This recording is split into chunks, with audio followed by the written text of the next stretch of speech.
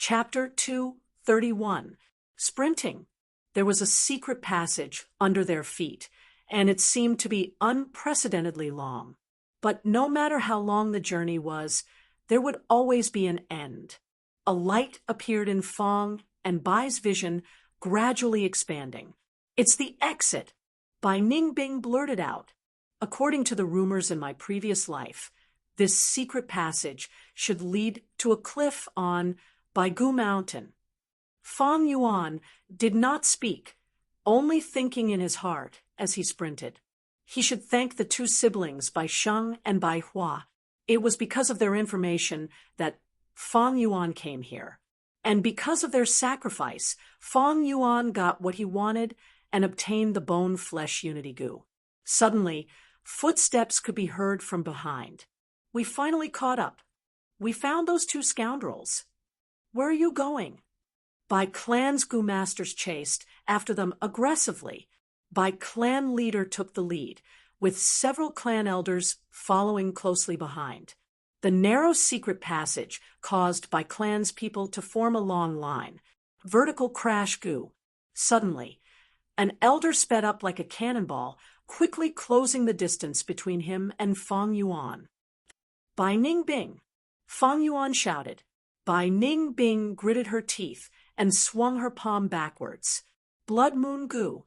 With a soft chi sound, a blood blade flew out and hit the clan elder behind him, causing his momentum to stagnate.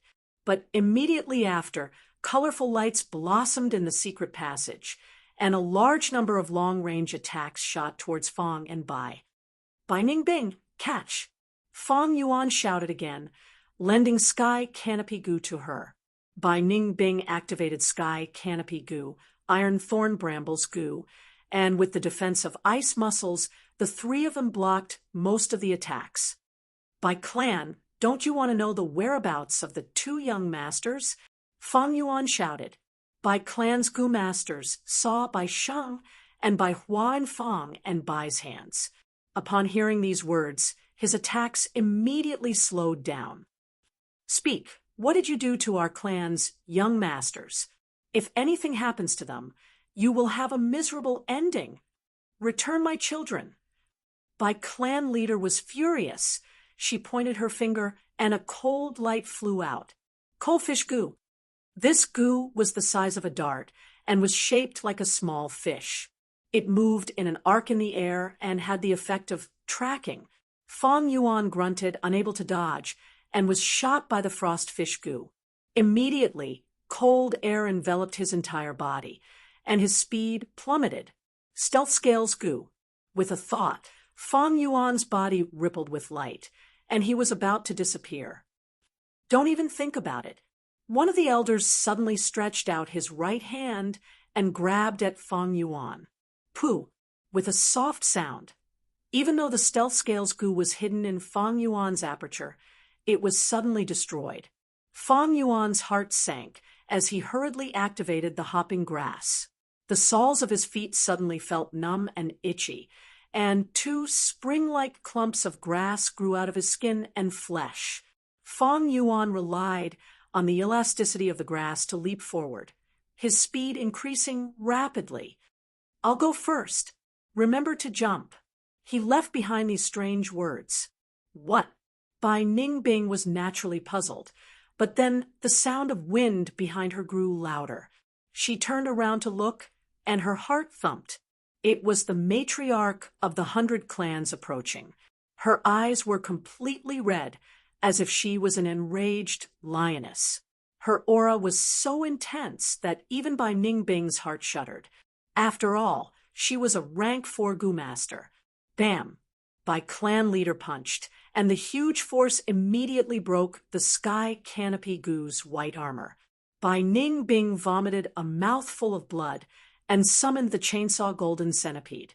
The Chainsaw Golden Centipede turned into a golden light and coiled around Bai Clan leader. Using this chance, Bai Ningbing sprinted towards the exit. It was a cliff. At this moment, Bai Ningbing suddenly understood the meaning of Fong Yuan's words. He wanted her to jump off the cliff. "You can't escape." By clan leader shouted from behind. As for the chainsaw golden centipede, it had already been torn into pieces by her brute force. Bai Ningbing's eyes flashed with a trace of struggle. At this height, jumping down was certain death. But the situation was dire, and she had no other choice. She gritted her teeth and jumped down the cliff. He really jumped. He's dead for sure. Some of the Bai clan Gu masters cried out in shock and stopped at the cliff. Bai clan leader looked down and saw Bai Ningbing falling.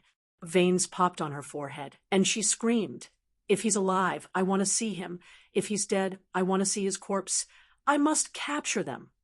Her body continued to fall, and the wind whistled in her ears. Bai Ningbing had never thought she would have to jump off a cliff one day. Am I going to die like this?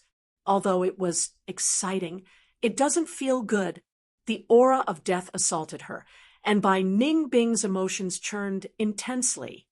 I haven't even gotten the Yonggu. Dying as a woman is such a tragedy. But if I fall, I will definitely turn into meat paste, and I won't be able to tell if I'm a man or a woman. Bai Ningbing couldn't understand why she would have such a strange thought before she died. Right at this time, the sound of the wind became more intense, and an extremely familiar voice could be heard. "Bai Ningbing!"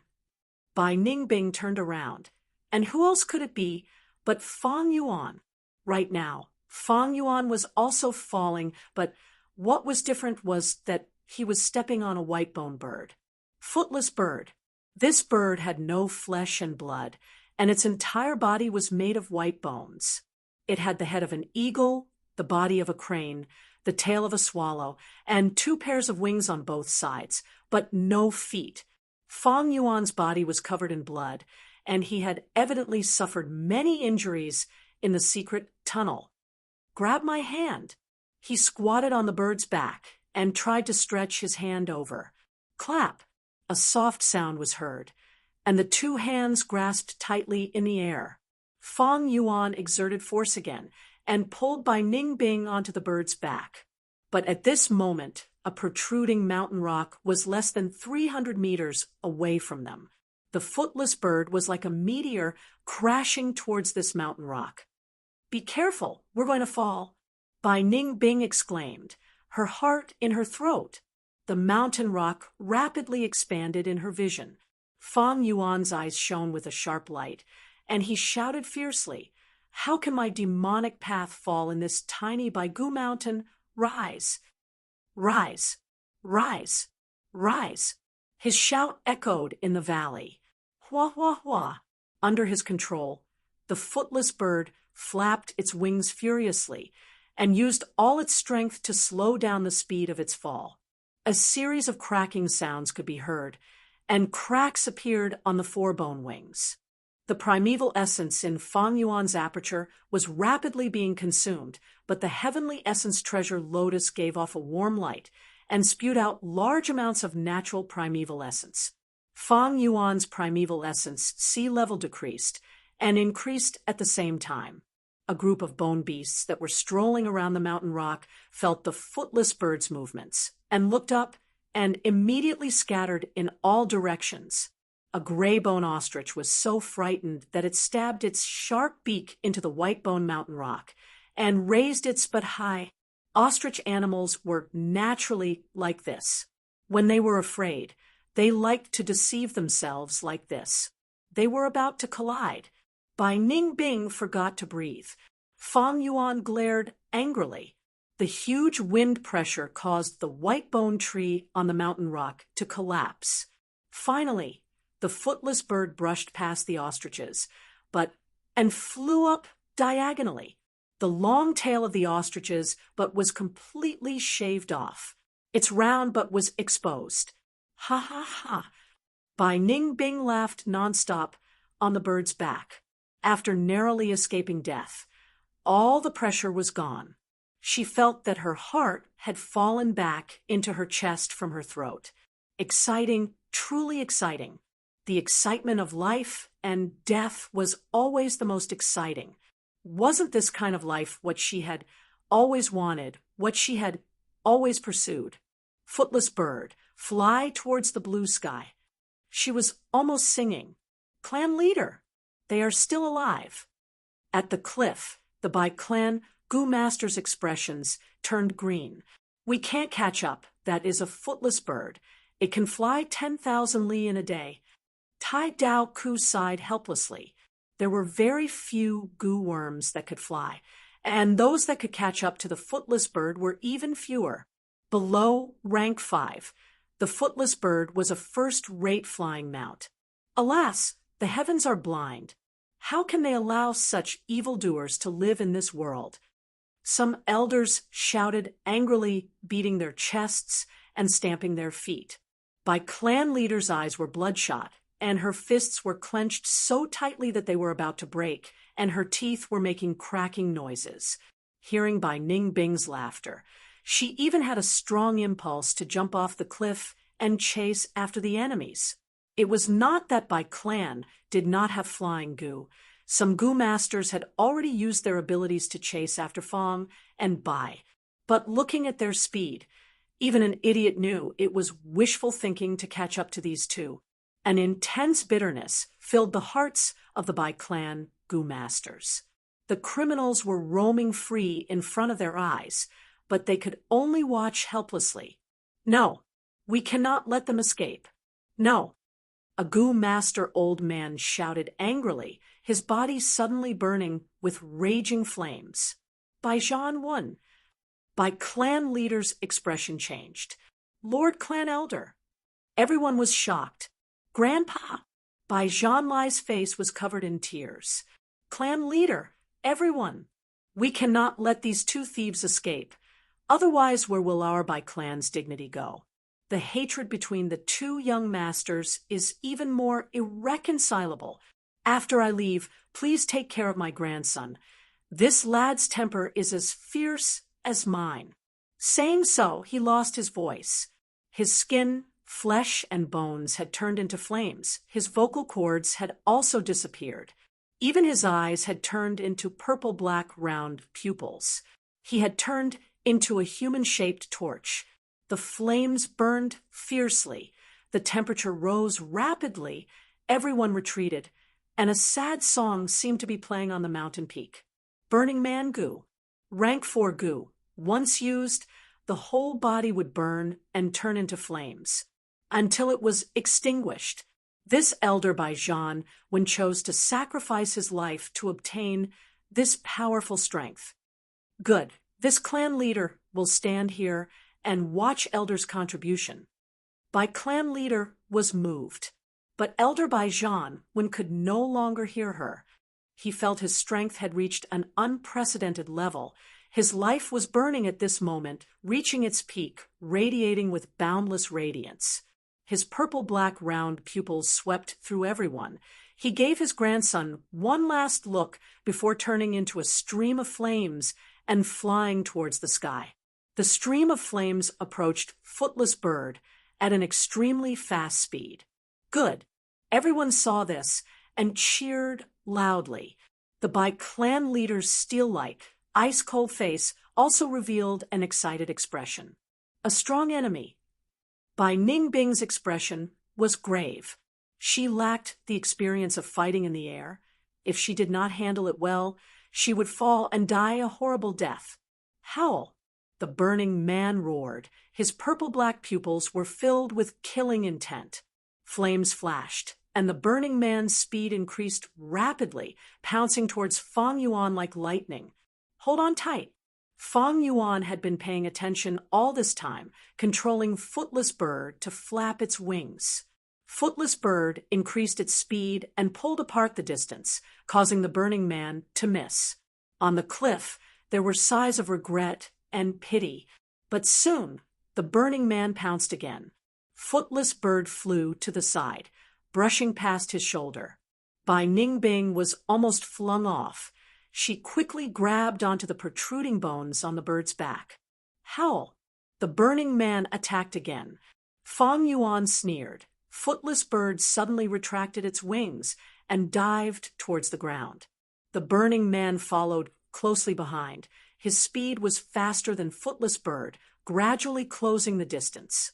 Footless Bird suddenly spread its four wings and flew upwards, flying in the opposite direction. Boom! The Burning Man's flight relied entirely on the propulsion of flames. Without wings, he could not change direction in time, directly crashing into the mountain rocks. In an instant, the fire spread over an area of nearly 500 square meters, killing all the bone beasts and destroying large numbers of bone trees. In the sea of fire, a lump of fire condensed back into a human figure, flying out. Fong and Bai persevered. However, goo worms also depended on the type of person using them. In goo master cultivation, nurture, use, and refine, use was one of the three major aspects. Not just anyone could casually take out a goo and display its prowess.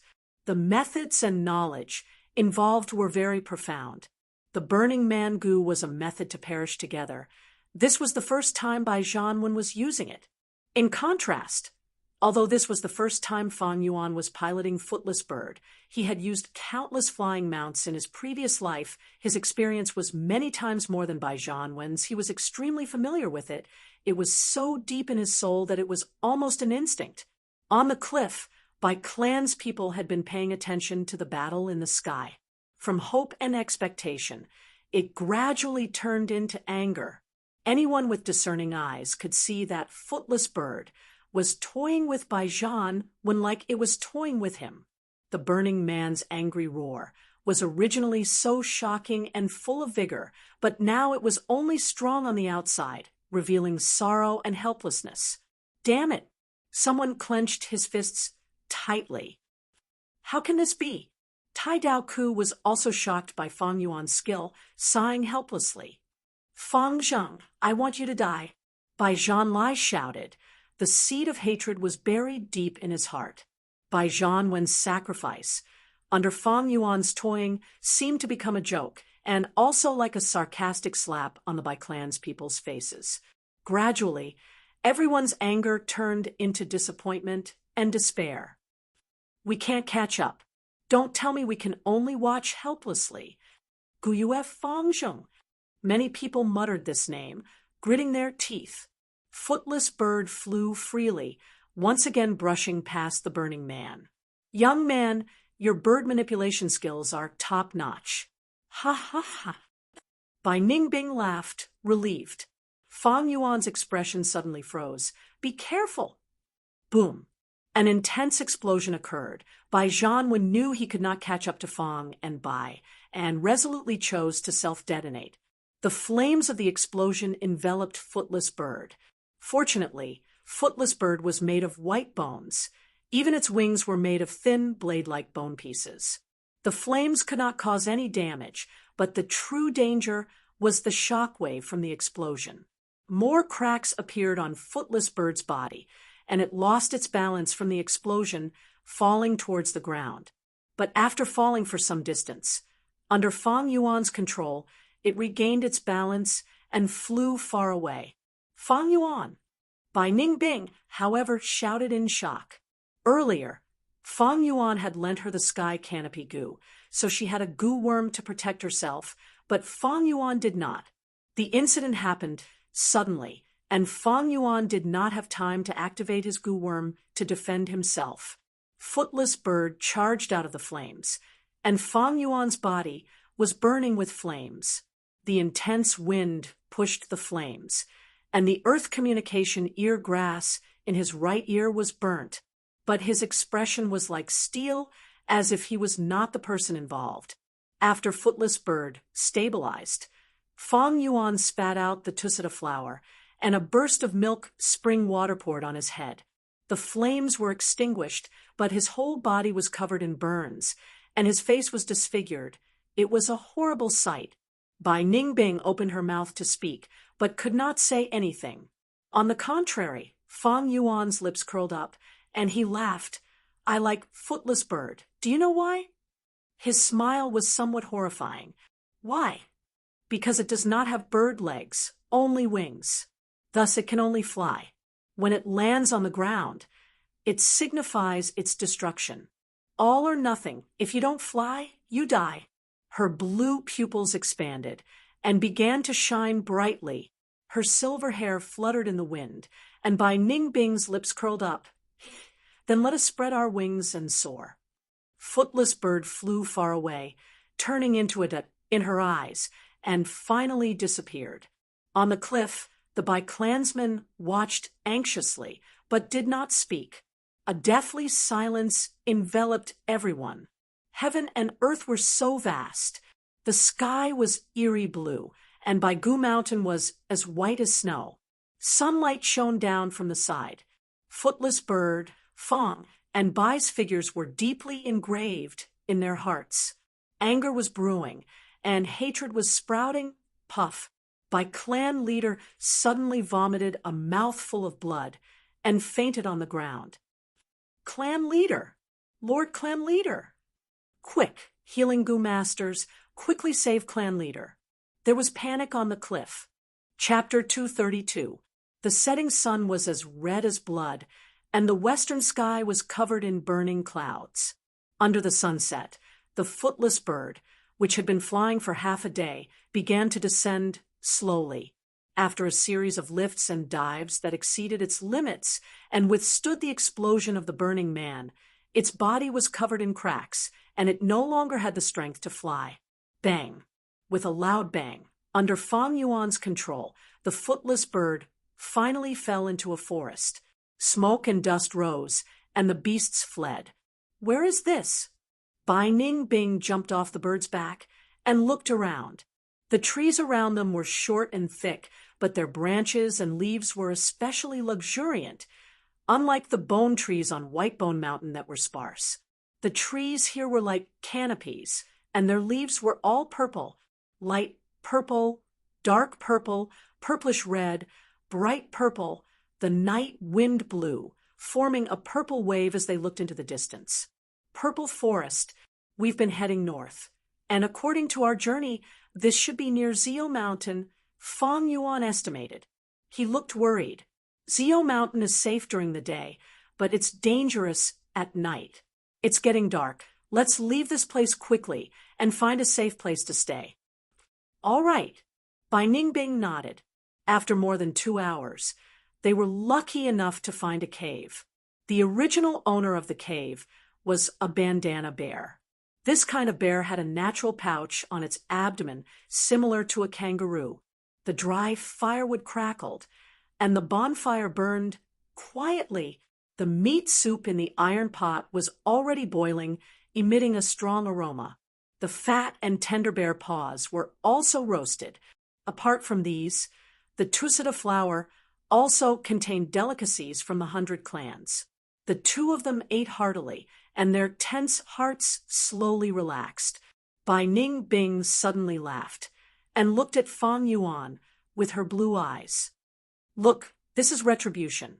You burned that pair of siblings to death, and not long after, you were burned to this state. The light from the fire shone on Fang Yuan's face, and the terrifying injuries on his face made him look somewhat scary and ugly. If it was a timid girl, she would probably scream in fear when she saw his face. Fang Yuan smiled, not minding it, and was even secretly happy about it. Fortunately, I have Fleshbone with me.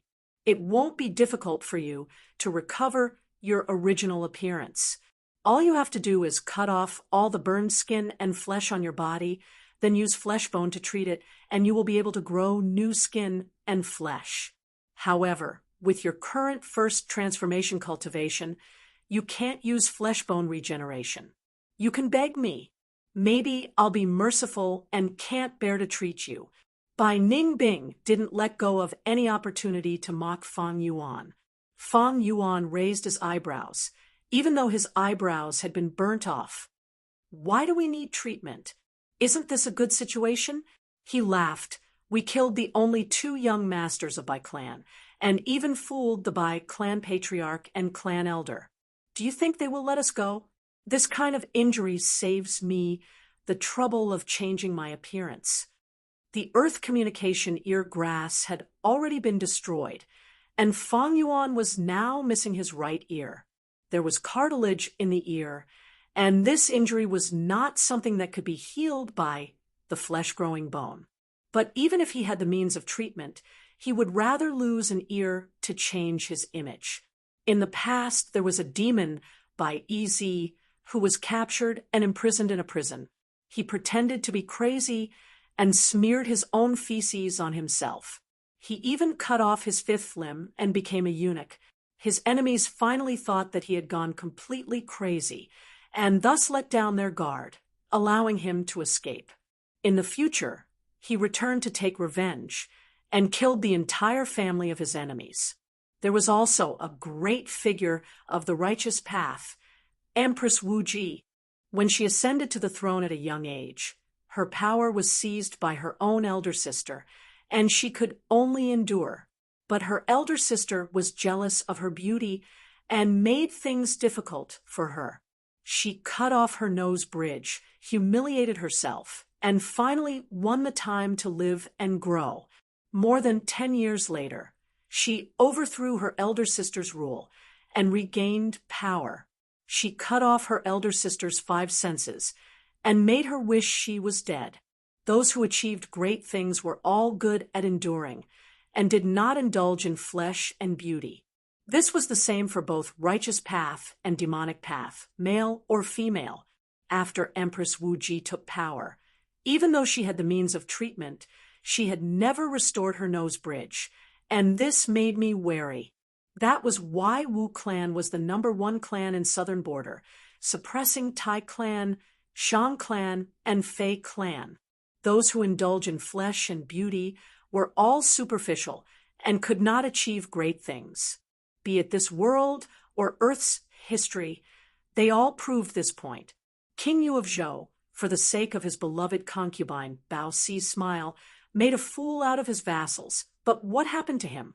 He was betrayed and was killed by the barbarians.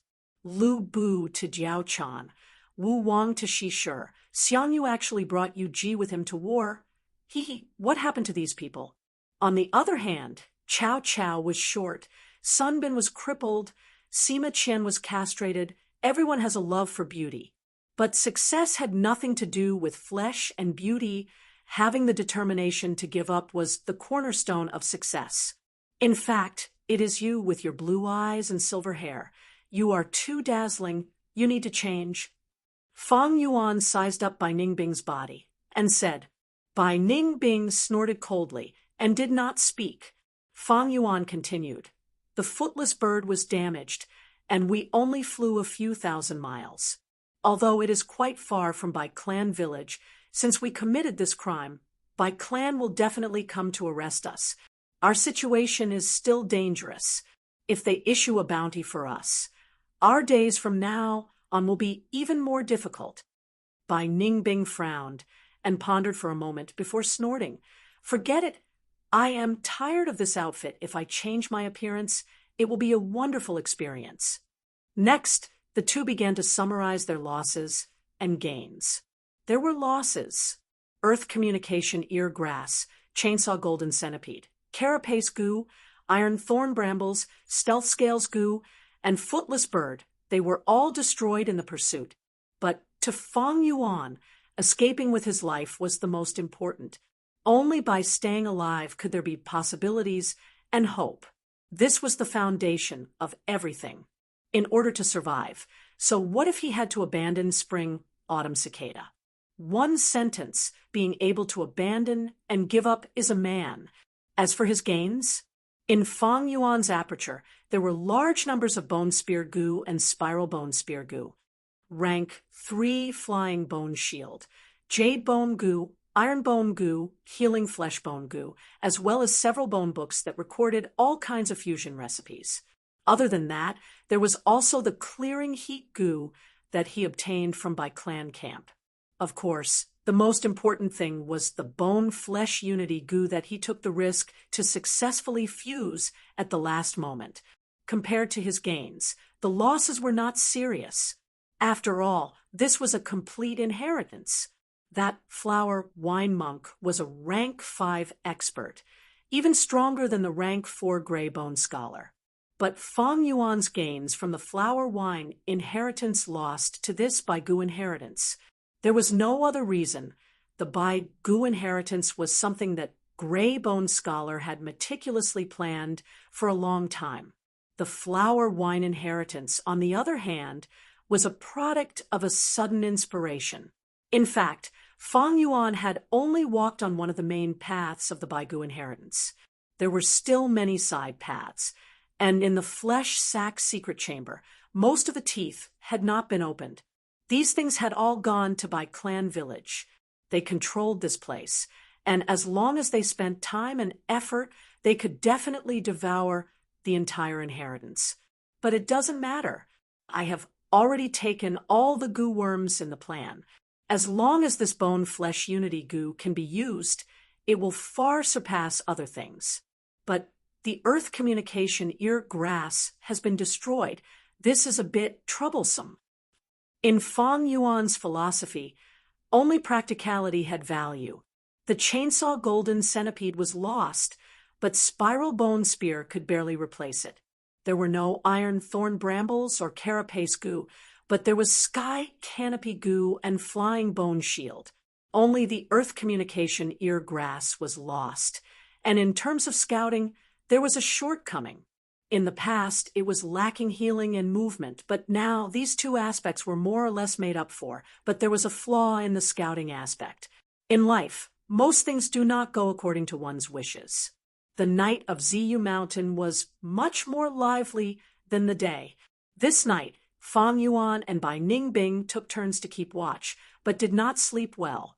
From time to time, the roars of wild beasts could be heard from outside the cave, as well as the sounds of battle. Especially at dawn, when an intense battle unfolded near the cave entrance, Fang Yuan, who was sleeping soundly, was woken up by it. This was a battle between 2,000 beasts. Wangda, a winged black feathered python, provoked a dark leopard. Both sides fought back and forth, carrying out a great battle. The commotion was great, the commotion shocking. Dark leopard was a fierce beast unique. To Ziyu Mountain, they had a strong body and purple spotted skin. Their speed was extremely fast, and they often shuttled through the forest, leaving behind an elegant phantom image. When hunting, they were silent, and their prey often became food in their stomachs before they could even react. Fang and Bai were on tenterhooks. It could be said that they were stuck in the cave, unable to escape. As time passed, the dark leopard was gradually losing, falling into a disadvantageous position. This was a pregnant female leopard. Dark leopards had always been a male-female pair, and now that the female leopard was pregnant, the male leopard naturally went out to hunt. But it did not want the black feathered python to find a loophole. Eventually, the female leopard died under the entanglement of the black feathered python. But the black feathered python did not manage to escape, and was met by the returning male leopard. After another intense battle, the male leopard killed the killer, but only obtained the cold corpse of the female leopard. Dawn arrived. The light of dawn shone on the elegant fur of the dark leopard, but the female leopard was already dead. The male leopard wandered around the female leopard, letting out a sorrowful whimper. The two of them were so close, yet so far apart, separated by life and death. "Why aren't you leaving?" Bai Ningbing complained inwardly. "Don't worry. The male and female dark leopard are of one mind. If one dies, the other will definitely not live alone." Fang Yuan sighed. "I'll go back and sleep first." He returned to the depths of the cave to sleep, while Bai Ningbing stayed at the cave entrance. The male leopard wandered around for a while, crawled down, and stuck out its tongue to lick the female leopard's wound. The female leopard's wound was pitch black, caused by the black feathered python's poison. The male leopard lived here, and as long as it smelled it, it would be able to distinguish this poison. But now it did not care. In the end, its bright eyes became dimmer and dimmer, and its eyelids became heavier and heavier. When it was noon, it also died. It lay quietly with the female leopard, and its beautiful fur made them look like exquisite handicrafts. Witnessing the entire process with her own eyes, Bai Ningbing could not help but sigh. Not long after, Fang Yuan woke up and walked out of the cave energetically. He saw Bai Ningbing leaning against the cave wall, staring at the two dark leopard corpses in a daze. "How's the harvest?" Fang Yuan asked. Bai Ningbing shrugged, somewhat dispirited. "The goo that should have flown have all flown away. I don't have any methods to capture goo. Besides, didn't you see the battle last night? Those goo are either dead or injured. The remaining ones are not what we need." "Hee hee, if not for that, how could a person like you take the initiative to sleep?" Fang Yuan laughed. "Although they are 2,000 beast kings, the goo on their bodies are indeed not much, but it might not necessarily be without any harvest. Hee hee." Saying so, Fang Yuan walked towards the dark leopard's corpse. Chapter 233. Seeing Fang Yuan walk to the dark leopard's corpse, Bai Ningbing's gaze was attracted. The former squatted down and started to dig the ears of the dark leopard. Soon, Fang Yuan took out 2 small purple leaves from the male leopard's left and female leopard's right ears. This was a breath concealment goo. Rank 3 grass goo. Goo masters could use it to conceal their aura and cultivation, giving them a certain degree of camouflage. Almost every dark leopard had a breath concealment goo in their ears. But dark leopards always moved in pairs, and they had at least 1,000 beast king strength. They were good at sneak attacks, fast and agile, making them very dangerous and troublesome to capture. Moreover, the dark leopard was a fierce beast that only existed near Ziyu Mountain. Thus, the information about the breath concealment goo hidden in the dark leopard's ears was not widely known. In Fang Yuan's previous life, a righteous figure appeared, known as Hunting King Sun Gone. With him as the first, he hunted dark leopards and obtained breath concealment goo, selling them in the market and reaping huge profits, thus becoming rich. After him, countless goo masters rushed to Ziyu Mountain to make a fortune. Just a few years later, the dark leopard went extinct. But now, Ziyu Mountain was still a secluded place. Here, it was safe during the day, but extremely dangerous at night. There were no clans, but there were embryonic forms of clans, villages. Although there were no earth communication eargrass to scout, they were lucky to obtain 2 breath concealment goo, Fang, and relied on this goo to avoid many dangers. They would not go up Ziyu Mountain. With their current strength, they could already travel through ordinary forests, but they did not have the strength to go deep into famous mountains and great rivers. To explore these places, even Bai clan would have to pay a huge price. Not to mention the current Fang and Bai. They moved around the foot of Ziyu Mountain, and 2 days later, they found a mountain path. Man-made mountain paths were much safer than ordinary forests. Of course, if they were unlucky, they would also encounter danger. Moving along the mountain path, one evening, Fang and Bai discovered smoke rising in spirals. The two glanced at each other and quickened their steps. At a call in the mountain, they found a village. The village was surrounded by low stone walls, and farmers returned in 2s and 3s, carrying hoes and other farming tools, walking into the village. There were also guards standing around the village. However, these people were all mortals, so they were nothing to worry about. "Let's go." Fang Yuan led the way down the village. Just like that. Bai Ningbing was slightly surprised. Their appearance quickly attracted the curious, doubtful, and suspicious gazes of the villagers. Most villages in this world were very xenophobic. It was even more so for the clan's mountain stronghold.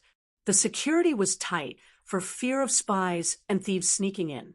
"May I ask if these 2 guests from afar are you esteemed Lord Gu Masters?" Before they even reached the village entrance, 2 guards with similar appearances came up to them. Bai Ningbing didn't say anything. According to the original agreement, everything would be handled by Fang Yuan. Fang Yuan shook his head. Brothers, we're just mortals.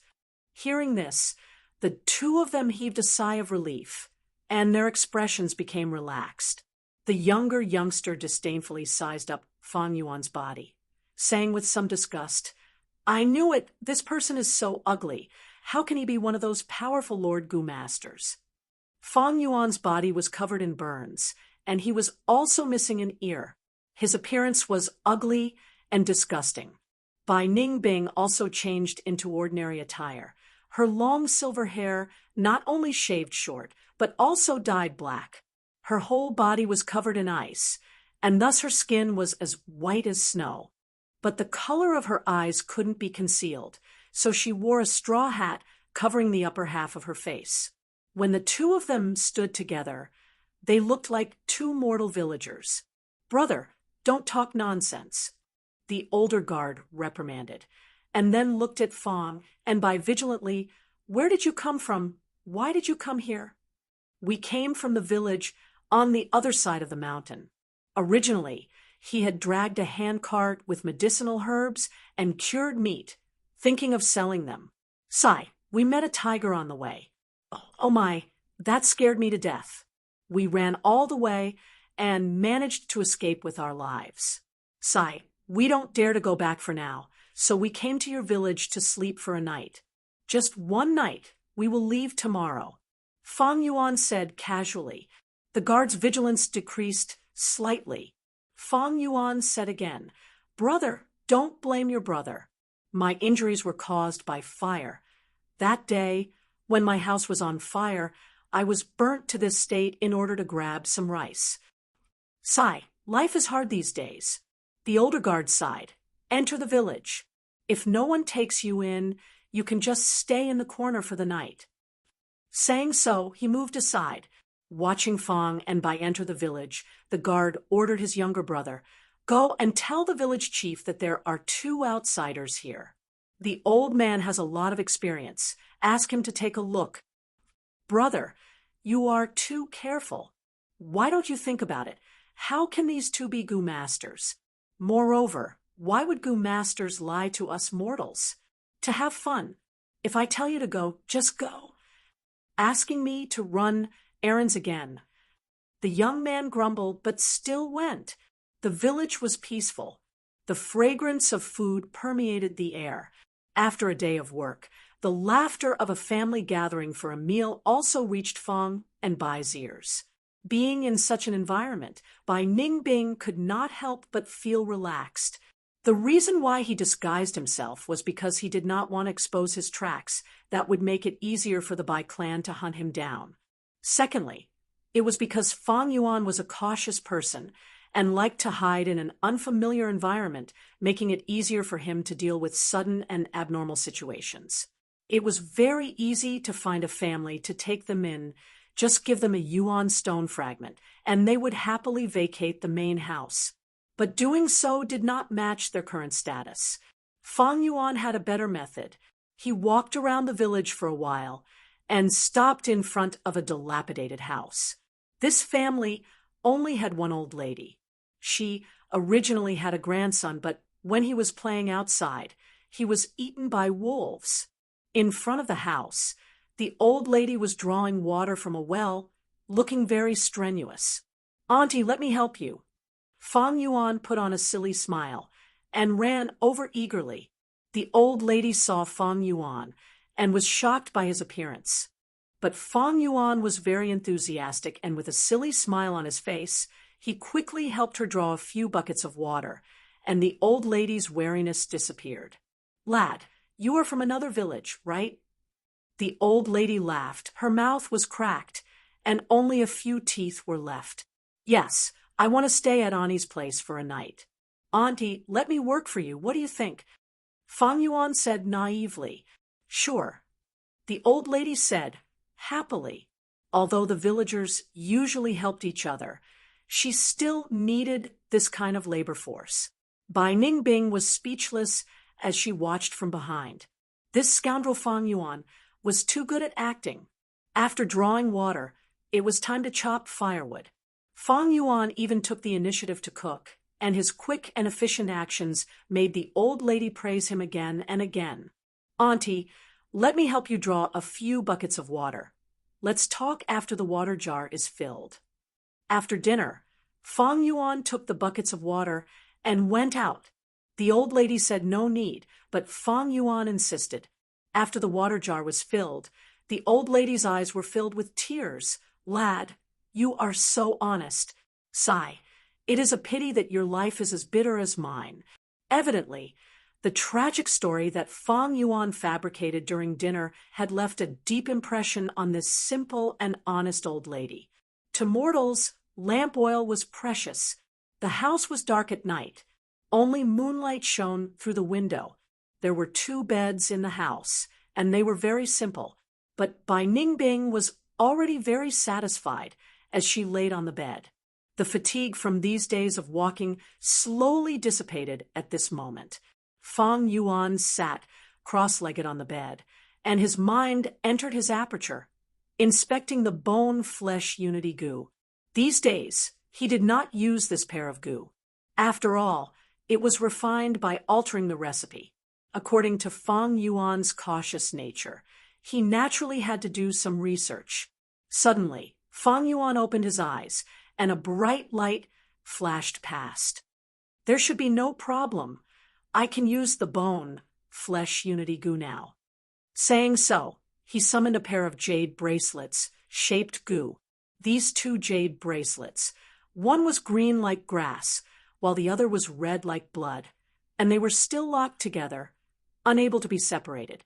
Earlier, Fang Yuan had already refined them, but to use them, he had to give up one of them, and let Bai Ningbing refine it. Bai Ningbing sat cross-legged and received the goo worm, but she did not refine it, instead looking at Fang Yuan. "What do you plan to do next?" Fang Yuan chuckled. "I thought you wouldn't ask." Even in the darkness, Bai Ningbing could feel the teasing smile on Fang Yuan's face. She snorted. Fang Yuan did not think of hiding it from her. "Our next destination is Shangliang Mountain." "Shangliang Mountain? Shang clan?"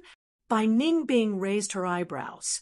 Shang clan was one of the top forces in southern border, not weaker than Tai clan or Fei clan, only being suppressed by Wu clan. Shang clan was famous in southern border for their trade. Even outside of southern border, anyone with some knowledge knew that southern border's Shang clan was the center of trade, and how prosperous Shang clan city was with yuan stone everywhere. When Bai Ningbing still had the northern dark ice soul physique, she had yearned to visit Shang clan city, but now she was worried. "We committed a crime, and by clan, I'm afraid we will be hunted down by the righteous path. If we go to Shang clan city, won't we be walking into a trap?" Fang Yuan smiled. "In the entire southern border, there are only 2 places that can accommodate us. Shang clan city is definitely one of them. Although Shang clan is one of the leaders of the righteous path, Shang clan city is indeed a land of freedom, and the best place for demonic path people to sell their loot. Otherwise, why do you think Shang clan is the richest in southern border? Even the Wu clan is left in the dust in this aspect." Bai Ningbing's thoughts wandered as she heard this. "The rumors say that anything can be bought in Shang clan city. Is that true?" Fang Yuan shook his head. "Those who say this are all low level. In this world, there are too many things that have a price but no supply. For example, a certain Yanggu? Ha ha ha. If you like this work, you are welcome to come to Iso." Chapter 234. In the dark room, Bai Ningbing let out an unhappy snort. Fang Yuan's words changed. "But at this moment, Shang clan city is the most suitable place for us. There are many shops there, and we can buy goo worms that suit us. Our current goo worms might be outstanding, but they are not compatible. Only with a complete set can we display greater battle strength, and even have the possibility of fighting above our ranks." Fang Yuan's words caused Bai Ningbing to agree with him. Any outstanding goo master would have a set of mature goo worms to work with. For example, when Bai Ningbing was still in the northern dark ice sulphysique, she had ice blade goo, icicle goo, water shield goo, bluebird ice coffin goo, ice mussels goo, frost demon goo. They were all ice and water type goo worms, and when used together, it was extremely smooth and complemented each other. But now, although they had many goo worms, they were very messy. If they changed to a complete set, their battle strength would at least double. Coincidentally, Fang Yuan had large numbers of bone spear goo and spiral bone spear goo in his aperture. These things could be sold to Shang Clan City.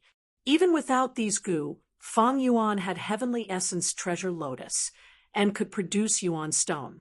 Going to Shang Clan City to hide was the first goal. Buying goo worms was the second. Fang Yuan's third goal, however, was not convenient to tell Bai Ningbing. This involved rock dissection. In a dark corner of a certain gambling den, a legendary goo was hidden in a rock. Fang Yuan had the rank 6 spring autumn cicada, the rank 9 immortal venerable heavenly essence treasure lotus, the aptitude changing blood skull goo, and the bone flesh unity goo. Not to mention the bone flesh unity goo, blood skull goo had almost lost its value because almost all the clansmen related to Fang Yuan's bloodline were dead. Heavenly Essence Treasure Lotus, although it had outstanding effects, it had no prospects. Fang Yuan did not know the refinement recipe, and the higher Fang Yuan's cultivation, the less useful it would be. Spring-autumn cicada was even more nonsensical. Right now, it is still in hibernation. Use it, there is a risk. Don't use it. When it recovers, it will burst your aperture. This guy was a ticking time bomb. Spring-autumn cicada, heavenly essence treasure lotus, blood skull goo, and bone flesh unity goo were the 4 most valuable goo in Fang Yuan's possession. And these goo all had a common characteristic. That was, they were all goo worms used to assist cultivation. How much help did they bring to Fang Yuan? Big. Huge. But for Fang Yuan in terms of combat, it wasn't so obvious. But the goo in Shang Clan City was different. It was a trump card for battle.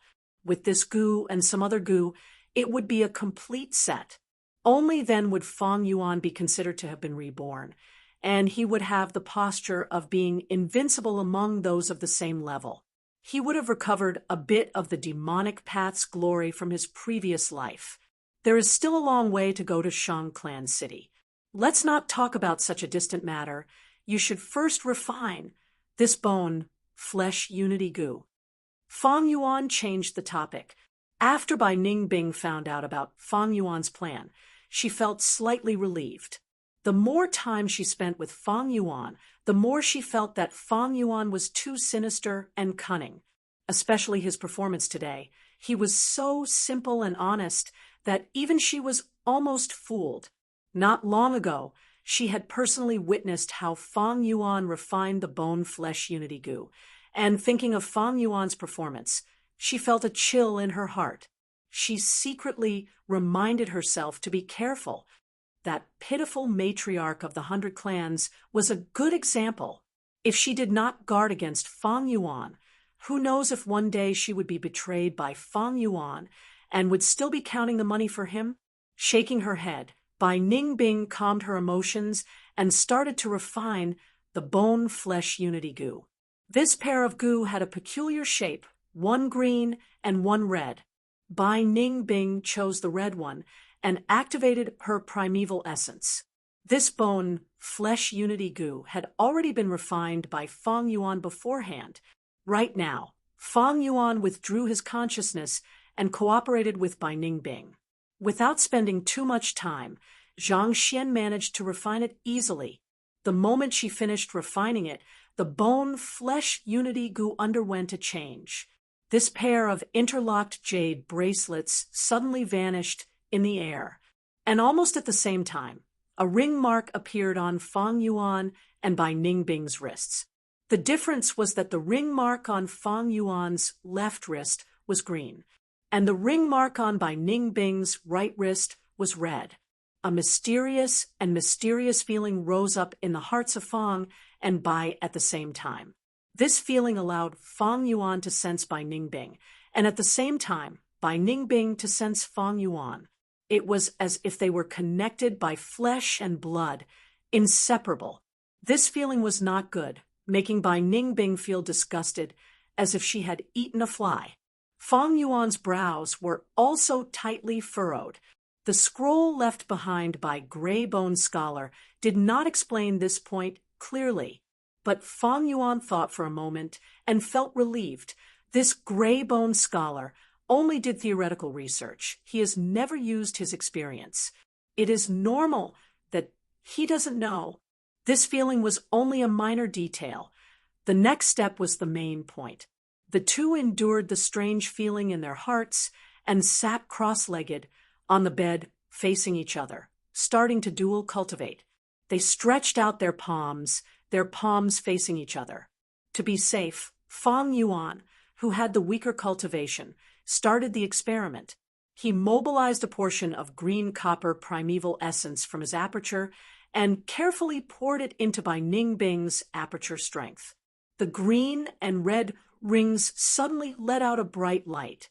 The primeval essence, which originally carried a different aura, immediately changed into the same aura as Bai Ningbing after entering her aperture. It really worked. Bai Ningbing lightly shouted in joy. But I clearly mobilized 10% of my green copper primeval essence, but when it entered your aperture, only 6% was left, a reduction of 4%. Fang Yuan's observation was even more detailed. Bai Ningbing was not surprised. What's so hard to understand? Didn't that scroll say so? This bone-flesh unity goo, according to the depth of the relationship between the two who refined it, can be divided into 5 grades. From lowest to highest, they are flesh and blood mutual, flesh and blood bond, closes flesh and blood bond. She continued to analyze. If that pair of siblings became goo masters and refined it alone, based on their relationship, it should be the highest grade flesh and blood bond. If we refined it alone, based on our relationship, I'm afraid it would be the lowest grade flesh and blood bond. With both sides neutralizing each other, it is the flesh and blood bond that is neither high nor low. This bone-flesh unity goo referred to a series of goo. Similar to boar goo, there were black boar goo, white boar goo, pink boar goo, and so on. According to the scroll, the bone-flesh unity goo contained 5 types of goo worms. The lowest quality was the flesh and blood mutual. 10% of primeval essence could only be converted to 2%. Above that was the flesh and blood bond goo. 10% of primeval essence could be exchanged for 4%. As for the flesh and blood bond goo, it could be exchanged for 6% of primeval essence. At the next rank was the flesh and blood bond goo. After 10% of primeval essence was converted, there would be 8% left. As for the highest grade, the flesh and blood bond goo, it had 100% conversion without any consumption. Fang Yuan relied on his previous life's experience to modify the recipe and obtain the rank 3 flesh and blood bond goo. His luck was not bad. One had to know that it was extremely difficult to develop a secret recipe. It required many goo worms, continuous deductions, and experiments. Fang Yuan was able to modify it successfully because of the inspiration from his experience, and also because his luck was good. But he did not like to rely on luck. This was not because he was born to be a jinx and had bad luck. Fang Yuan's luck was like ordinary people, sometimes good, sometimes bad, but he did not like factors that were out of his control. He was a person with a strong desire to control. He liked to control the situation, control others, and of course, control himself. Let's do this. Next, it's your turn. Fang Yuan said. Overall, he was satisfied with the result of the flesh and blood bond goo. Bai Ningbing mobilized 10% of her snow-silver primeval essence and poured it into Fang Yuan's aperture. This time, it was incredible. Just now, Fang Yuan's dark green primeval essence had entered her aperture and formed a green water that floated on the surface of the sea. Soon, It was engulfed by the snow-silver tide. The primeval sea had only risen a little. Right now, 10% of her primeval essence had entered Fang Yuan's aperture, but before it entered the primeval sea, Fang Yuan's entire aperture was trembling. Fang Yuan quickly shouted for it to stop. This was not a problem with the flesh and blood bond goo, but his aperture was only at rank 1 upper stage, and there were hundreds of bone spear goo inside. If he were to store the snow-silver primeval essence, he would be in danger of collapsing. Bai Ningbing hesitated. If she poured in her primeval essence now, she might be able to burst Fang Yuan's aperture. But even if the aperture burst, the Yanggu would be destroyed by Fang Yuan with a thought. She thought for a moment, and finally transferred the primeval essence back. This snow-silver primeval essence was originally 10%, but when it entered Fang Yuan's aperture, it changed its aura and was left with only 60%. Now that it returned to her aperture, it shrunk again and was left with 3.5%. This made Bai Ningbing inwardly sigh at the mystical nature of this flesh and blood bond goo.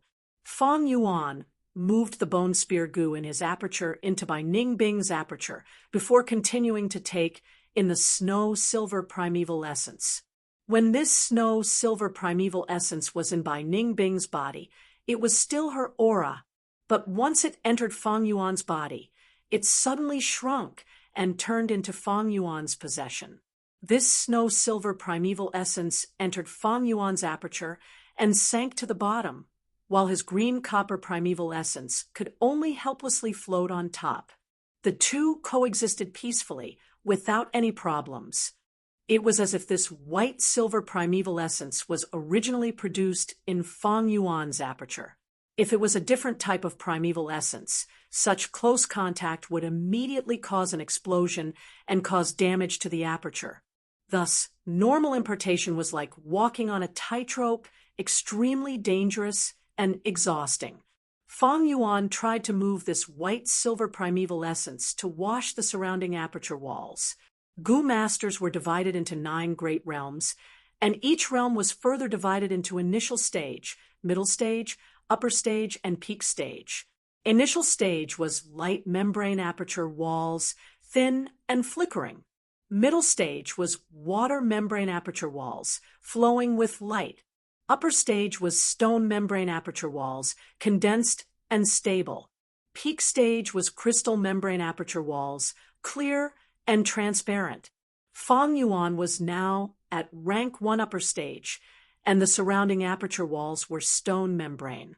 But when the snow-silver primeval essence washed over it, this layer of stone membrane could not withstand it and showed signs of trembling. Chapter 235. Fang Yuan quickly stopped in fright. Although he had used the liquor worm before, the liquor worm only cleansed his primeval essence and raised its quality by a small realm. When had he ever used such a huge difference in snow-silver primeval essence? Without a choice, Fang Yuan could only reduce the amount of primeval essence he used each time, and at the same time slow down the cleansing strength. To think that high-quality primeval essence has its drawbacks. Fang Yuan said, with some distress. In the darkness, Bai Ningbing could not help but roll her eyes when she heard this. What kind of opportunity was this? If others knew about this, they would probably slap Fang Yuan to death in anger. This was a blissful worry. For hours later, this 60% of snow-silver primeval essence was used up. Just this one round of cultivation had impressively caused the rough stone membrane to feel as if it had been polished and brightened. It was like a rough jade. After rough processing, it showed a smooth and round quality. Quick, use another 10% of primeval essence. Fang Yuan urged. Just like that, he spent the night cultivating. When the rooster crowed in the courtyard and the sky outside the window started to brighten, Fang Yuan opened his eyes. His eyes glowed brightly and revealed a strand of excitement that was difficult to conceal. Retracting his palm, he clenched his fist. Rank 1 peak stage. It was this night's cultivation that allowed him to advance from rank 1 upper stage to rank 1 peak stage. What speed! Ever since Fang Yuan started cultivating, including his previous life, he had never felt so comfortable and carefree. He could not stop even if he wanted to. To make an analogy, when he was a C-grade talent, his cultivation was like a snail's crawl. After using the liquor worm, he could walk. With a grade talent and the heavenly essence treasure lotus, it was like he was running. Damn it, using this bone-flesh reunion goo, it was like growing 2 wings and flying. Bai Ning Bing's expression was one of shock from the bottom of her heart. She was extremely intelligent and quickly realized that this goo had another greater use. This goo is amazing. It might be able to break through a large realm. The liquor worm could only raise a small realm, and to break through a large realm, the goo master had to rely on their own primeval essence. Thus, aptitude was very important. But with this bone-flesh unity goo, when breaking through a large realm, one could borrow someone else's aperture. What kind of advantage was that? With this goo, Bai Goo Mountain is definitely worth it. Even if we sacrifice the heavenly essence treasure lotus, it will be worth it. At this moment, the morning light swept into the farmhouse. Bai Ning Bing sighed deeply. There are so many talents in the world. Gray Bone Scholar was only a rank 4 goo master, but he was able to develop bone-flesh unity goo. He was truly a genius. As long as a goo master had a title, they all had their own outstanding points. In comparison, Fang and Bai were still nameless people. The sun was blazing in the field. Auntie, you should rest well. I'll help you. Fang Yuan snatched the hoe from the old lady's hand. Of course, the old lady couldn't compete with the young and strong Fang Yuan. She was even happier when the thing in her hand was taken away. She grinned and said, "Oh, where can I find a young man like you?" 2 days had passed since the first dual cultivation session. Their original plan was to stay for 1 night before leaving, but after using the bone-flesh unity goo, Fang Yuan enjoyed the pleasure of his cultivation advancing by leaps and bounds. Thus, he decided to change his plans and at least break through to rank 2 before leaving. Anyway, there were still 2 to 3 years before that rock was found, so there was no hurry. Bai Ning Bing did not object. The difference between rank 2 and rank 1 was huge. Becoming a rank 2 goo master would be of great help to their future journey.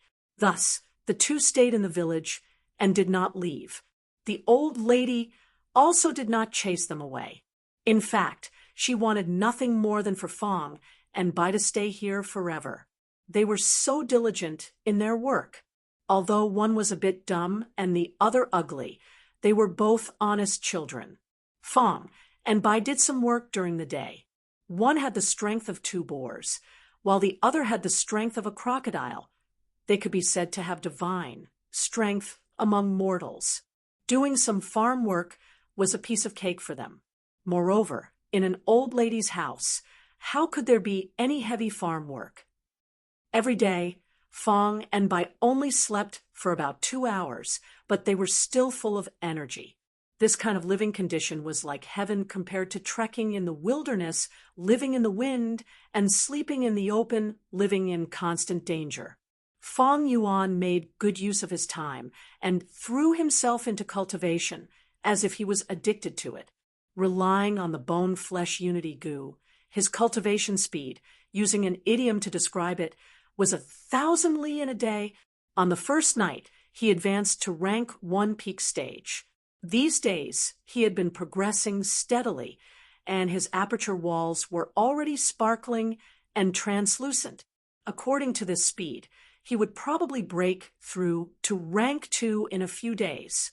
As the number of times he cultivated increased, the bone-flesh unity goo's position in Fang Yuan's heart rose rapidly, surpassing the blood skull goo and heavenly essence treasure lotus, second only to the spring autumn cicada. There was no need to talk about the liquor worm. it could only advance a small realm and could not compare to the bone-flesh unity goo. As for the blood skull goo, the investment was too high and the return time was too long. The heavenly essence treasure lotus was good, but it could only provide help to a lone goo master. As for the bone-flesh unity goo, according to Bai Ningbing, it was a goo that could change the world. These words were not exaggerated at all, and were deeply acknowledged by Feng Yuan. The bone-flesh unity goo's rank was low. Even a rank 1 or 2 goo master could use it. Although there were many fusion requirements, the standard was not high. With a clan's foundation, it was easy to refine this goo. This goo had no attraction to lone goo masters, but to clans and sects, it was a divine weapon. Using this method, the clan elders could guide the younger generation, reducing the time and funds needed to nurture a goo master by many times. With the bone-flesh unity goo, it was no longer nurturing goo masters, but creating them in batches. This was the difference between heaven and earth. Because of this goo, Feng Yuan had even wavered yesterday and had the impulse to change his rebirth plan. He wanted to turn fighting alone into building a force. Speaking of which, an organization was just a tool to be used. Feng Yuan had established the Blood-Winged Demon sect in his previous life, and if he wanted to establish a force in this life, it would be a walk in the park.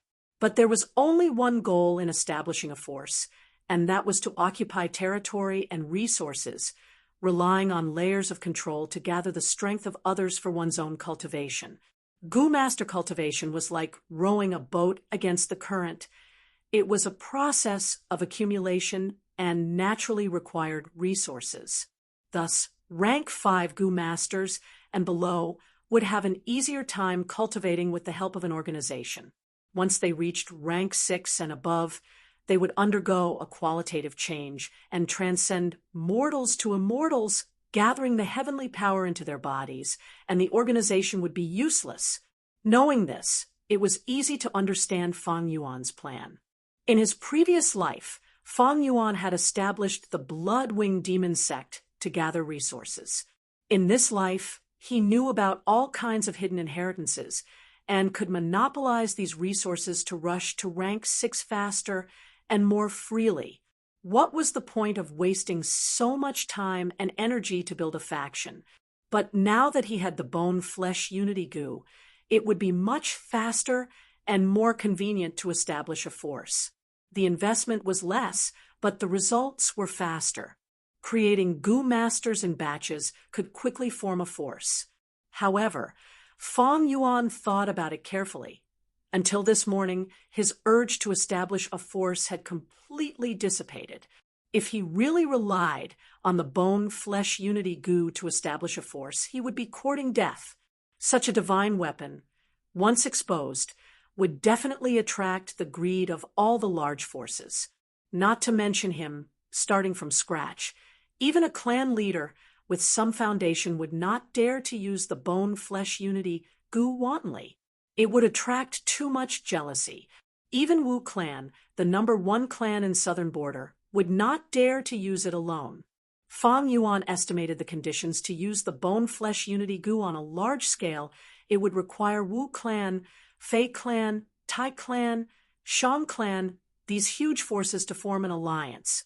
Only then would they be able to resist the greed of the world. If I want to establish a force, I'm afraid the moment I make any progress, I will be surrounded and killed.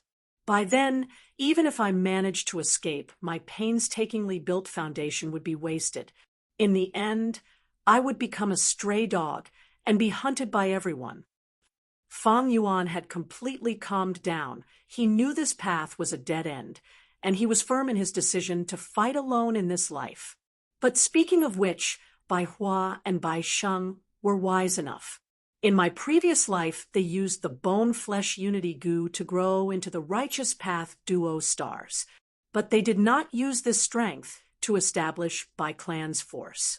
Adding on their intentional misdirection, although the reputation of the bone-flesh unity goo spread, the world greatly underestimated this goo's effect. Feng Yuan recalled it now, and suddenly realized the wisdom of this pair of righteous path duo. In this trip to Baigu Mountain, he was able to kill this pair of genius siblings while they were still growing. It was a huge harvest. But Fang Yuan had another thought. This bone-flesh unity goo can only be used by two people who have fused it. Bai Sheng and Bai Hua must have used the fusion method on the scroll. Without my tampering method, the difficulty of fusing the bone-flesh unity goo would greatly increase. Maybe they did not even think of this possibility. The more he thought about it, the more Fang Yuan felt his head aching. He hoed the field under the hot sun as he shook his head, collecting his scattered thoughts. After all, these things were no longer important. There was no use thinking about it. Unfortunately, I do not have thinking goo, comet heart goo, exquisite goo, thoughts like lightning goo, and other goo worms that can help me think. At the very least, a bookworm would suffice. It seems I can only buy them when I get to Shang Clan City. The old lady's field was small to begin with, and Fang Yuan quickly hoed half of it. Bai Ningbing was interested and took the initiative to do it. When she was at Qingmao Mountain, she had seen farmers hoeing their fields.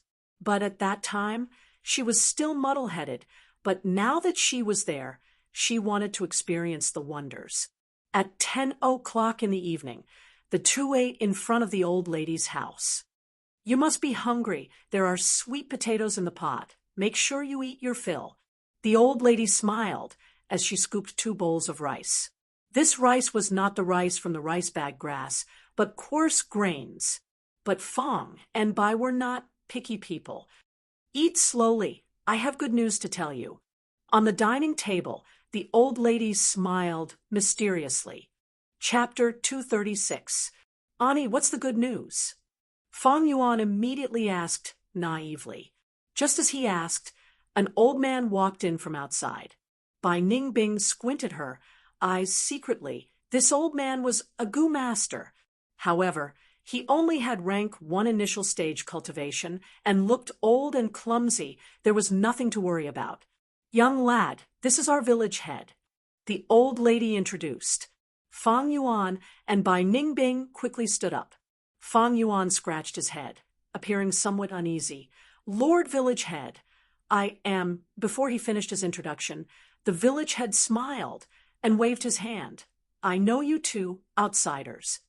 Goo masters could sense aura between each other, but Fang and Bai had the breath concealment goo in their ears. The goo master's aura was concealed.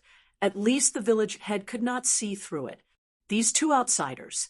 The old village head had received the villagers' report a few days ago, but he did not take it to heart. In the past few days, other than Fang and Bai, there were also many people who had stayed in the village for the night. Just come. Why did you bring anything? The old lady grumbled. The old village head did not come empty-handed. He held a skewer of fish. This was caught in the pond this morning. Your teeth are not good. Drink some fish soup. It can nourish your body. The old village head laughed. The old lady rolled her eyes at him, taking the fish. I will go to the kitchen to make the fish soup. Her voice was filled with joy. Bai Ningbing could not tell from the two's expressions and tone. But Fang Yuan's gaze flickered, understanding in his heart this old man and the old lady were probably in love at twilight. Auntie, let me do it, Fang Yuan immediately said. Sit down and talk. There's good news. The old lady hurriedly waved her hand, gesturing for Fang and Bai to sit. I have already told your matter to the village. Our village head is a goo master. He can help you. Goo master. Fang Yuan's eyes opened wide, clearly stunned on the spot. Bai Ningbing saw his expression and almost could not help but roll her eyes. She also tried her best to look surprised, but it was obvious that she was far inferior to Fang Yuan. She was well aware of this. When the old village head saw Fang Yuan's expression, he laughed heartily. He suddenly felt that this ugly man was somewhat adorable. As for Bai Ningbing, she seemed to be in a daze. In comparison, The old village chief preferred Fang Yuan. "You two youngsters, take a seat. Don't be so reserved." He waved his hand and sat down first. Fang Yuan fidgeted for a moment before he sat down, panting nervously.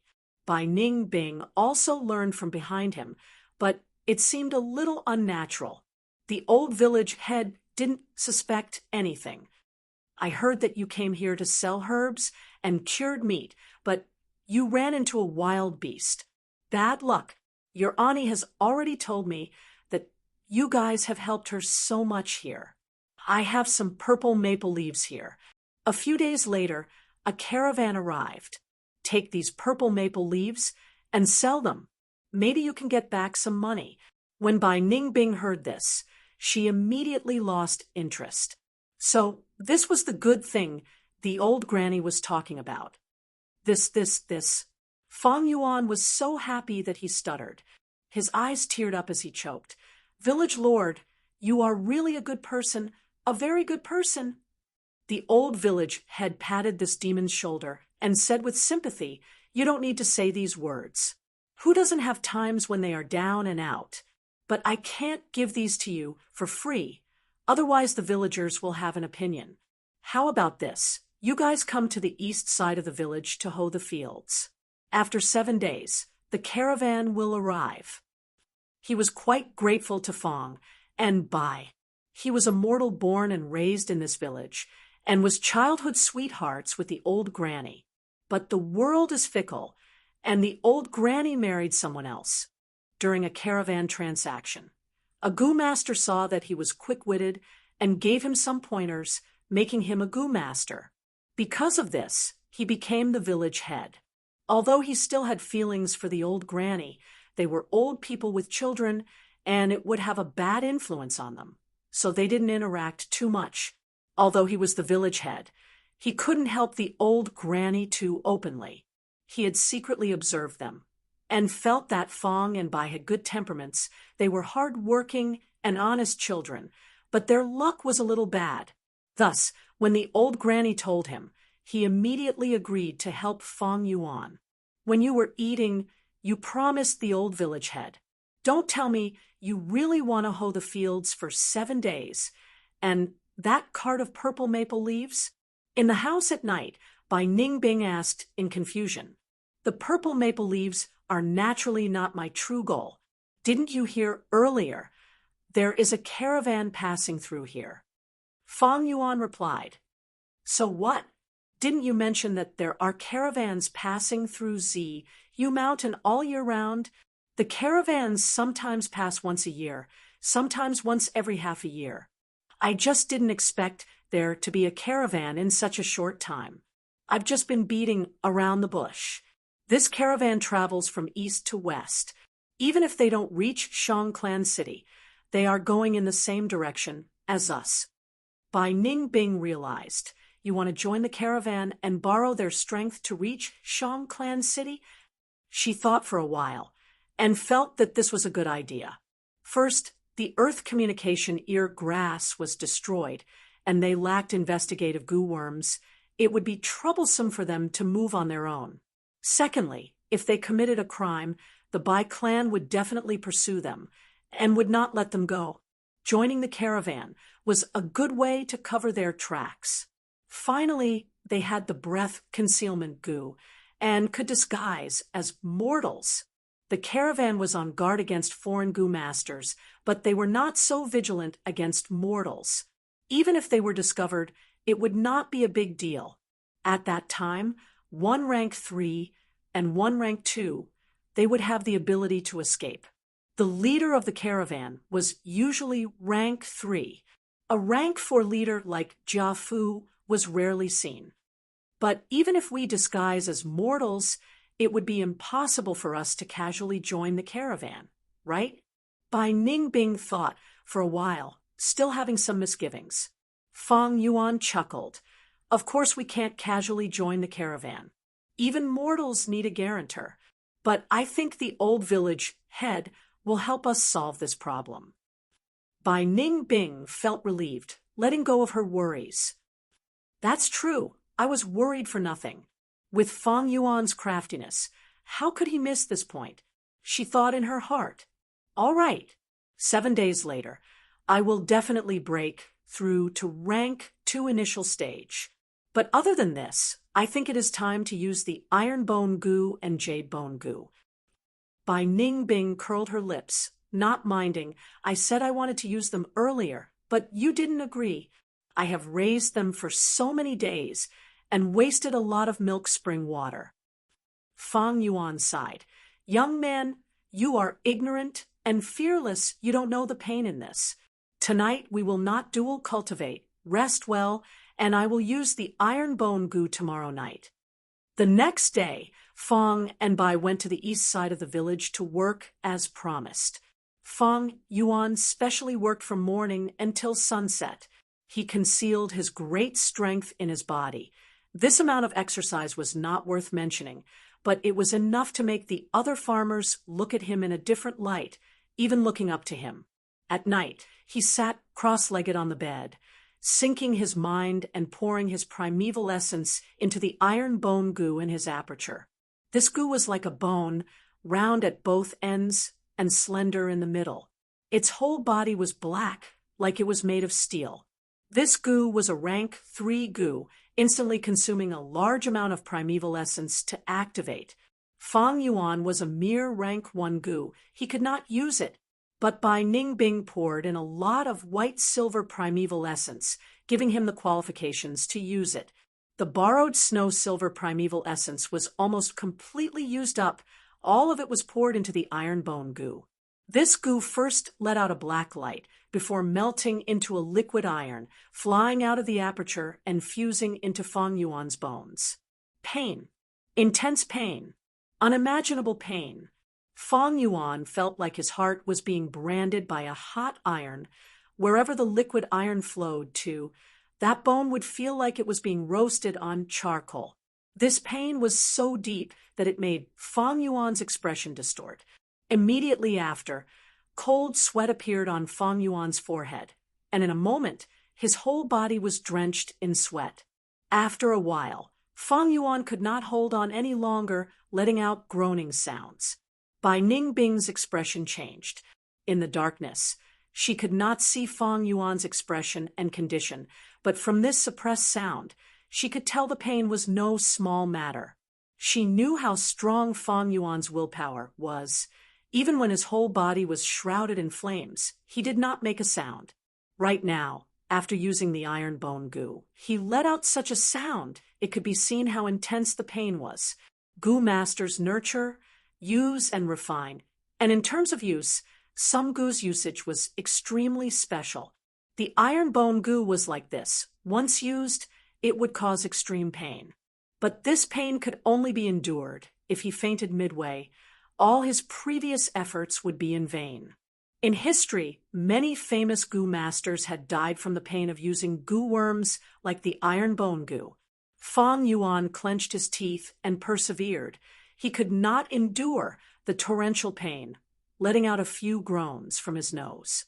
In the end, he was in so much pain that his whole body was numb and his teeth felt weak from clenching. When all the bones in his body were dyed black by the iron liquid, he finally relaxed, and almost at the same time, a strong wave of dizziness hit him. His vision turned black, and he almost fainted. But he held on, taking a few breaths and lying down. Finished. In the darkness, Bai Ningbing probed. Of course. Fang Yuan breathed in. His voice was hoarse but calm. Go to sleep. We still have work tomorrow. Bai Ningbing saw that Fang Yuan was still conscious, but she was actually very disappointed. If he fainted, she might be able to get the Yanggu. But that's not right. The Yanggu is in Fang Yuan's aperture. I don't have any special methods. How can I take it out? Thinking of this, some of her dark thoughts dispersed. But on the second day, Fang Yuan did not get up to work, instead lazing around on the bed. The pain was still tormenting him. As long as he moved, the intense pain was like a hacksaw mercilessly sawing at his nerves. The pain temporarily dominated him, making him weak and powerless. Not to mention farm work, he could not even walk on the ground. Bai Ningbing realized that last night Fang Yuan was just putting up a facade. She did the farm work alone that day. That night, Fang Yuan recovered to a state where he could move. Bai Ningbing did not believe it, and also used the jade bone goo.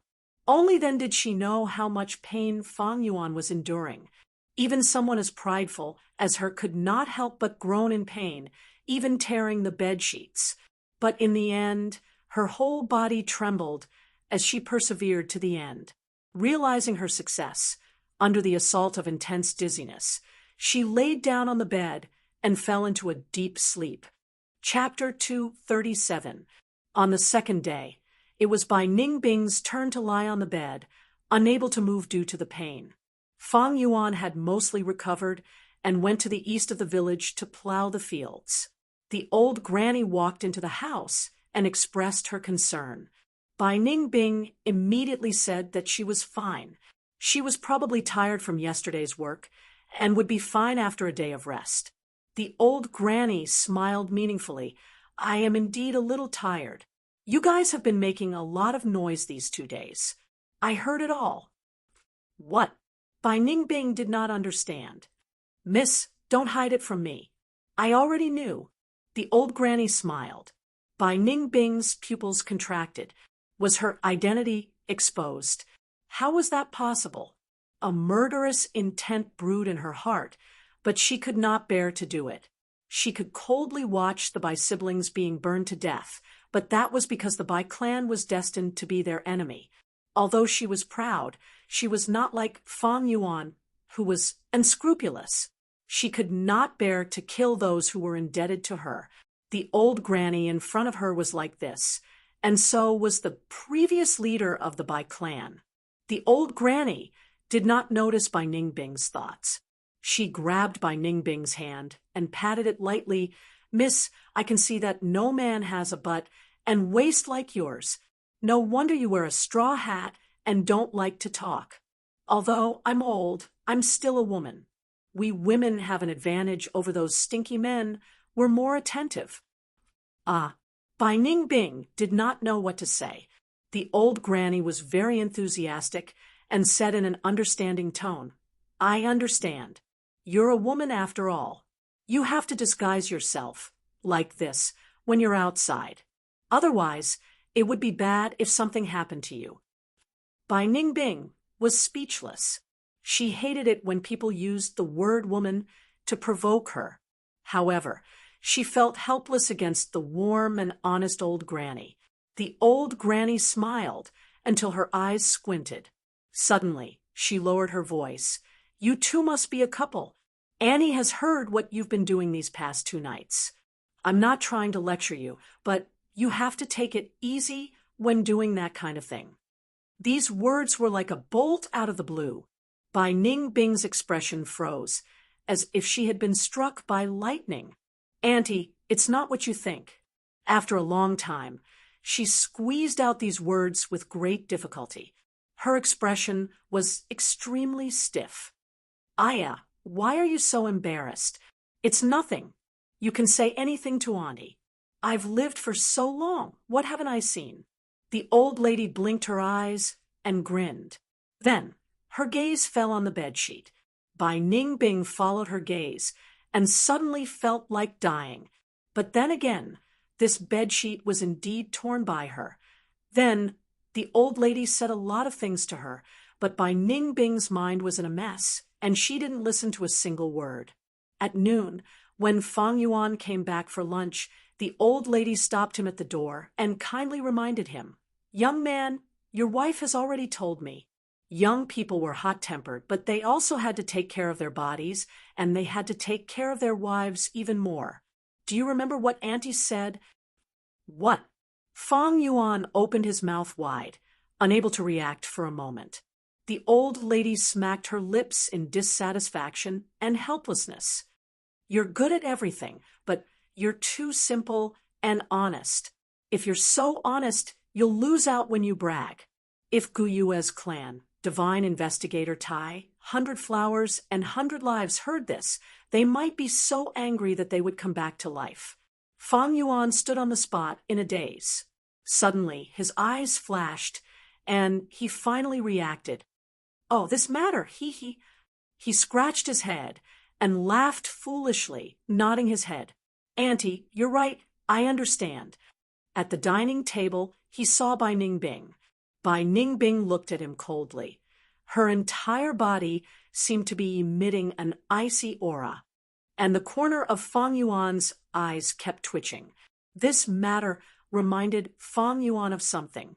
Fang Yuan could act like whatever he wanted. That was because he had rich experiences and broad horizons. But Bai Ningbing wasn't, so there was a flaw in her disguise. Fortunately, this flaw was very small. In this world, when mortal women wanted to travel, they would indeed disguise as men to reduce the danger. Even though he was sick of this misunderstanding, Fang Yuan had to admit that this misunderstanding was even better at concealing his identity. Bai Ningbing's mood became extremely terrible.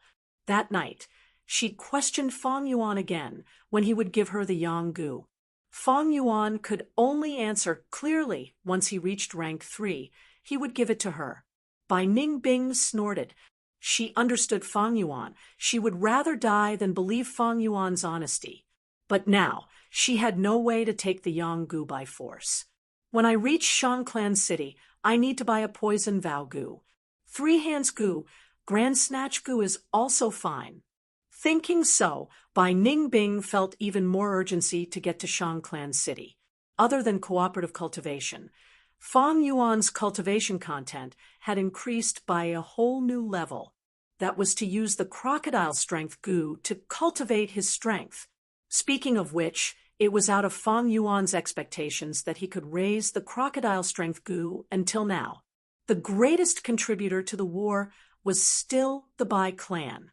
It was because of the crocodile meat from Bai clan that Fang Yuan could raise the crocodile strength gu until now. Otherwise, it would have died from lack of food. The crocodile strength gu was similar to the black and white boar gu, permanently increasing the gu master's strength. But before rank 6, the gu master's body was still immortal. It was like a bowl, it could not contain a lake. The gu master's body had a limit. Thus, Fang Yuan could not use the crocodile strength gu before. Fortunately, he obtained the iron bone gu and jade bone gu from Baigu Mountain. These 2 gu were consumption-type gu. Each had their own merits, their value was about the same, and they could permanently increase the gu master's body constitution. The choice of gu would determine the gu master's future development. There were many considerations when gu masters used gu. Some gu could not be used together, while some gu together had an outstanding effect. For example, Bai Ningbing had once used the ice muscles gu, thus her skin was ice muscles. Ice muscles stopped perspiration and stopped bleeding. Thus Bai Ningbing could no longer use gu worms like the blood sweat gu. And after she used the jade bone gu, her mortal bones became jade bones. Ice muscles, jade bones, the 2 complemented each other. It was an excellent combination. Everyone's needs were different. Ice muscles and jade bones suited Bai Ningbing, but not Fang Yuan. Considering the legendary gu worm in Shangclan City, in Fang Yuan's plan, the combination effect he wanted the most was steel tendons and iron bones. Being able to obtain the iron bone gu from Baigu Mountain, to him, it was very satisfying. After using the iron bone gu, Fang Yuan's bones were as hard as steel. With the strengthening of his body, he could already bear the strength of a crocodile on top of the strength of 2 boars. His strength continued to increase. 7 days passed in a flash. According to the original agreement, Fang and Bai obtained a cart of purple maple leaves from the old village head. These goods were very cheap. A cart could not even be sold for 2 yuan stone. Fang Yuan did not take it to heart. This was only a stepping stone for him to hide his identity and follow the caravan. The caravan's arrival was 3 days later than the old village head had expected. Only on the 9th day did the caravan appear. The originally peaceful mountain village suddenly became lively. The caravan was huge. Black-skinned fat beetles, the size of buses, crawled slowly with goods and people on them. Beside them, colorful ostriches were dragging carts. Large mountain spiders had cargo boxes tied to their bodies. Winged snakes slithered around. Toads carried huge bags. These goo-mounts formed the main body of the caravan. Other than that, there were also large numbers of mortals driving carts with oxen and horses or carrying bamboo bags. This year's caravan is finally here. Every time I see these snakes, I feel afraid. Lord, Goo Masters are really amazing to be able to make such fierce snakes listen to you. I hope the cured meat can be sold. I don't expect to get a high price. I will be satisfied with a few yuan stone fragments. That's right. Our luck is not as good as outsiders. The village head is too biased. That is a cart full of purple maple leaves. He gave it away just like that. The villagers set up many temporary stalls at the village entrance. Fong and Bai dragged a cart full of purple maple leaves, mixed in among them. Some of these people were from the village. Some came from other villages, bringing their own goods. Where there were people, there would be conflicts of interest. Even though Fong and Bai had been hoeing the fields in the east of the village for 7 days, a cart full of purple maple leaves still made many villagers jealous. Fong Yuan naturally did not care about these words. He secretly observed the caravan members. This caravan was a mixed group formed by many clans and forces. Unlike the Jia clan caravan, the main body was the Jia clan. In this caravan, other than the publicly elected leader, there were a dozen deputy leaders, like an alliance army. This was good news to Fong Yuan. The more complicated the caravan's structure, the easier it was for him to sneak in. Hey, how much are you selling this cart of purple maple leaves? Soon, someone came to ask for the price. 2.5 pieces of yuan stone. Fong Yuan said, 2.5 pieces of yuan stone? You might as well rob. The person's eyes widened. Buy or not? Bai Ningbing said. Humph. The person flicked his sleeves and left. If they really sold this cart of goods, what excuse could Fong and Bai use to join the caravan? Thus, they purposely did this, and in a short while, they angered 3 people who wanted to buy. Until the evening, this cart of purple maple leaves was still unsold. On the contrary, more than half of the medicinal herbs, cured meat, milk, and so on were sold. After all, the caravan had a large number of people. These things needed to be replenished. Many people wanted to see Fong and buy as a joke. Some even started to mock and ridicule them. There were also kind-hearted people who reminded them to lower their prices. But Fong and Bai ignored them. When night fell, Fong Yuan pretended to be dejected, pulling the cart of purple maple leaves to the old village head's house. The old village head asked about the situation and sighed. You guys, I clearly told you it's good enough to buy 2 pieces of yuan stone. You can even sell 1.5 pieces of yuan stone. Why didn't you listen to me? Why did you have to sell it for 2.5 pieces? Chapter 238. You should know there are many purple maple leaves on Ziyu Mountain. The reason why those people buy them is because it is convenient and saves time to collect them. Sigh. It is pointless to tell you. Forget it, forget it. The old village head shook his head and sighed. Fong Yuan scratched his head. We wanted to sell more yuan stone, firstly to recoup our losses, and secondly to show our filial piety to the elders. But who could have thought that after so much effort, we still couldn't sell them? His voice was anxious with a hint of sobbing. Hearing his words, the old village head's heart softened, the resentment in his heart dissipating by half. Fong Yuan continued, Lord Village Head, don't be anxious. We have decided to follow the caravan tomorrow. If we lower the price, we will be able to sell them. Follow the caravan? Who allowed you to follow the caravan? The old village head stared at them. Fang Yuan said matter-of-factly, I saw many mortals in the caravan. If they can follow, why can't we? The old village head held his forehead. Those are the servants of Lord Gu Master. Do you think a caravan can be casually followed by anyone? What if criminals sneak in? Ah. Fang Yuan opened his mouth wide, stunned on the spot. Then what do we do?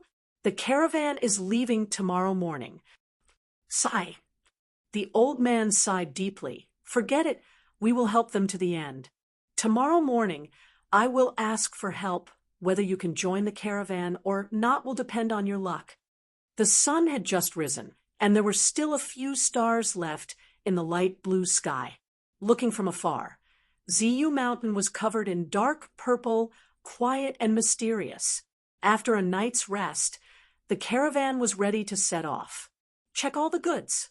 Are the ropes tied tight? If one item drops on the way, I will flog you 100 times. Quick, quick, quick, feed all of our black-skin fat beetles. The Gu Masters commanded loudly, causing the mortal servants to scatter around in panic. Some had a bad temper, holding whips in their hands, whipping whoever was slow. Some loved their Gu worms and fed them personally. Lord Chun, the old village chief, bowed and saluted one of the deputy leaders of the caravan. Oh, old Zhang, I'm busy. If you have something to say, say it. This Gu Master Chun said. It's like this. I have 2 juniors who are doing some small business. Before the old village head finished speaking, Chen Gu Master suddenly shouted, Chen Xian, what are you doing? He hurriedly went to feed Serpent Wing. Do you expect those servants to feed you well?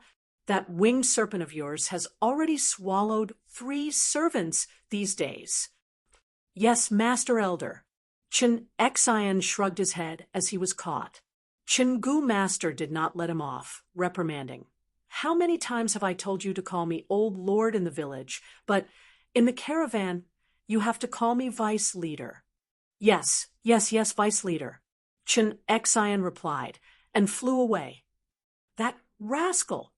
Chen Gu Master grumbled angrily, turning towards the old village head. What did you say just now? Oh, you want to guarantee that the 2 juniors will join the caravan? Lord is wise. That's right. The old village head quickly replied. Is that so? Chen Gu Master purposely muttered to himself. The old village head was turned into a Gu Master by him. It was to place one of his own people in this place where the caravan had to pass through.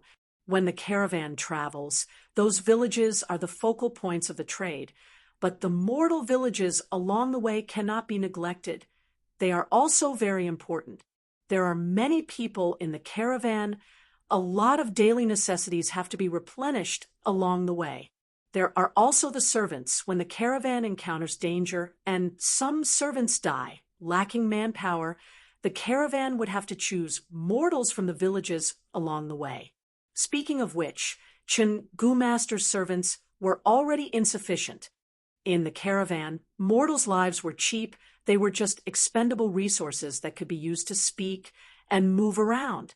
In the future, when I pass through Ziyu Mountain, I will still need old Zhang. If I don't agree, wouldn't I disappoint him? Coincidentally, I am also lacking manpower, but I cannot agree so easily. I need to weigh the pros and cons before I can sell them well. Just as Chen Gu Master was thinking, a messenger Gu Master of the caravan ran over. He held a stack of paper in his hand, shouting as he ran, Pay attention, a new arrest warrant. There is a new arrest warrant. As he shouted, he placed the paper on a black skin fat beetle's body. New arrest warrant. Which family? How much is the reward? Let me see. Chen Gu Master was interested. Yes, Vice Leader. The messenger Gu Master quickly handed over a piece of paper. Chen Gu Master looked at it. Oh, it is the Bai clan's arrest warrant.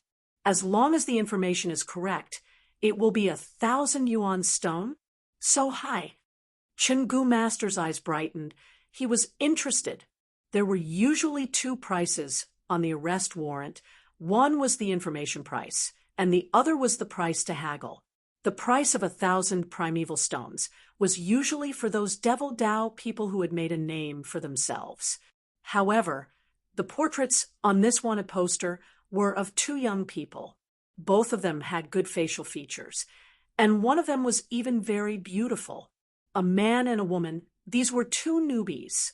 One is a rank 1 Gu master, the other is rank 3. The information price is 1,000 yuan stone, and the haggle price is 5,800 TSK. It seems Bai clan hates these two demonic scoundrels to the core. He. Chen Gu master laughed in schadenfreude. It was not Chen clan anyway. He had no idea that these two demonic scoundrels were already near him. The old village had also took a look at the arrest warrant, his heart shuddering. The world of Gu masters is really dangerous. Such a beautiful young man is actually a criminal or a demon. Let's hope they won't come to our village. All right, seeing that you have worked so hard for so many years, I will agree to your request. Gu master said. Ah, thank you, Lord. Lord, I will call them over now. The old village head was overjoyed. Gu master waved his hand. No need. I am very busy. Tell them to report to Chen Xian. He had no interest in meeting these two mortals. At the same time, he did not associate the person in front of him with the arrest warrant in his hand. After all, this was the Bai clan's arrest warrant, and the Bai clan village was thousands of li away. Gu master subconsciously felt that his side was very safe. This was a very common thought process. Even in modern Earth, when a murder happened in a provincial capital, no matter how vicious it was, people from other provincial capitals would not feel too much danger. Even with modern transportation. Besides this, there was also the wishful thinking. In this boundless world, there are countless living beings. Why did these two scoundrels escape to my place? Then my luck is too bad. This is impossible. People always feel that unfortunate things will not happen to them. Furthermore, there were many arrest warrants. Many of them were demonic path leaders, either vicious or eccentric, attracting everyone's attention. Like Fong and Bai, these two newbies, one rank 3 and one rank 1, what could they achieve? When Chen Xian saw Fong and Bai, he did not associate them with the arrest warrant at all. Fong and Bai's appearances had changed greatly, not mentioning the disfigured Fang Yuan. Bai Ningbing also looked presentable after these days of practice. Chen Xian lost interest at first glance, especially when he saw Fang Yuan's appearance, which made him feel even more disgusted. He was only a rank 1, while Fang Yuan had advanced to rank 2 a few days ago. Chen Xian hurriedly identified them, but did not feel any Gu master aura, so he called an old butler and asked him to arrange Fang and Bai's work. What are your names? The old butler asked. At this time, someone finally asked for their names. I am Hei Tu, my wife is Bai Yun, Fang Yuan casually said. Female. The old butler turned around and frowned. He stared at Bai Ningbing, looking at her dark and swarthy appearance. She was actually called Bai Yun? This Hei Tu was really ugly. Women are troublesome. You guys have to be careful. If something happens, don't blame me for not warning you. The old butler said, I know. I have a cart with purple maple leaves on it. My wife will stay on the cart and take care of the goods. We don't want to interact with others. Fang Yuan said, Good that you know. The old butler arranged for them to unload the goods. But to Fang Yuan and Bai Ningbing, it was simply not worth mentioning. Bai Ningbing, on the other hand, had to pretend to be out of breath and was somewhat tired. Not far away, a few servants took the chance to slack off and sat around to rest. Everyone's gazes were fixed on Fang and Bai. Brother Chong, there are two newcomers. Someone saw that they even brought their own goods. That is a cart full of purple maple leaves. A skinny servant said, excitedly, Exploiting newcomers that had just joined was the custom of the old caravan. Brother Chong squatted on the ground and squinted his eyes. I saw it. Skinny Monkey, go test them first. His physique was robust like an ox, with well-developed chest muscles, but he was not rash. In this world where Goo masters were revered, the bravery of mortals was not worth mentioning. To be able to become the center of this small circle, he naturally had some intelligence. Skinny Monkey sighed and walked to Fong Yuan's side under everyone's gaze. Brother, where did you come from? Everyone calls me Brother Monkey. In the future, when we work together, we need to take care of each other. Skinny Monkey smiled. Fong Yuan glanced at him and said only one word: scram. Skinny Monkey's eyes widened and showed an angry expression. Fong Yuan did not look at him and continued to move the goods. He had been in a caravan in his previous life and was very clear of the filth involved. In slang, Skinny Monkey was stepping on the plate. He first used words to probe Fong Yuan's background. If he did not have any background, then he would gang up and bully him, exploiting him for some benefits. In fact, not only mortals, even Goo masters were the same, just that most of them looked more elegant when they ate. Venturing alone was to fight with wild beasts. Moving in groups was to fight with their own kind. Where there were benefits, there would be fights. The space was only so big. Everyone wanted to live a better life and have more space to move around. But what could they do? They could only invade other people's space. Skinny Monkey did not expect Fong Yuan to not give him face. He stood on the spot and stared at him fiercely. Fong Yuan did not care about such a small character. Mortals were like grass, even if he killed one or two. So what? As long as it did not affect the delivery, the Goo masters above would not care. If they really cared, Fong Yuan naturally had his own methods to settle this matter. In short, provoking Fong Yuan, these servants were simply looking for death. What? Still not scramming? Do you want me to leave? Fong Yuan coldly glanced at Skinny Monkey. Skinny Monkey snorted, but did not dare to act up, returning in defeat. Chapter 239. The caravan traveled for a day, and in the evening, they chose to stop near a mountain valley. This guy's luck was pretty good. He only encountered 3 small beast groups. After killing 2 of them and expelling one, Lin Fan's eyes lit up. Other than some losses, the gains from slaughtering the beast groups were actually quite profitable. The evening sky was filled with the afterglow of sunset. Red, orange, grape gray, eggplant purple. The sunset clouds were dazzling, the colors were mixed and constantly changing. Sometimes it was like a roaring lion, sometimes it was like a galloping horse, and sometimes it was like a blooming sea of flowers. The sunset light shone on the emerald green mountain valley. In the mountain valley, the caravan had arranged a small area in a certain corner, and it was noisy. Come, take a look.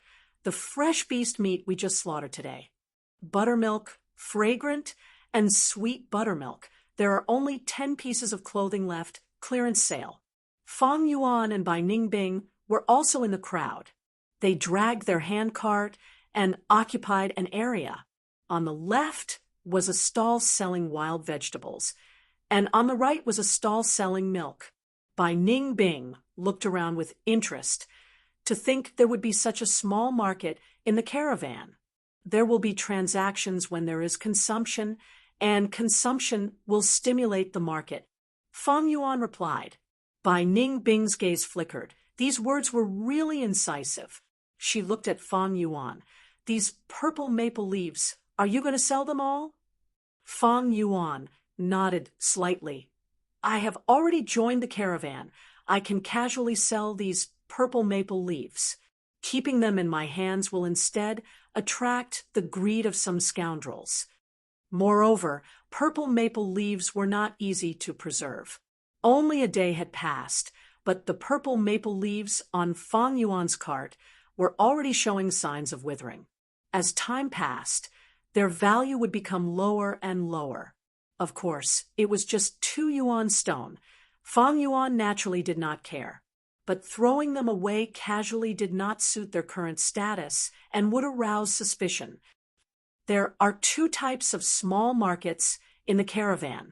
The one we are participating in is only the transactions between mortals. It happens every day.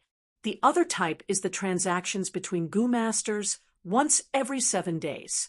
Fang Yuan said. Bai Ning Bing's blue eyes shone under the shadow of the straw hat. If we can participate in the Gu Master's small market, it will be helpful to us. There is still a long way to go before we reach Shang Clan City. To prevent any sudden incidents, we need at least 1 investigative Gu. I already have a plan for that, but it's still too early. Fang Yuan smiled confidently as he thought of something in the Tusita flower. The 2 of them were talking in low voices. A male servant hobbled over. His clothes were ragged, and his face was covered in blood. He looked like a beggar. Walking to the stall next to Fang Yuan's, he looked at the clay pot filled with milk and swallowed a mouthful of saliva.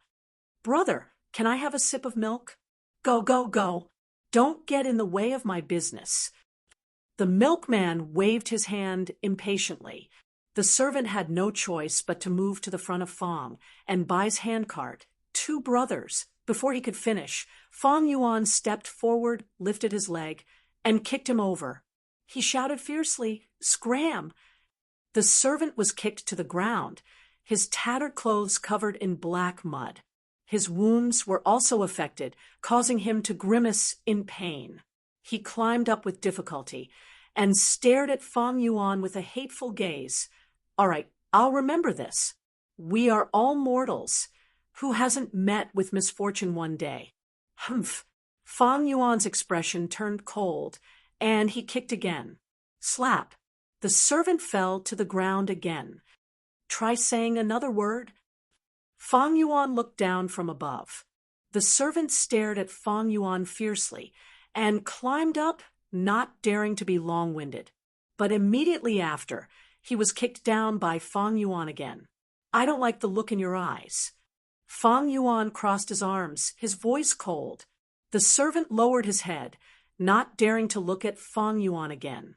He quietly climbed up, not daring to continue begging, and walked away.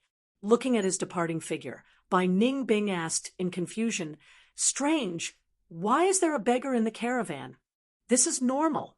This servant must have made a mistake, or his master is in a bad mood today. In any case, he was beaten up by a Gu master, and his meals were cancelled. Fang Yuan shrugged his shoulders, but his gaze coldly glanced at a corner not far away. In the corner, 3 to 4 strong servants were capturing new faces, planning how to bully them. After seeing the situation at Fang Yuan's side, their gazes swept towards other targets. Mortals had cheap lives, and their status was extremely low. Survival was difficult, like walking on a tightrope. In the caravan, Gu masters were easily killed, and their lives were as cheap as grass. Along the way, they could be replenished from the villages. Every time the caravan met with danger, large numbers of mortals would lose their lives. Other than that, there was also an intense dark competition between the mortals. Fang Yuan had just arrived here, and there were already 2 groups of people who wanted to find trouble with him. He was naturally not afraid of these troubles, but if he could resolve them easily, he would try to resolve them in advance. Of course, there were also some mortals who lived beautifully. Most of these people had backgrounds and were related to some Gu masters, thus they used their connections to intimidate others. After that begging servant left, 2 groups of people came. The leader of one group was an old man with astute eyes. After asking Fang Yuan the price, he immediately lowered the price to 1/4. Fang Yuan guessed this old man's identity. He should be a steward, in charge of dispatching servants. The leader of the other group was a woman. Her eyes were coquettish, and she was actually wearing silk clothes. Fang Yuan immediately understood This was definitely a tool of a certain male Gu master. The two were escorted, and although they were all mortals, their social status was extremely clear. They lowered the price very low, with the intention of buying low and selling high. These people all had some extra money, unlike most servants who were in a precarious situation, living so miserably that they did not even have food to eat. Although Fang Yuan looked down on this carriage of purple maple leaves to put on a good act and not expose himself, he still rejected the two who were trying to lower the price. The old man had a pleasant expression, but there was a hidden threat. The woman cursed and walked away. As long as a third person asks for the price, I will sell this carriage of rotten leaves. Just as Fang Yuan was calculating, the small market suddenly went into an uproar. Some people were excitedly cheering and shouting, "That kind-hearted Miss Zhang is here again. Miss Zhang is kind and benevolent. She is like a fairy that descended to the mortal world. Such a good person. I won't go hungry tonight. What's going on?" Bai Ningbing gazed into the distance, only to see a green figure appear at the entrance of the market. Fang Yuan was also puzzled. What situation was this? "Miss Zhang! Fairy Zhang!" A group of servants rushed over, and at once the entrance of the market was filled with people. Most of these people were punished by Gu masters and had no food to eat. The man that Fang Yuan kicked earlier was also among them, stretching his neck and arms. "Don't be anxious, everyone. There will be food. There will be food. Take it slowly," the green-clothed girl said. Her voice was gentle and soft, and the moment she spoke, it was drowned out by the shouts of the crowd. "All of you shut up. Line up and come one by one. Whoever dares to snatch or shout, I will kill him immediately." Suddenly, a thunderous voice resounded in the small market. An old but tall and sturdy Gu master stood up with his head held high. His fierce gaze swept around, and the bustling small market immediately quietened down. This was the might of a Gu master. No one did not believe his words. With a Gu master's identity, as long as he was in a bad mood. So what if he killed 2 or 3 mortals? Everyone pushed and shoved, and quickly lined up obediently. At the front of the line, the green-clothed girl carried a basket, distributing steamed biscuits one by one. The whole small market was silent. Countless gazes looked at the green-clothed girl, containing respect, worship, and love. Bai Ningbing was curious, asking the stall owner beside him, "Who is this girl?" "You don't even know Miss Zhang, Xinci? You two are new here, right?" "Zhang, Xinci." Fang Yuan turned around, frowning. "Tell us everything you know." The stall owner thought of how ruthless Fang Yuan was when he beat up the family servant, and did not dare to hide anything. "This Miss Zhang is also a vice leader in our caravan. She has no cultivation talent, and is a mortal like us. But she has a strong background in the clan, and the Gu masters beside her are her guards. I have lived for so many years, but to speak the truth, I have never seen such a kind-hearted person. Miss Zhang is too kind. Almost every night she would bring some food to the starving family servant. Even if it is raining or windy, she is still like this. Sigh. The heavens are so unfair. Such a good person cannot be allowed to cultivate." Bai Ningbing nodded and smiled, saying to Fang Yuan, "As expected, when the forest is big, there are all kinds of birds." Fang Yuan, however, did not reply. Bai Ningbing glanced at Fang Yuan strangely, but saw that Fang Yuan's expression was not right. The latter stared at the green-clothed girl with a burning gaze, his brows almost knitted into a knot. This green-clothed girl had a head of black hair that draped over her shoulders, delicate and black, giving off a gentle beauty. Her eyebrows were like faint willow smoke, and her eyes were like the clear waves of the moon. Her skin was snow-white, and her lips were pink and tender. Her face did not have any makeup, and her contours were extremely soft. While distributing the steamed biscuits, she smiled faintly, pure and flawless. She wore a green dress, giving off a fresh and elegant aura. She was elegant like an orchid, beautiful like a lotus, gentle like water. In terms of appearance, she was on par with Bai Ningbing, but had a unique beauty. The girl's appearance was exquisite, and could only be considered good-looking like an ordinary beverage. Only with a temperament could one be called a beauty like aged wine. No doubt, this green-clothed girl was an absolute beauty. But no matter how beautiful she was, or how moving her temperament was, in Fang Yuan's heart, it was all fart. Fang Yuan did not look at her appearance. No matter how beautiful her face and temperament were, if one peeled off her skin, it was all bones. He was curious, and thought of a certain person. Isn't this girl Shang Xinci? Shang Xinci was one of the young masters of Shang clan. In the clan, the children of the clan leader were all called young master. Only the successor that obtained the approval of the clan elders could be called young clan leader. Just with her identity as the young master of Shang clan, Shang Xinci was the pride of the heavens.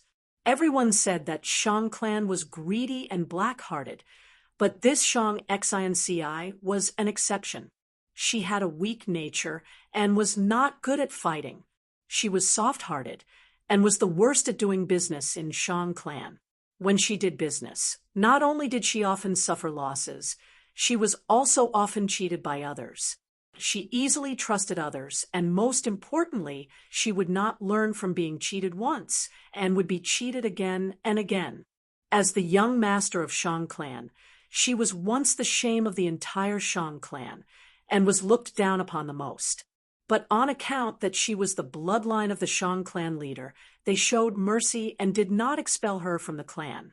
She treated mortals equally and had a strong sense of compassion, and often helped and saved people. There were even a few times when she bought all the slaves in auctions and was scolded by the Shang clan leader. But fate was truly wonderful. In the end, she became the leader of Shang clan. Chapter 240. But why is she here? Also, why is she called Zhang Xinci? In my memories, she is a Gu master. Why do others say she has no cultivation talent and is just a mortal? Fang Yuan was puzzled. Is she not Shang Xinci and only looks like her? This is too similar. No, wait. Fang Yuan's thoughts churned as he suddenly dug out even older information from the depths of his memories. This Shang Xinci had a rough life. She is the illegitimate child of Shang clan leader when he was young, traveling outside. She grew up without a father and was bullied. After her mother died, her life became even more difficult. Forced by her clansmen, she could only follow a caravan to trade. But when she arrived at Shang clan city, her bloodline was sensed by Shang clan leader. Shang clan leader was overjoyed and acknowledged her in front of everyone, feeling indebted to her. Thus, even if she made many mistakes in the future, he would cover up for her. Thinking of this, Fang Yuan's eyes shone brightly. So that's it, I understand now. Combining the current world and the remnant clues in his memories, Fang Yuan deduced the truth. Many years ago, when Shang clan leader was still a young master, he left behind a bloodline in Zhang clan. It was Shang Xinci. Shang clan and Zhang clan had been on bad terms since ancient times. After Shang Xinci was born, her mother did not reveal the identity of Shang clan leader due to various considerations. Thus, Shang Xinci was born as a shameful, illegitimate child and followed her mother's surname. This was also why she was still called Zhang Xinci now. After her mother died, she was forced by her clansmen to go out to trade. But when she came to Shang clan city, her bloodline was discovered. Her father also became the Shang clan leader. He had a high status and authority. When he recognized her in front of everyone, her fate changed drastically. That is to say, my caravan is the first caravan she went out to trade with. After realizing this, Fang Yuan's heart thumped. After all, this Shang Xinci had great potential. She was the future Shang clan leader. If this was spread, the whole world would not believe it. Of course, the future could be changed. Even according to his previous life's trajectory, when she became clan leader, the world would change, and the powerful Shang clan would be in ruins. To Fang Yuan, when she became the Shang clan leader, she would not be able to do anything. This investment period is really too long, and there is no return. Her value was not shown when she was the clan leader, but when she was recognized by the Shang clan leader and became one of the young masters of Shang clan. As the young master, she had to be responsible for a part of the business. This was also the tradition of Shang clan to nurture their successors. This was exactly what Fang Yuan needed. He needed to dispose of the stolen goods. A stable, good, and safe channel to dispose of stolen goods. This was essential in his grand plan of rebirth. In the future, he would definitely open more secret inheritances. There were many things that could not be used. As long as they were traded, they would be able to display their great value. For example, the bone spear goo and spiral bone spear goo in Bai Ningbing's aperture. Of these goo, one was enough for Fang Yuan and Bai Ningbing. At most, they would keep one as a backup. If the others were not sold, they could only rot in one's hands, and one would even have to spend a lot of milk to raise them. Previously, Fang Yuan had planned to use that Jia Jinsheng as a temporary channel to dispose of stolen goods.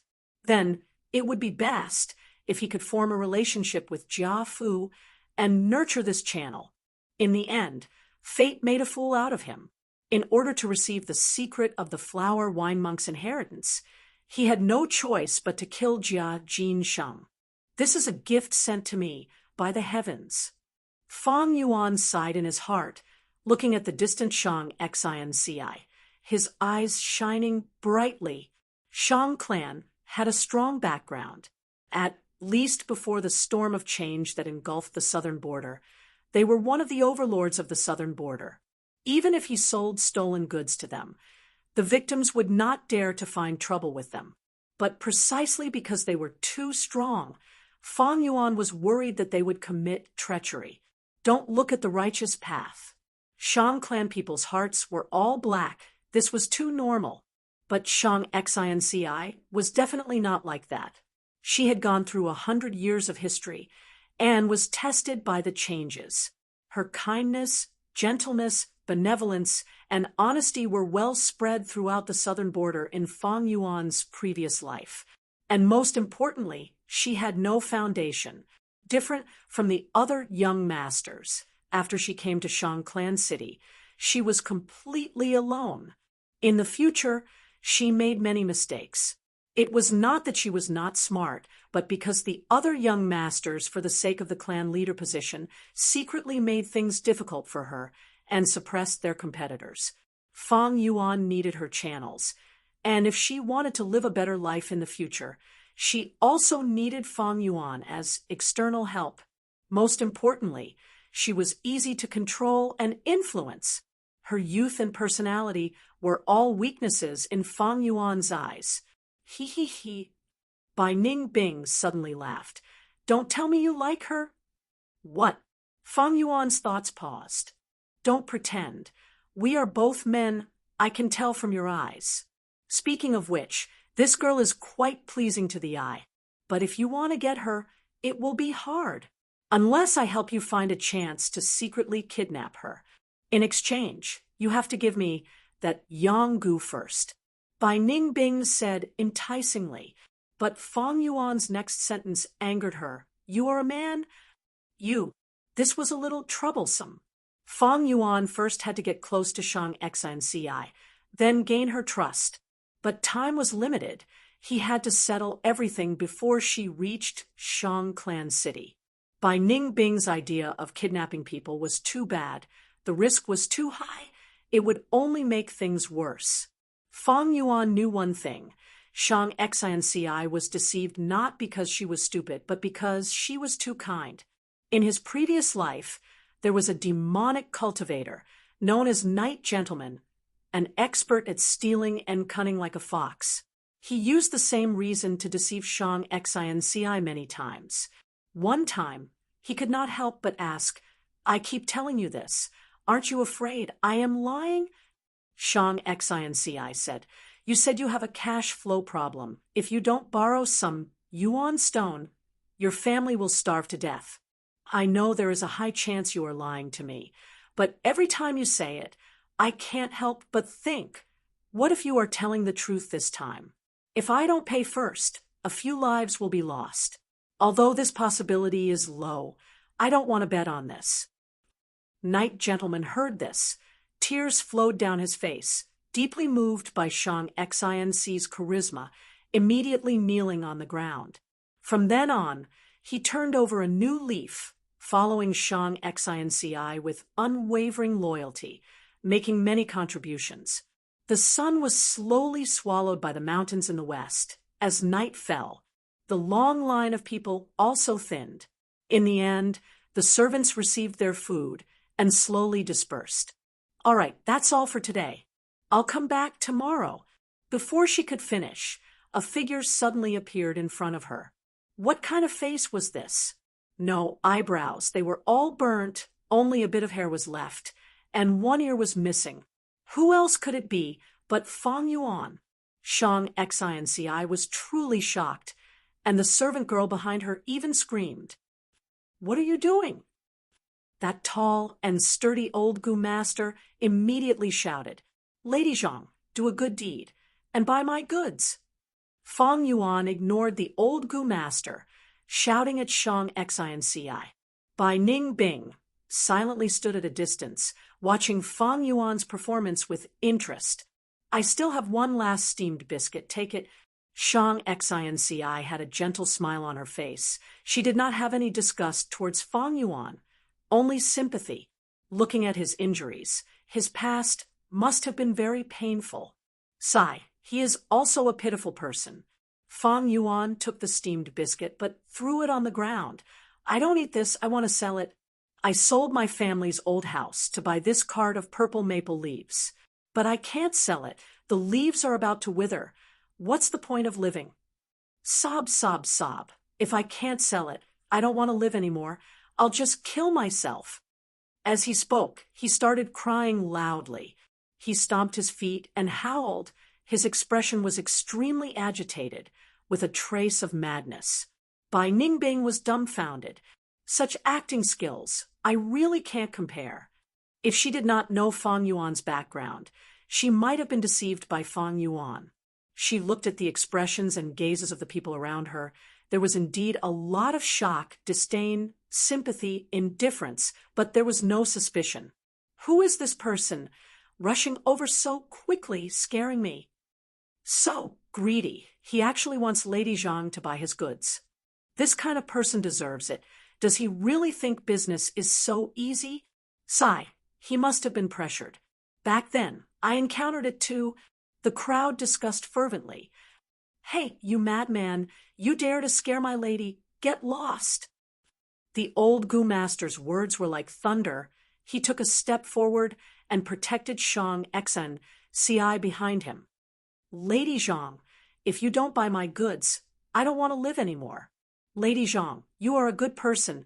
Please buy this cart of goods and save me." Fang Yuan cried nonstop. Shang Xinci's heart softened. "Sigh, don't cry. I will buy it. Life is the most precious thing. You need to live well from now on. Don't commit suicide. Uncle Zhang Zhu, give him 3 pieces of yuan stone." "Lady," the old Gu master's brows furrowed. "Fuck, this works too. Otherwise, why would I cause such a ruckus?" The group of peddlers were extremely excited. "Thank you, Lady Zhang. Lady Zhang, you are my Heitu's savior." Fang Yuan was wild with joy. His face was covered in tears as he bowed continuously. The old Gu master's eyelids twitched, looking at the cart behind Fang Yuan. "This cart of purple maple leaves is at most worth 2 yuan stone. 3 is too much." "Uncle Zhang Zhu." Shang Xinci's voice was soft.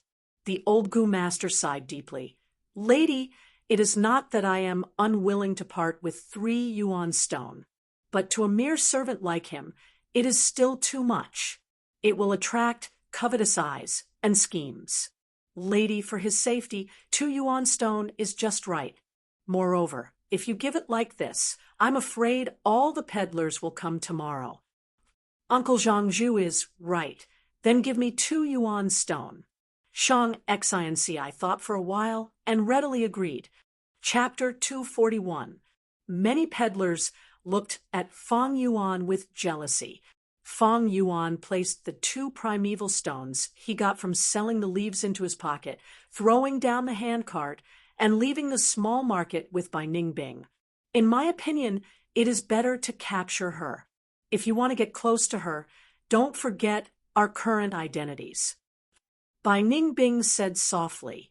Fang and Bai were Chun clan's helpers. They used this identity to sneak into the caravan, but now they had undoubtedly become an obstacle for Fang Yuan to get close to Shang Xinci. But Fang Yuan already had a plan. He looked at Bai Ningbing and smiled. You are right. So, I am going to beat someone up now. Bai Ningbing was stunned. Beat someone up? The night sky was clear and filled with countless stars. In a spacious tent, a few servants sat in a circle. A pot was burning on the coal stove in the center. The tent's roof was open, and the soot from the burning coal flew out from the hole in the roof. There was meat in the pot, and the servants stared at the meat, swallowing their saliva from time to time as they smelled the fragrance of the meat. Brother Chang, I have investigated. I've already investigated the 2 newcomers, said the skinny monkey-like man. Oh, what do you mean? The robust servant called Brother Chang raised his eyebrows. These 2 were introduced by the old village head of that village in Ziyu Mountain. Skinny Monkey replied, So it was like that. I remember that old village head was originally a mortal. The vice leader wanted a stronghold, so he casually enlightened him. So it was this background. Everyone came to a realization. Although they have a Gu master behind them. So what? Brother Chang's sister is our young Master Chin Xian's concubine. Someone shouted, These 2 newcomers are too arrogant. If we don't teach them a lesson, won't they turn the world upside down in the future? Stop arguing. We will listen to Brother Chang. Someone shouted. The tent quietened down, and everyone looked at Brother Chang. Brother Chang was somewhat hesitant. Fang and Bai had a Gu master behind them after all. Even if this Gu master was not a Chin clan member, even if this Gu master was an old man with 1 foot in the grave, but he was still a Gu master after all. Have you investigated thoroughly? What's the relationship between these 2 people and the old man from the village? Skinny Monkey immediately revealed an awkward expression. This, Brother Chang, you also know, with our status, it's not easy for us to find out all this. Brother Chang could not help but ponder. Big brother, these 2 rookies are too arrogant. What kind of attitude did they have towards Skinny Monkey this morning? They're obviously looking down on us. He must be taught a lesson. Not bad. That old village chief, according to his original identity, is not even as good as us. He just got lucky and became a Gu master. What is a Gu master like him? If our vice leader didn't need him, how could he become a Gu master? He's just a high-class servant. What's more, caravans are always in a precarious situation. Even if these 2 people die, that old village chief also won't dare to settle accounts with our Chun family. Everyone was talking at once. Brother Chang frowned. The skinny, monkey-like man observed for a long time. He wanted to find trouble with Fang and Bai. After holding back his anger this morning, his heart was filled with hatred towards Fang Yuan. But he knew he had no background. If he wanted revenge, he could only rely on Brother Chang. He saw that the time was right and said, I just heard that they sold their lives in the small market. A cart of purple maple leaves was actually sold for 2 yuan stone. Brother Chang's eyes immediately brightened. What? 2 yuan stone? How can this be? They didn't lower the price. Such good luck. Which idiot bought it? Skinny monkey-like man sneered, his tone filled with disdain and jealousy. Who else? It's that Miss Zhang. A mortal, but who asked her to have such a good life, giving birth to a good family? Damn it, back then when I smuggled goods, I was miserably suppressed by others. Why can't I have the luck of these two fellows? Brother Chang was envious. He continued indignantly, tomorrow we'll deal with them. As rookies, they have to show respect to us, the older generation. If they don't know the rules, we have to be kind and teach them a lesson. Yes, Brother Chang. Whatever Brother Chang says, we'll do it. Brother Chang is wise and mighty. Skinny monkey-like man flattered and took out a spoon to scoop up the soup. The meat soup is ready. Brother Chang, try it first. The aroma of meat assailed the nostrils, and many people's Adam's apple moved as they swallowed their saliva. Brother Chang licked his lips, took the spoon, blew on it, and was about to drink. Suddenly, the tense curtain was lifted. Fang Yuan walked in with large strides. It's you. Everyone was surprised. The main character they had been planning for a long time had actually arrived. This made them feel a sense of helplessness and panic. Skinny monkey-like man jumped up and smiled sinisterly. Newcomer, do you know fear now? Want to apologize? I'm telling you, it's too late. Before he finished speaking, Fang Yuan expressionlessly lifted his leg. Bang! Skinny monkey-like man was directly kicked, and his back hit the coal stove. The cooked meat soup immediately splashed on his body, scalding him and causing him to scream loudly. Meat soup. It's all spilled. We pooled our money to buy the meat. It's not easy to get a chance to eat it. Damn it. Bastard, you're courting death. For a moment, the crowd was indignant. They stood up one after another, roaring and rushing towards Fang Yuan. Fang Yuan held 2 pieces of yuan stone in his hands and threw them at them. Ouch! 2 people were hit. One covered his eyes, and the other covered his stomach, groaning in pain. Despicable, using a concealed weapon. Wait, this is yuan stone. Everyone was about to rush over, but hearing this cry, their momentum suddenly stagnated. 2 pieces of yuan stone lying on the ground attracted everyone's attention. Skinny monkey-like man's cry also stopped abruptly, his eyes staring at yuan stone. Birds die for food, and humans die for wealth. Has this person gone mad? Actually using yuan stone to hit people? Humph, so he's already scared. This is yuan stone. I may not earn a piece of yuan stone, even if I work for 2 months. For a moment, everyone's thoughts were surging like a tide. Some people looked at Fang Yuan with a trace of longing in their eyes. It was as if they were asking, "Do you have any more yuan stone? Throw it at me." "How dare you throw it at me? You're courting death." The servant who covered his eyes let go and shouted. His right eye could not open at all. It was purple and swollen. But this did not prevent him from reaching out and grabbing the nearest yuan stone in his hand. Everyone shuddered and reacted, looking at the other yuan stone on the ground. Boom! Everyone rushed towards this yuan stone, throwing Fang Yuan to the back of their minds. Skinny, monkey-like man grimaced in pain, stood out and grabbed the yuan stone. "Mine, this is mine, he threw it at me." Another servant, who was hit by the yuan stone, bellowed. "Damn, monkey, aren't you injured? Why are you so fast?" Someone shouted, spittle flying everywhere. "All of you, shut up. Who tripped me just now? Stand up." Brother Chang's face was covered in dirt. He was very angry. Suddenly, an arm reached out and pulled him over. Who was so bold? He turned his head in anger and shock. It was none other than Fang Yuan's ugly face. He shouted, "You dare to grab me? let go of your dog paws. Bang! Fang Yuan raised his fist and punched him in the face. Immediately, his nose was fractured and blood gushed out. A strong dizziness hit him, and Brother Cheng saw stars. Fang Yuan loosened his grip, and he collapsed on the ground. He hit someone. Brother Cheng is injured. Let's take care of him. The others were stunned for a moment. Then, as if awakened from a dream, they raised their fists and rushed towards Fang Yuan. Fang Yuan was expressionless, and with a sweep of his fist, the nearest servant flew to the side with a cry, his mouth full of teeth broken. Then, another person rushed over. Fang Yuan raised his heel, aimed at his crotch, and lightly kicked. Ugh! The man covered his crotch, his eyes rolled back, and he instantly fainted.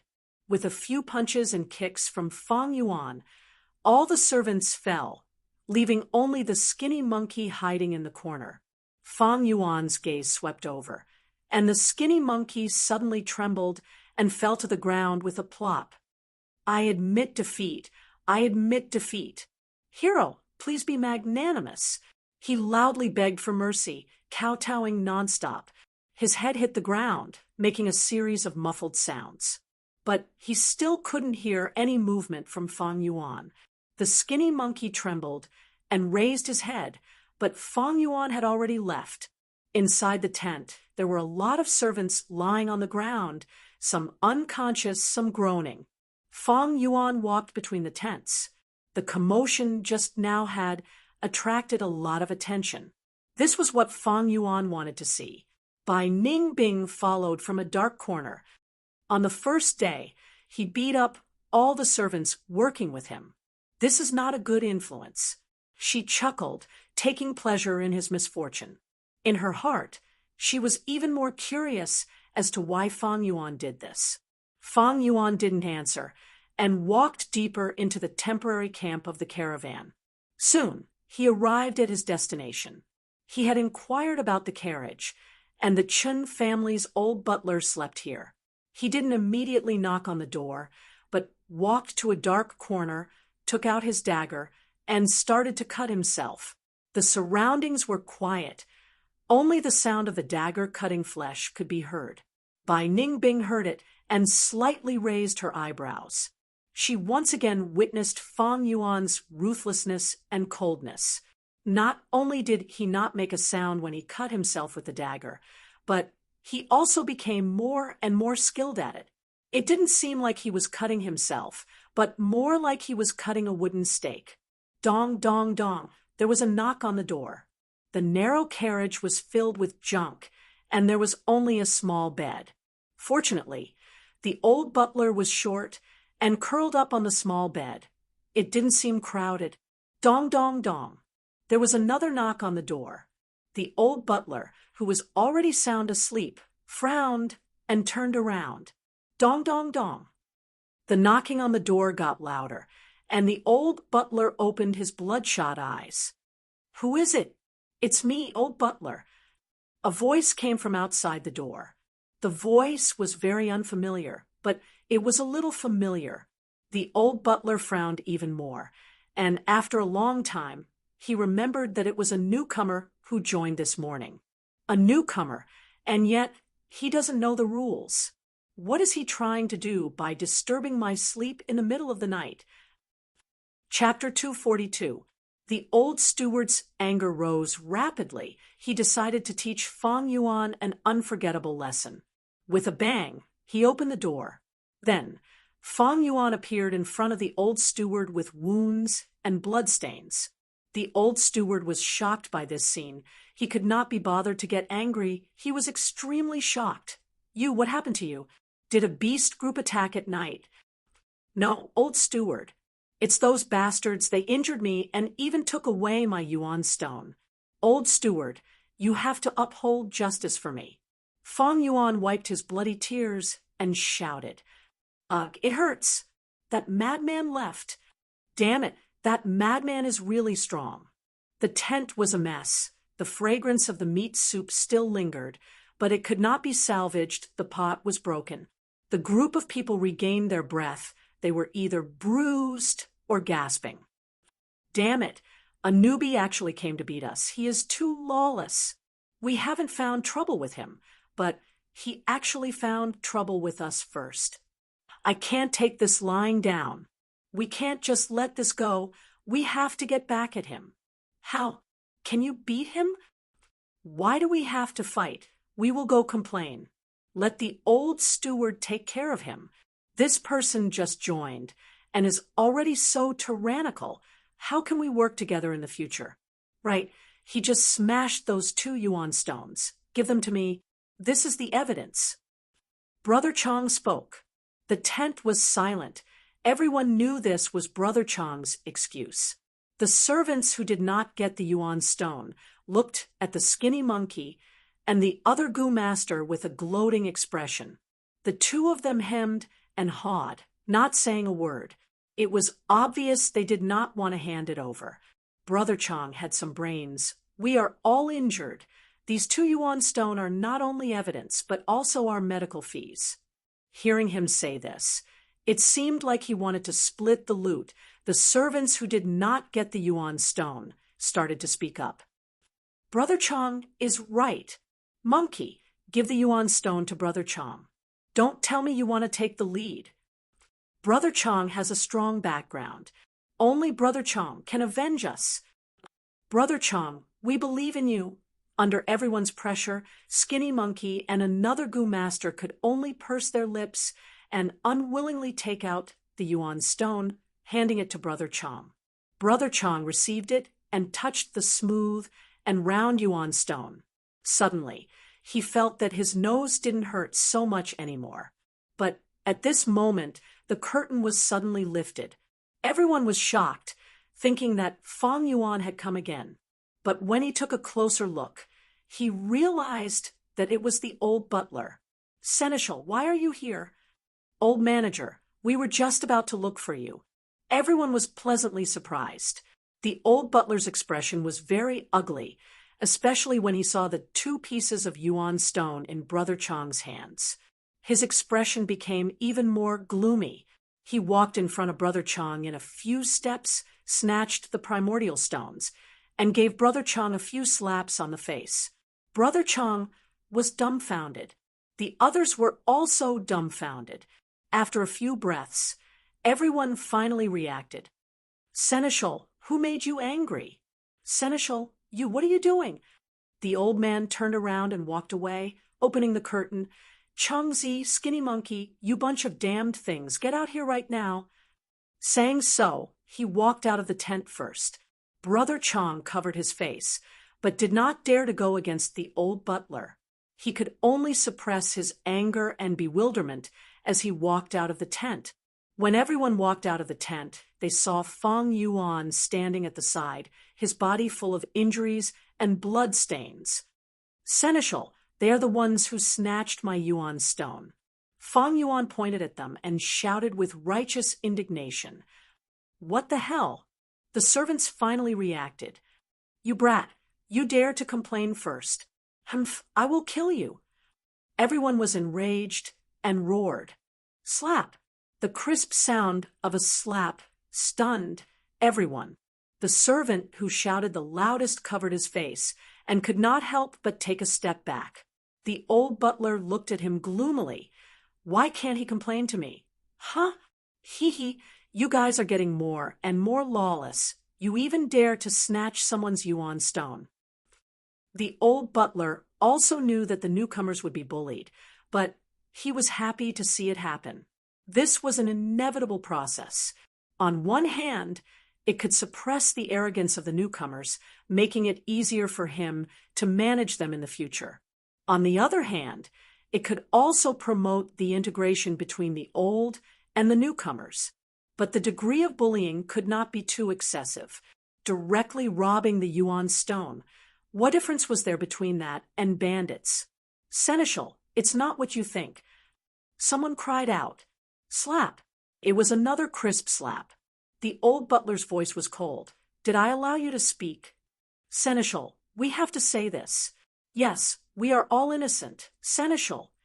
Many of the servants cried out, feeling wronged. We're the victims here, okay? The old steward's hair stood up in anger as he roared, You took his primordial stones. And you're saying that you're innocent? Are these 2 yuan stones his? Speak. Speak the truth. Yes, yes. Although it is so, but slap, slap. 2 mouths. 2 servants covered their mouths.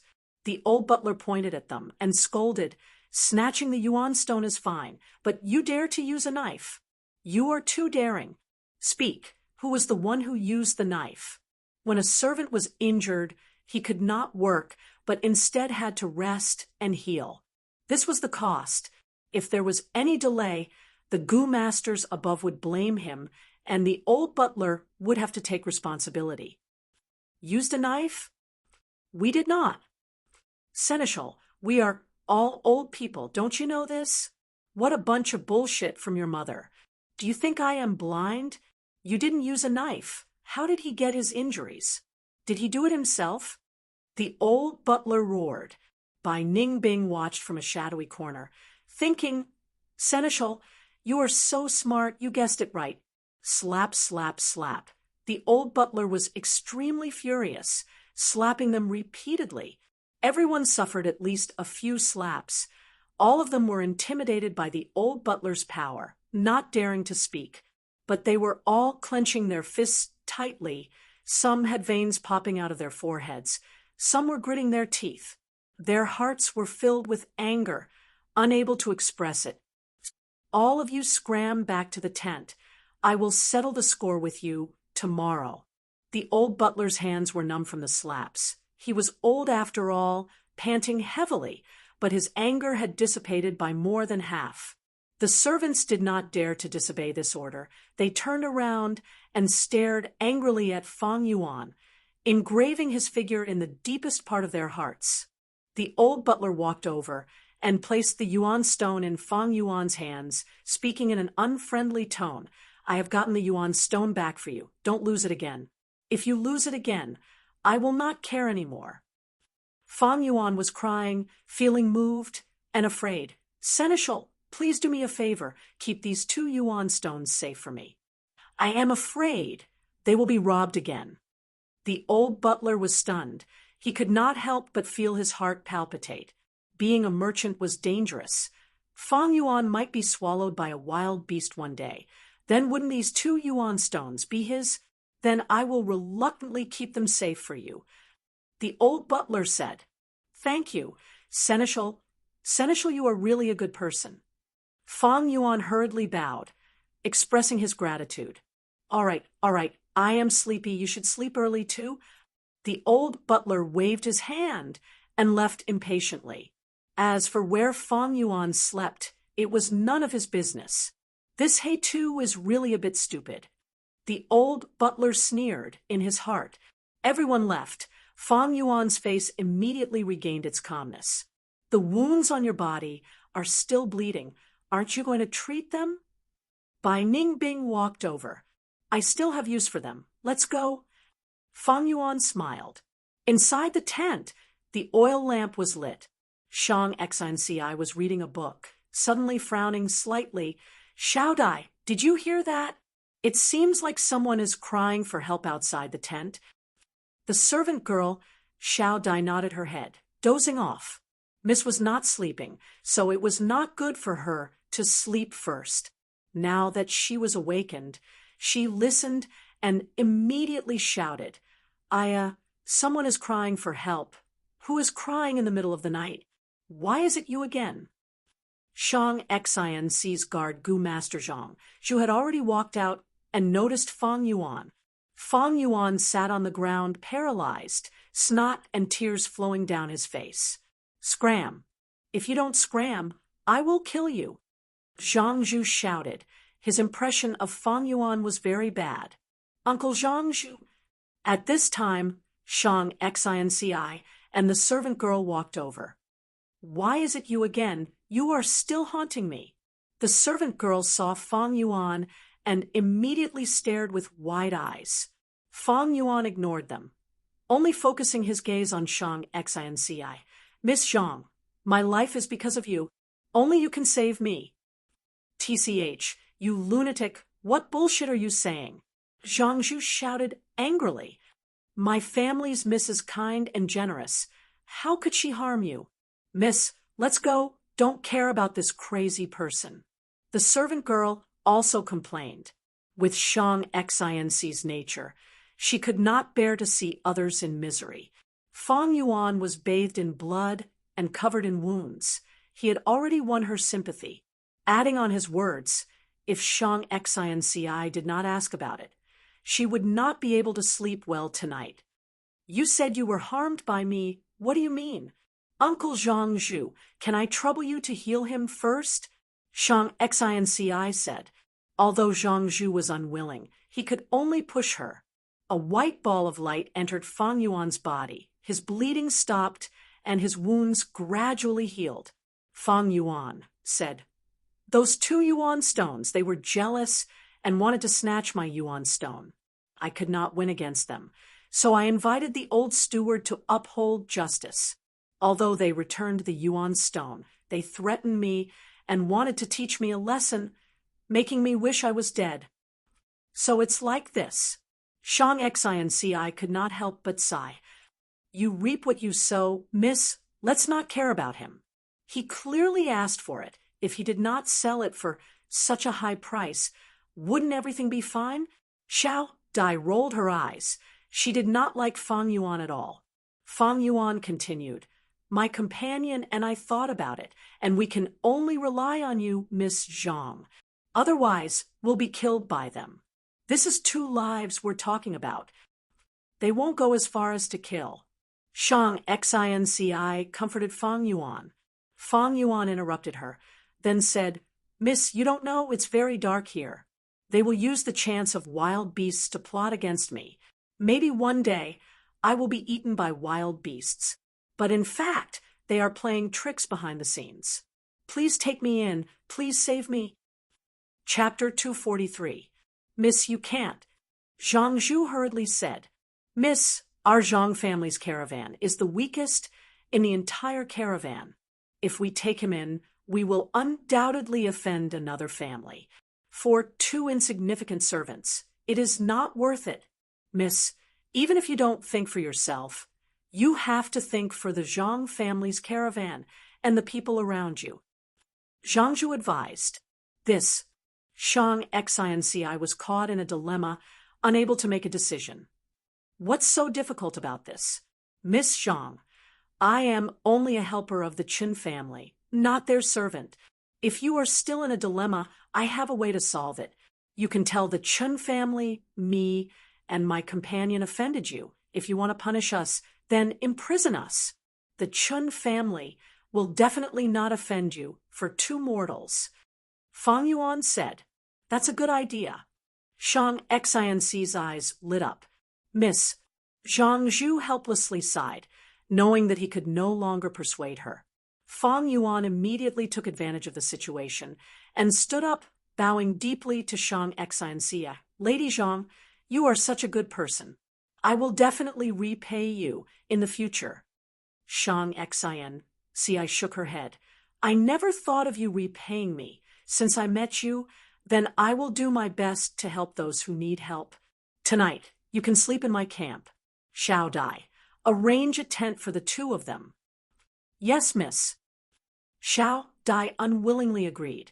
Come with me, you 2. Don't blame me if you get lost.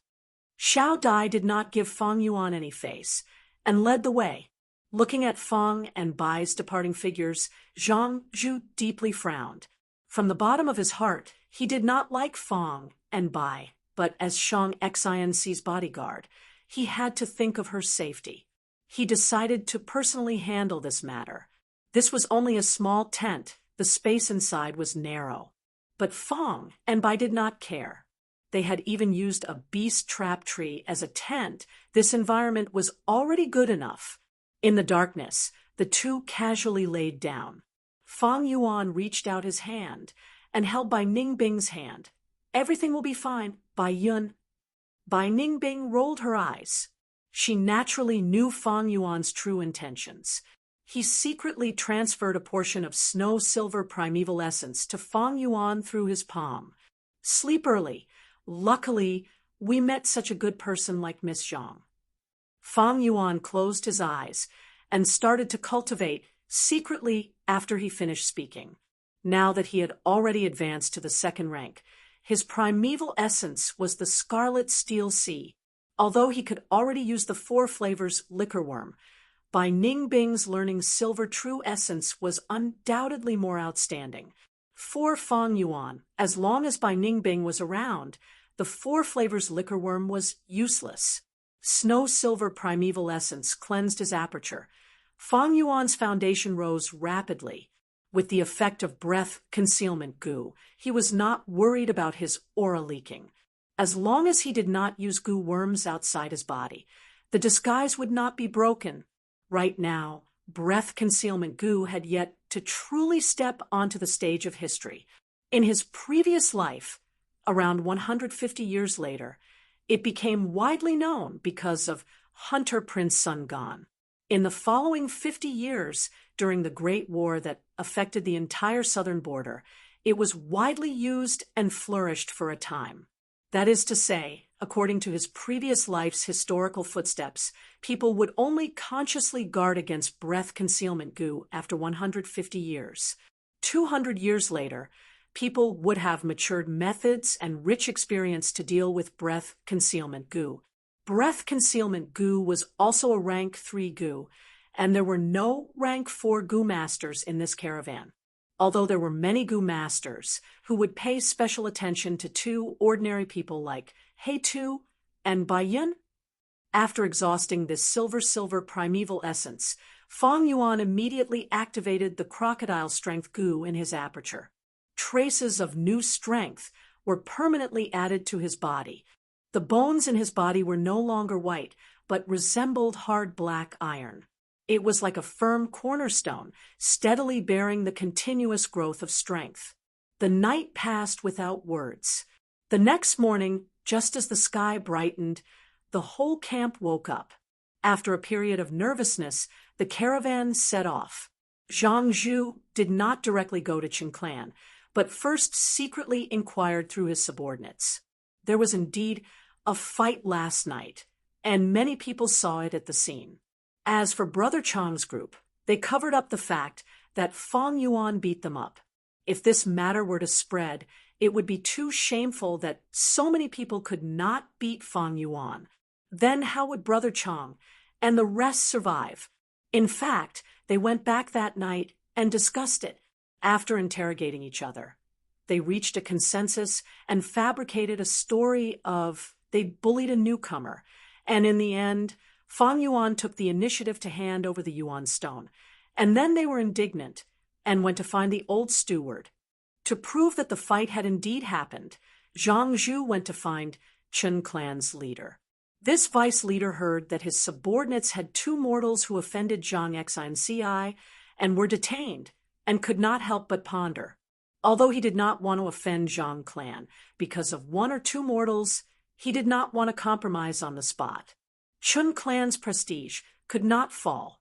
Secondly, among the servants, there were people who were related to him. Thus, he asked who they were. Zhang Zhu told him. Chun Clan's vice leader was slightly stunned.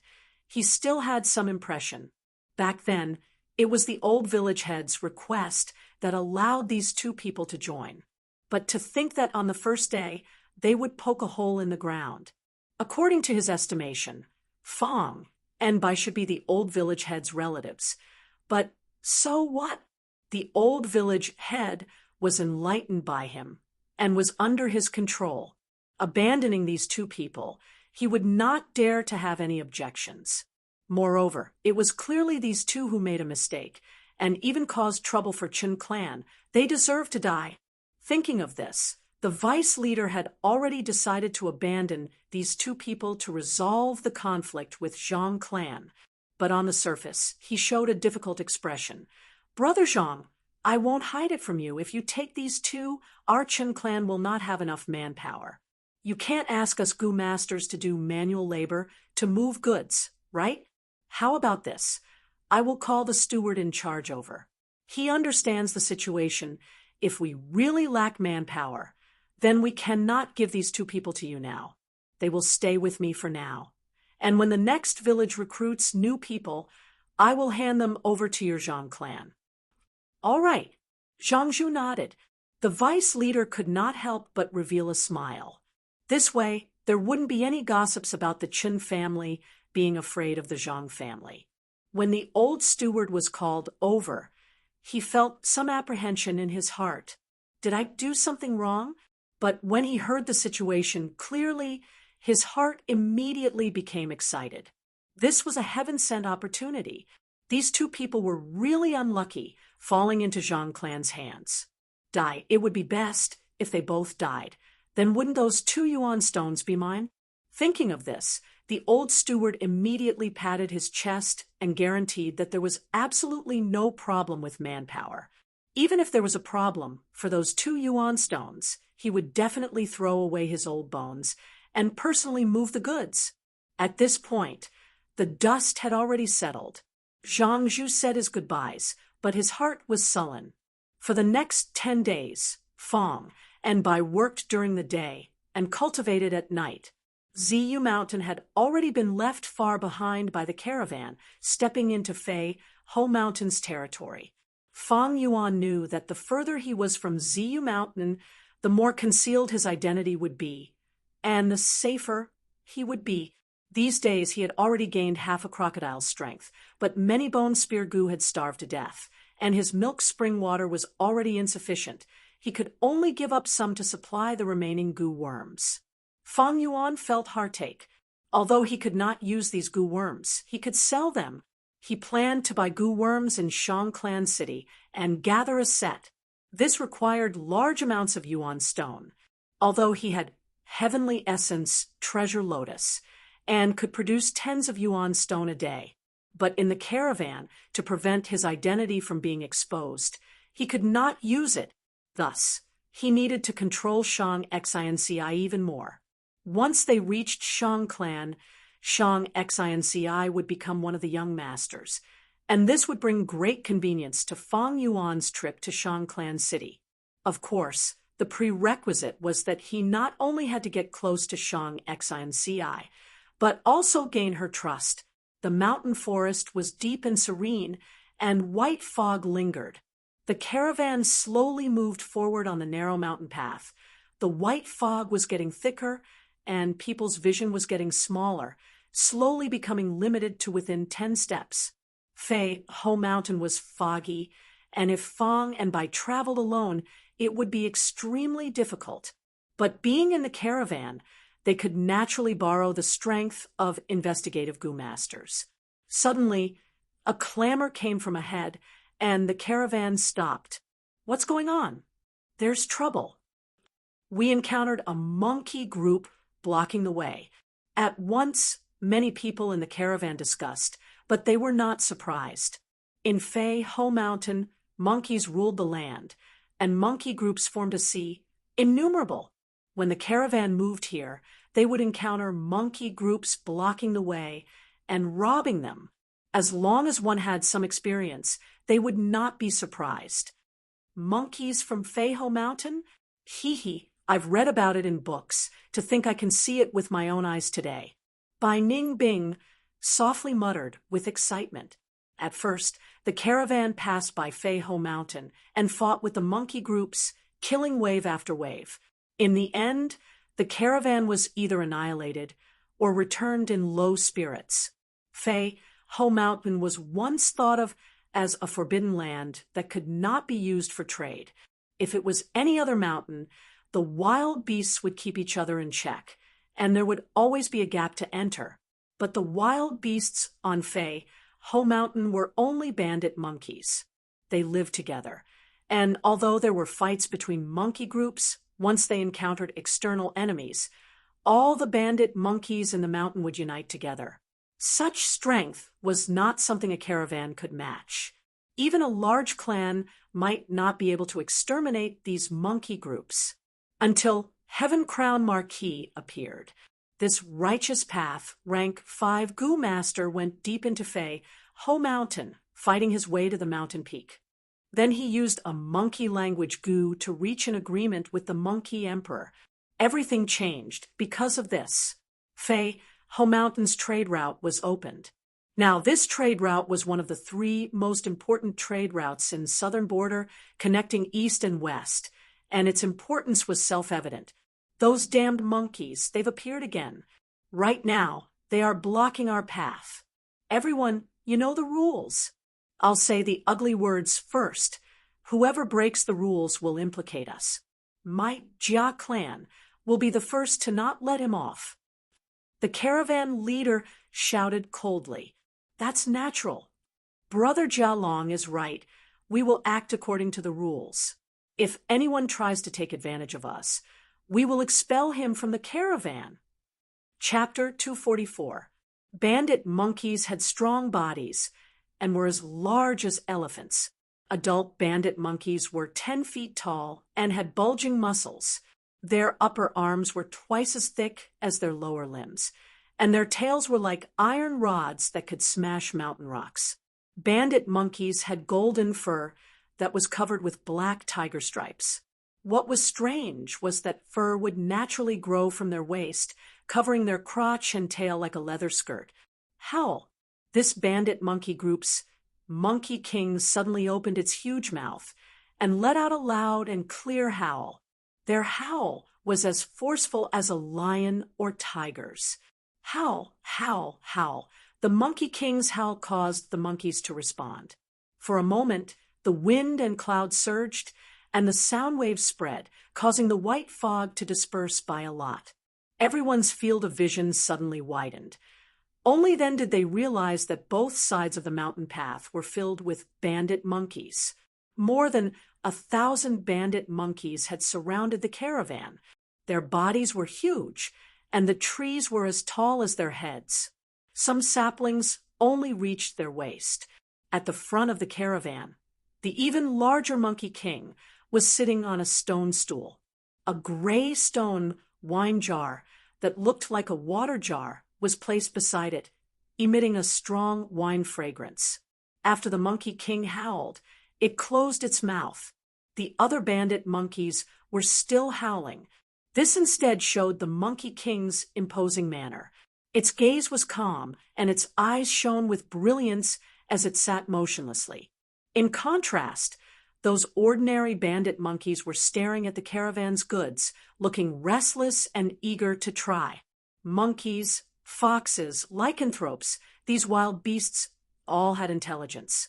This bandit Monkey King's intelligence was only comparable to a 3-year-old child, and not as good as the lightning lycanthropes, but it was smart enough to communicate.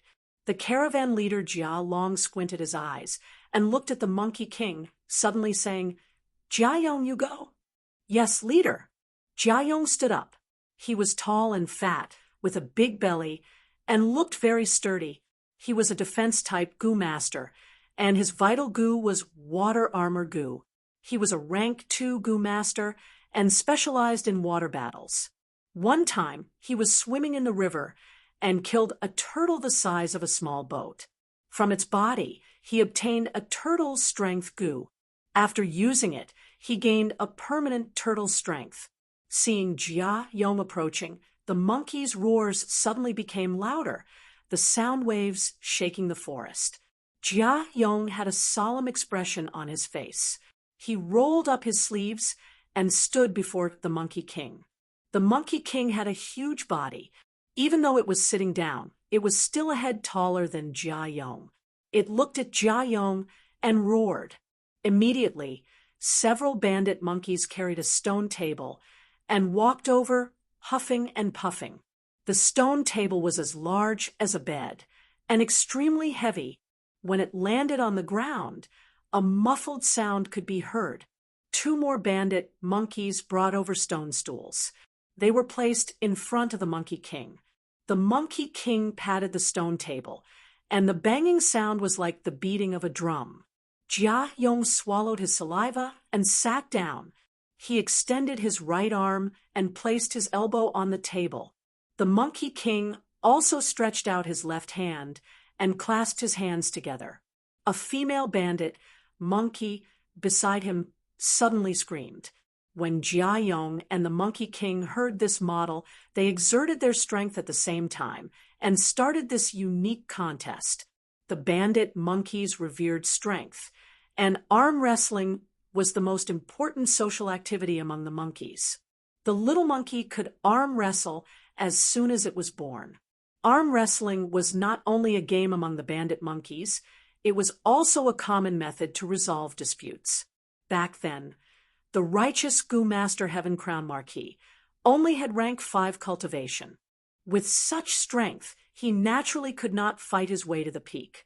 He used this custom of the bandit monkeys to arm wrestle until he reached the peak of Fei Ho Mountain and defeated the Monkey Emperor. Then, he obtained the recognition of the monkey group and made an agreement to open a trade route. From then on, all caravans that entered and exited Fei Ho Mountain had to follow this agreement and arm wrestle with the bandit monkeys. The winner would obtain the recognition of the bandit monkeys and be exempted from tolls. The loser would have to let the monkeys take a portion of the goods. This way, the caravans could do business, and the bandit monkeys could also taste the benefits, never getting tired of it. For many years, the caravans complied with the agreement. The trade route gradually prospered, and the agreement gradually stabilized. Beside the stone table, Jia Yong's face was flushed red, and his expression was distorted. He had already used all his strength, but he still could not resist the Monkey King's strength. His arm gradually tilted to the side, and finally, with a bang, the Monkey King's arm pressed down on Jia Yong. Victory! The Monkey King stood up and happily pounded its chest with its fists. The monkey group shouted loudly. Their momentum was shocking. Jia Yong lowered his head and retreated. On the way back, the bandit monkeys on both sides mocked him to the extreme. Some lifted their leather skirts and revealed their red buttocks. Facing Jia Yong, some made faces and some wagged their fingers. To think that there would be a day when I would be mocked by animals. Jia Yong sighed helplessly, a bitter smile on his face. Jia Long was expressionless and waved his hand behind him. The group that belonged to the Jia clan began to move forward. The monkeys swarmed forward and plucked the goods from the open caravans. The Jia clan played a trick and covered the fine coal stones with a layer of gorgeous silk and silk cloth. The monkeys' attention was attracted by the colorful cloth, and they let go of the gray fine coal stones that had a higher market price. The monkey group played wantonly. Many of them wrapped the cloth around their arms, waist, and back. The scene was extremely noisy. "Where is Jia Ping?" Jia Long shouted in a deep voice. Jia Ping slowly walked out. He formed a sharp contrast with Jia Yong. He was as thin as a match and seemed extremely weak. "I have come to take revenge for you." He walked past Jia Yong and casually patted his shoulder. "With big brother Jia Ping here, it will naturally be a piece of cake." Jia Yong cupped his fists and smiled bitterly. Jia clan members sighed in relief when they saw Jia Ping showing a relieved expression. Seeing Jia Ping's arrival, the monkey group let out strange cries filled with contempt and disdain. The Monkey King had already sat down and unconcernedly lifted the wine jar and drank a mouthful of monkey wine. "In the end, you are still animals, judging people by their appearance." Jia Long sneered. This Jia Ping looked thin and weak, but he actually had the strength of 2 bears. He only used the tendon coiling goo, causing the tendons in his body to twist like tree roots, thus compressing his muscles. Jia Ping sat down and stretched out his hand. His hand was not even a quarter of the Monkey King's claw, but after exerting his strength, he only lasted for a moment before he defeated the Monkey King. For a moment, the monkey group's roars stopped. The Monkey King's eyes were wide open, showing an expression of disbelief. Jia Long chuckled and waved his hand, indicating the group to continue moving forward. The monkeys blocking the road automatically gave way, but did not make a move. Jia Clan's group moved forward for a small distance before the monkey group called out and blocked the road again. The Monkey King patted the stone table, refusing to believe it, and challenged Jia Ping. Jia Ping had a smile on his face. Another victory. Everyone, I will be going first. Jia Long cupped his fists. After saying goodbye, Jia Clan's group passed this round. All right, it is our Lin Clan's turn. Lin Dong. Lin Clan's vice leader shouted. The others did not argue. The caravan had already discussed the order. As time passed, the caravan moved forward section by section. To pass Fei, Ho Mountain, and minimize losses, each clan specially nurtured many Gu masters. Bull, strength, tiger strength, elephant strength, python strength, horse strength. Gu masters went up one by one, each displaying their abilities, winning and losing. Most people passed the round, and it was finally Zhang Clan's group's turn. Zhang Zhu's expression did not look good. He was a healing type Gu master and did not specialize in strength. Moreover, he could only use his own strength to arm wrestle with the Monkey King and could not use Gu worms. Once discovered, it would be considered cheating and would attract the monkey group's attack. In this Zhang Clan caravan, other than him, a rank 3, there were no other Gu masters. Thus, in the caravan, his strength was at the bottom. Shang Xinc's life in Zhang Clan was not good, and as an illegitimate child, she was ostracized. Especially after her mother passed away, the situation became even worse. According to her mother's will, Shang Xinci sold her family assets and established this caravan. Many Zhang clan members wished for this disgrace of the clan to die outside. Thus, they did not send any Gu masters in. Uncle Zhang Zhu, don't worry, they are just some goods. As long as you are here, it's fine. Shang Xinci was very attentive. Noticing Zhang Zhu's expression, she softly consoled him. Finally, only Zhang Clan is left. TSK, no need to look, they are bound to lose. I know that Zhang Zhu better. Zhang Clan's caravan is said to be organized by Zhang Clan's girl. Thus, only Zhang Zhu is left to keep up appearances. Many Gu masters stood behind the round, looking over with the thought of watching a show. They had more or less lost some goods, so their moods were naturally not good. Comparison produces happiness. Unlucky people would often feel better after seeing even more unlucky people. Many people looked towards Zhang Clan's caravan, seeking comfort in their hearts. The goods are dead. Human lives are more important. Uncle Zhang Zhu, you don't need to go up. We can let the monkey group take the goods. Shang Xinci said. Sai, Miss doesn't know. If we don't compete, we won't be able to pass. These monkeys are stubborn. We have to wrestle. Miss, even if we lose, we can't lose. We can't let others look down on us. I will go now. Zhang Zhu cupped his fists, bracing himself to go up. Wait. Right at this time, Fang Yuan came out from the crowd. Miss Zhang, you've saved my life before. Let me go this time. He cupped his fists. With just you? Servant Xiao Dai rolled her eyes. It's already this time. You are not a Gu master. Don't add to the mess. Shang Xinci also smiled. Hey, too, I appreciate your intention. This is not a joke. The Monkey King has great strength. Didn't you see the Gu masters in front of broken bones? Miss, even if I break bones, I will still repay you. Fang Yuan insisted. How can you be like this? You don't know the immensity of heaven and earth.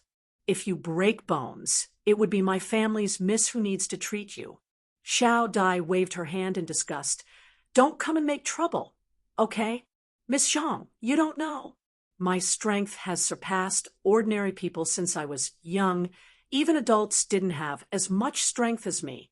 This time, I will definitely go. Saying so, Fang Yuan turned around and walked towards the Monkey King. Hey, too. Shang Xinci wanted to stop him, but was stopped by Zhang Zhu. Miss, he is not an idiot. He definitely has the confidence to stand up. Sometimes we need to believe in others. Zhang Zhu persuaded. In fact, he had no confidence in Fang Yuan. He only felt that it was good to take this chance to teach this mortal a lesson. Look, the Zhang clan actually sent out a servant. Ha! Zhang clan has no one, so they sent a servant to embarrass themselves. Chapter 245. It's actually him. The heavens have eyes.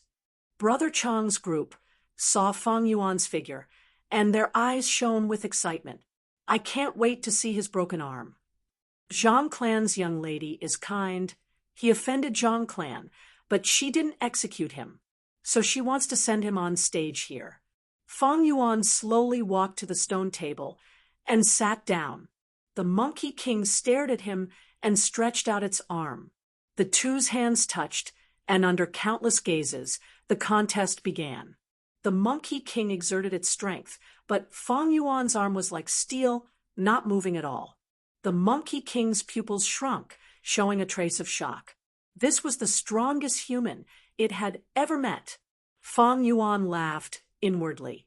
Even with the strength of two boars, he could still win against this Monkey King. Moreover, he now had the strength of half a crocodile, and the Monkey King had fought many rounds before, so its strength was already lacking. It could be said that this was a situation where Fang Yuan would win for sure. Speaking of which, this Monkey King's strength isn't that huge. Those Gu masters from before, some had the strength of a bear, some had the strength of a horse, but they lost in the end. It wasn't because their strength was inferior to this Monkey King. It was because arm wrestling couldn't display their full strength. In fact, bear strength, horse strength, rabbit strength, fish strength, turtle strength, crocodile strength, and so on were all different. This difference was not only in the strength, but also in the domain in which the strength was good at. Bear strength was for smacking, horse strength was for galloping, rabbit strength was for jumping, turtle strength was for carrying weight, and crocodile strength was for biting. Every type of power had its own domain of expertise. That is to say, in a certain domain, a certain strength would be displayed to the greatest extent. And arm wrestling, it was more about the strength of the arm. Bandit monkeys were very good at this. Clues could be seen from their physique. Their upper limbs were often twice as thick as their lower limbs. Since they were born, they had started arm wrestling and had a lot of training as a foundation. If it was another way of competing, many defeated Gu masters might be able to win against the Bandit Monkey King. From this point of view, every type of power had its own uniqueness, and they could not be differentiated based on the amount of power they possessed. Let's take a person, for example. The strength of a person's fist is definitely less than the strength of a kick. Under normal circumstances, it was impossible for a person to unleash all of his strength. I have the strength of two boars, half a crocodile, and my own strength, but my arm wrestling strength is definitely not the sum of them. Of course, it was not impossible for him to focus all his strength on a single movement. In that case, we'll have to rely on that legendary Gu worm. Arm wrestling could not fully display Fang Yuan's true strength, but in the end, he had a deep foundation, so he would not be defeated. However, he couldn't make it so obvious. Thereupon, Fang Yuan deliberately revealed a strenuous expression. His arms trembled as if he was in a deadlock with the Monkey King. After that, he slowly suppressed the Monkey King step by step. When the results came out, almost everyone was stunned. He actually won. This person was born with divine strength. There was a slight commotion in the crowd, and gasps of surprise could be heard one after another. Find out who this person is. If possible, immediately recruit them. The leaders of many families were tempted. Compared to those Gu masters who invested large amounts of money to nurture, Fang Yuan's price-to-performance ratio was too high. He did not need to invest at all, and could be used to create profits for the caravan. Zhang clan's luck is good. They picked up a treasure. At once, many Gu masters looked at Zhang clan with envy. No wonder we couldn't beat him. Brother Chang and the rest were speechless at this scene. This is a monster.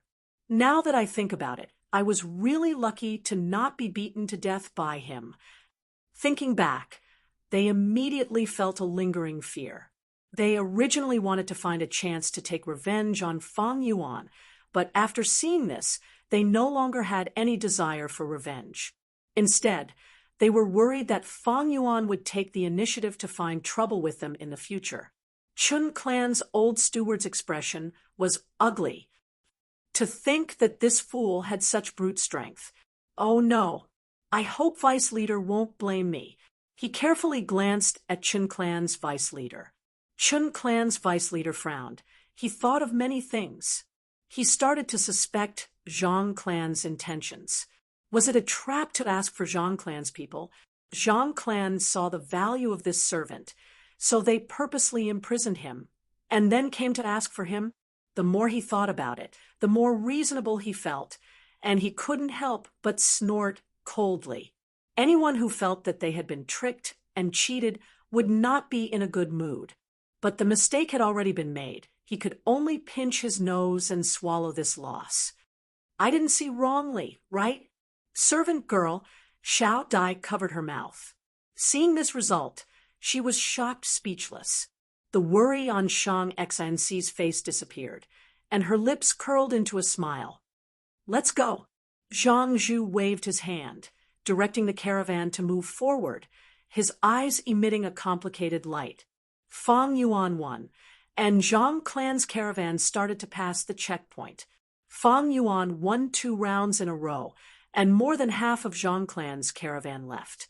In the 3rd round, Fang Yuan purposely lost in order to disguise himself, and Zhang clan's caravan still lost a lot of goods. But even so, Fang Yuan's performance was enough to make everyone look at him in a different light. After returning to the caravan, he received a warm welcome. Miss Zhang, fortunately I did not disappoint you. He cupped his fists and said to Shang Xinci. Shang Xinci's beautiful eyes flashed, and she reevaluated Fang Yuan, her voice as gentle as water. My mother said not to judge a book by its cover. Hey, Tu, you have given me a vivid lesson. I am really grateful to you. This is 150 yuan stone. It is a thank you gift. 150 yuan stone. Servant girl Xiao Dai was shocked. Miss, why did you give him so much? Fang Yuan took a step back and righteously rejected. Miss, I am here to repay your kindness, not because of these yuan stones. Please take back the yuan stone. I will not accept this reward. Xiao Dai quickly followed up. Miss, you see, he said he doesn't want it. You should keep it. Shang Xinci insisted. This is not a reward. It is a thank you gift. It is my thank you gift. Fang Yuan's expression turned serious, and his tone was solemn. Don't mention 100 yuan stone. Even if it is 1,000 yuan stone, I will not accept it. Miss Zhang, although I am only a mortal, please do not insult me. Is that so? Shang Xinci was helpless and could only take back the yuan stone. Humph, at least you are tactful. Xiao Dai curled her lips. Zhang Zhu, who was at the side, was silent, but his gaze was even more complicated. The grace of saving my life is hard to repay. Please allow me to help Miss again. Fang Yuan cupped his fists and said, there were many monkey groups on Bandit Monkey Mountain, and along the trade route, there would be a group of monkeys at fixed intervals setting up a checkpoint. Since then, Fang Yuan repeatedly made a move, deliberately showing off, winning and losing some. The caravan walked and stopped, and after spending more than 20 days on Bandit Monkey Mountain, they finally left this tall mountain. The caravan's goods were reduced by nearly half, and everyone's mood was inevitably down. Zhang family became the only happy team. Because of Fang Yuan's efforts, their losses were far less than expected. Fang Yuan became famous because of this, and many clans sent servants to find him. They all wanted to recruit Fang Yuan and gave generous conditions, but Fang Yuan rejected them all and still stayed in Zhang family. At least you still have some conscience. You did not waste Mrs. treatment of you. Xiao Dai changed her attitude towards Fang Yuan because of this. This little girl was straightforward and had no subtlety. Her attitude was never in Fang Yuan's consideration. What Fang Yuan cared about was Shang Xinci and her guard Gu Master Zhang Zhu. Shang Xinci was gentle, kind, and intelligent. Gu Master Zhang Zhu was mature and steady and had abundant experience, especially the latter. Fang Yuan could already feel that this Zhang Zhu was already starting to suspect him. In private, Bai Ningbing also reminded Fang Yuan, "You rejected that 150 yuan stone back then. That was a mistake. With your identity on the surface, how could you not be moved by such a huge sum? To be cautious, we should stop cultivating and guard against Zhang Zhu's secret investigation." But Fang Yuan rejected this suggestion and continued to cultivate every night. Bai Ningbing also cooperated. She was indifferent towards her identity being exposed, and in fact, she was more than happy to see Fang Yuan fail. Snow Silver Primeval Essence was a huge help to Fang Yuan, and his cultivation speed was as fast as flying.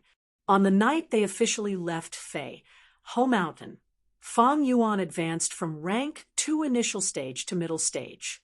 When the travel-worn caravan arrived at the foot of Huangjin Mountain, he also used up the crocodile strength Gu, permanently increasing his strength by 1 crocodile.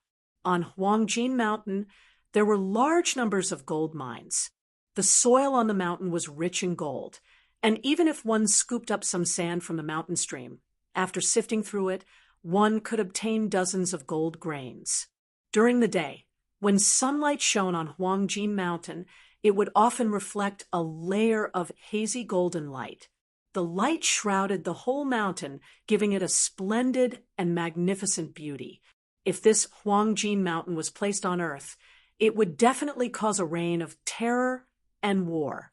But in this world, yuan stone was the currency, and gold could only be regarded as a metal mineral. Its greatest use was as a supplementary material for Gu refinement. On Huangjin Mountain, there were 2 clans. On the Mountain Sun, there was Huang Clan Village. On the Mountain Shade, there was Jin Clan Village. One mountain could not accommodate 2 tigers. From Qingmao Mountain, it could be seen that Huang Clan and Jin Clan did not have a harmonious relationship. The arrival of the caravan was naturally welcomed by the 2 clans. But the joint notice from the 2 clans also arrived. The caravan could only choose 1 village. If they chose Huang Clan, they could not enter Jin Clan. And vice versa. The caravan had many people, and there was a lot of mobility. Previously, the 2 clans had used the caravan to sneak attack each other. Thus they issued a strict order. As for which village to go, the caravan leaders had different opinions. They each had their own needs, and after some discussion, this mixed caravan was split into 2, and the 2 groups entered the 2 villages. Of course, they could not enter the village, and the group could only set up camp around the village. Chapter 246. Suspicious? Shang Xian's gaze moved under her thick eyelashes. Zhang Zhu nodded and said solemnly, "In fact, I've been suspicious of them since the day I entered Fei Ho Mountain. Miss, you have to reward them with 150 yuan stone. Such a huge sum of money, yet they are not moved at all. This is really thought-provoking." He paused and continued, "These days I've been secretly observing them. I've found more suspicious points. First, they rarely communicate with the servants around them, wishing they could become invisible. Second, they rejected the recruitment of many clans, no matter how good the conditions were. Miss, do you remember how he looked like when he came to seek refuge with us that night? He too has such great strength. How could he be injured like that? Finally, according to my observation, his companion, although dressed as a man, is actually a woman. There was silence in the tent. After a long while, Shang Xinci smiled. Having great strength doesn't mean you can definitely win against others, right? Two fists can't fight against four hands.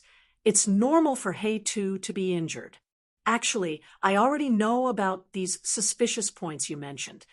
Zhang Zhu didn't reveal the slightest surprised expression. He understood Shang Xinci and knew her intelligence. Miss Shang Xinci blinked. Her gentle and beautiful face revealed a trace of playfulness. Uncle Zhang Zhu, you've been holding it in for many days, right? You realized that I haven't dealt with this matter, so you came to remind me today. Zhang Zhu laughed. Miss, I can't hide anything from you. But why do you always let them stay by your side? Because I don't think they have any evil intentions. A light of wisdom flashed in Shang Xinci's eyes. We suspected them at Fei Ho Mountain. If they didn't stand up at that time, we wouldn't have seen any suspicious points. But why did they still stand up and help me? If they had ulterior motives, they would definitely hide at the side and watch the show, or accept the 150 yuan stone. But they didn't. When He Tu said he wanted to repay, his expression was so sincere that I felt what he said was true. He really wanted to repay this favor. Shang Xinci said. Zhang Zhu was speechless, but they definitely aren't simple. They definitely have a secret. Shang Xinci's smile was like a flower. Everyone has a secret. I also have a secret. Does having a secret mean that I'm a bad person? The world is bright, and those who know how to repay kindness will have a limit to how bad they can be, right? That being said, I still feel that they have a motive. Maybe they're plotting something. Wait, I know, they must be the gangsters' spies. Sneak into the caravan and cooperate with the devil Dao to rob it. That doesn't make sense either. Shang Xinci shook her head. Since he's a spy, he should be even more hidden. Why is there a need to show off in Fei Ho Mountain? With so many people trying to recruit them, they could easily join other teams. Wouldn't it be easier to hide?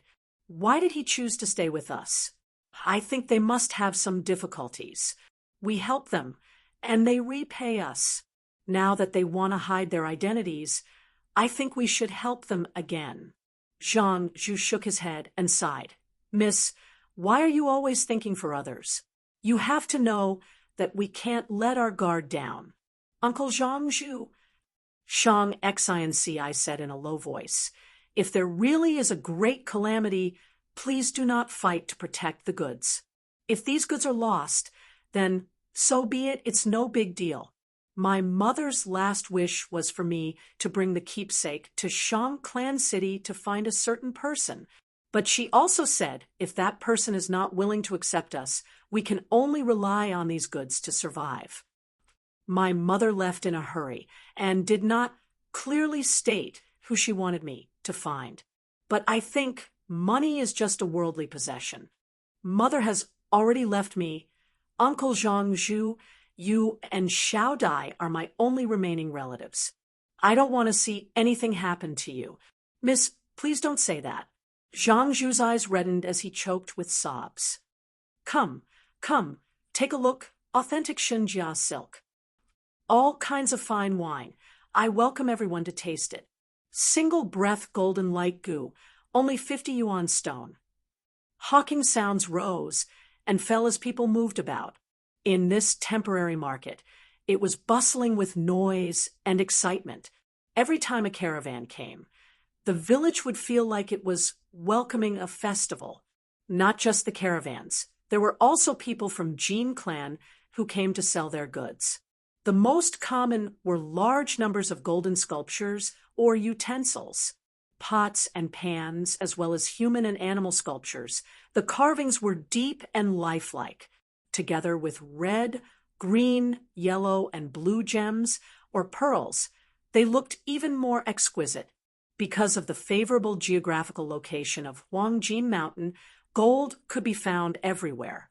The people who lived here even the servants who did not have clothes to cover their bodies, wore some golden rings, golden necklaces, and so on. Many young girls wore hairpins, earrings, and bracelets, all shining with golden light, beautiful and beautiful. They were in groups of 3 to 5, chatting with each other with a unique charm. As for Jin Clan's Gu masters, their attire was more or less the same as Qing Mao Mountain. He wore a short-sleeved shirt, long pants, a belt, leggings, and a pair of green bamboo shoes. But some people's leggings were tied, with hemp ropes mixed with golden threads. And some belts, cuffs, or trouser legs were all inlaid with gold. This was the specialty of Huangjin Mountain. The Gu masters of southern border clans all wore similar attire. As for demonic Gu masters, they wore all kinds of strange attire. Fang Yuan and Bai Ningbing moved through the crowd. They had already found 3 or 4 Jin Clan people and bought some milk and goat milk to feed the Bone Spear Gu in his aperture. Fang Yuan had already done his best. But even so, 2/3 of the Bone Spear Gu had already starved to death. You are buying so wantonly, aren't you afraid your identity will be exposed? Bai Ningbing expressed her doubts. As long as it is a disguise, it will be exposed one day. I don't mind, but your flaw is too big. Fang Yuan looked at Bai Ningbing and said. Bai Ningbing immediately snorted. She knew where her flaw was, and that was her gender. Back in the village, even the old lady could see it. Women and men had different physiological characteristics. To disguise this, a specific Gu worm was needed, but Bai Ningbing did not have it. Thus, even if she wore loose clothes, wore a straw hat, painted black, and tied her chest, she could not prevent her identity from being exposed after a long time. Fang Yuan continued, thus, rather than hiding it, it is better to expose some of it. Let them feel that they have seen through many things and feel that the situation is under their control. That will make them feel more at ease. Exposure was necessary. It was not a bad thing. To get close to them, he had to expose his identity. Only then could he gain their trust. Fang Yuan could not take the initiative to lay his cards on the table. It would be too unnatural and not in line with their previous behavior. As long as they found out and probed, Fang Yuan could use this opportunity to expose some things. Bai Ningbing realized, that means you are intentionally waiting for them to find out and then make a response. You are finally smart for once. Humph. However, after 3 days, the reaction and probing that Fang Yuan was waiting for did not come. Bai Ningbing finally found a chance to mock Fang Yuan. So even you have times where you miscalculate. Fang Yuan coldly snorted, pondering in his heart. From Zhangzhu's expression and actions, I can see that he has long been suspicious. The reason why he did not probe earlier was probably because he could encounter danger on the road, so he endured it. But now that the caravan is relying on the Jin family village, it is very safe, so the probing should have come a long time ago. Unless, in Fang Yuan's heart, Shang Xinc's face appeared. What a smart person, and also has courage. She should be the one who stopped Zhangzhu. This is a bit troublesome. It is not good to be too smart. Fang Yuan sighed. Shang Xinc's gentleness and kindness were deeply rooted in his heart, causing him to underestimate the girl's intelligence. Shang Xinci wanted to reach a tacit understanding between smart people with Fang Yuan. Both of them had a tacit understanding and pretended to be confused. But Fang Yuan's goal was different. This tacit understanding became his obstacle. If that is the case, then I can only take the initiative. Understanding this, Fang Yuan sighed and took the initiative to find Shang Xinci. You want to form a partnership with me? Inside the tent, looking at Fang Yuan's intentions, Shang Xinci and Zhangzhu's faces revealed a surprised expression. He did not look for them, but they took the initiative to look for him. This was out of the girl's expectations. Zhangzhu's heart was moved. Are you finally going to reveal your foxtail? Partnership. Humph. Miss Zhang, I am ashamed to say this, but we need Yuan Stone. and I have some experience in business. I want to borrow a batch of goods and the yuan stone that I earn. How about splitting it 50-50?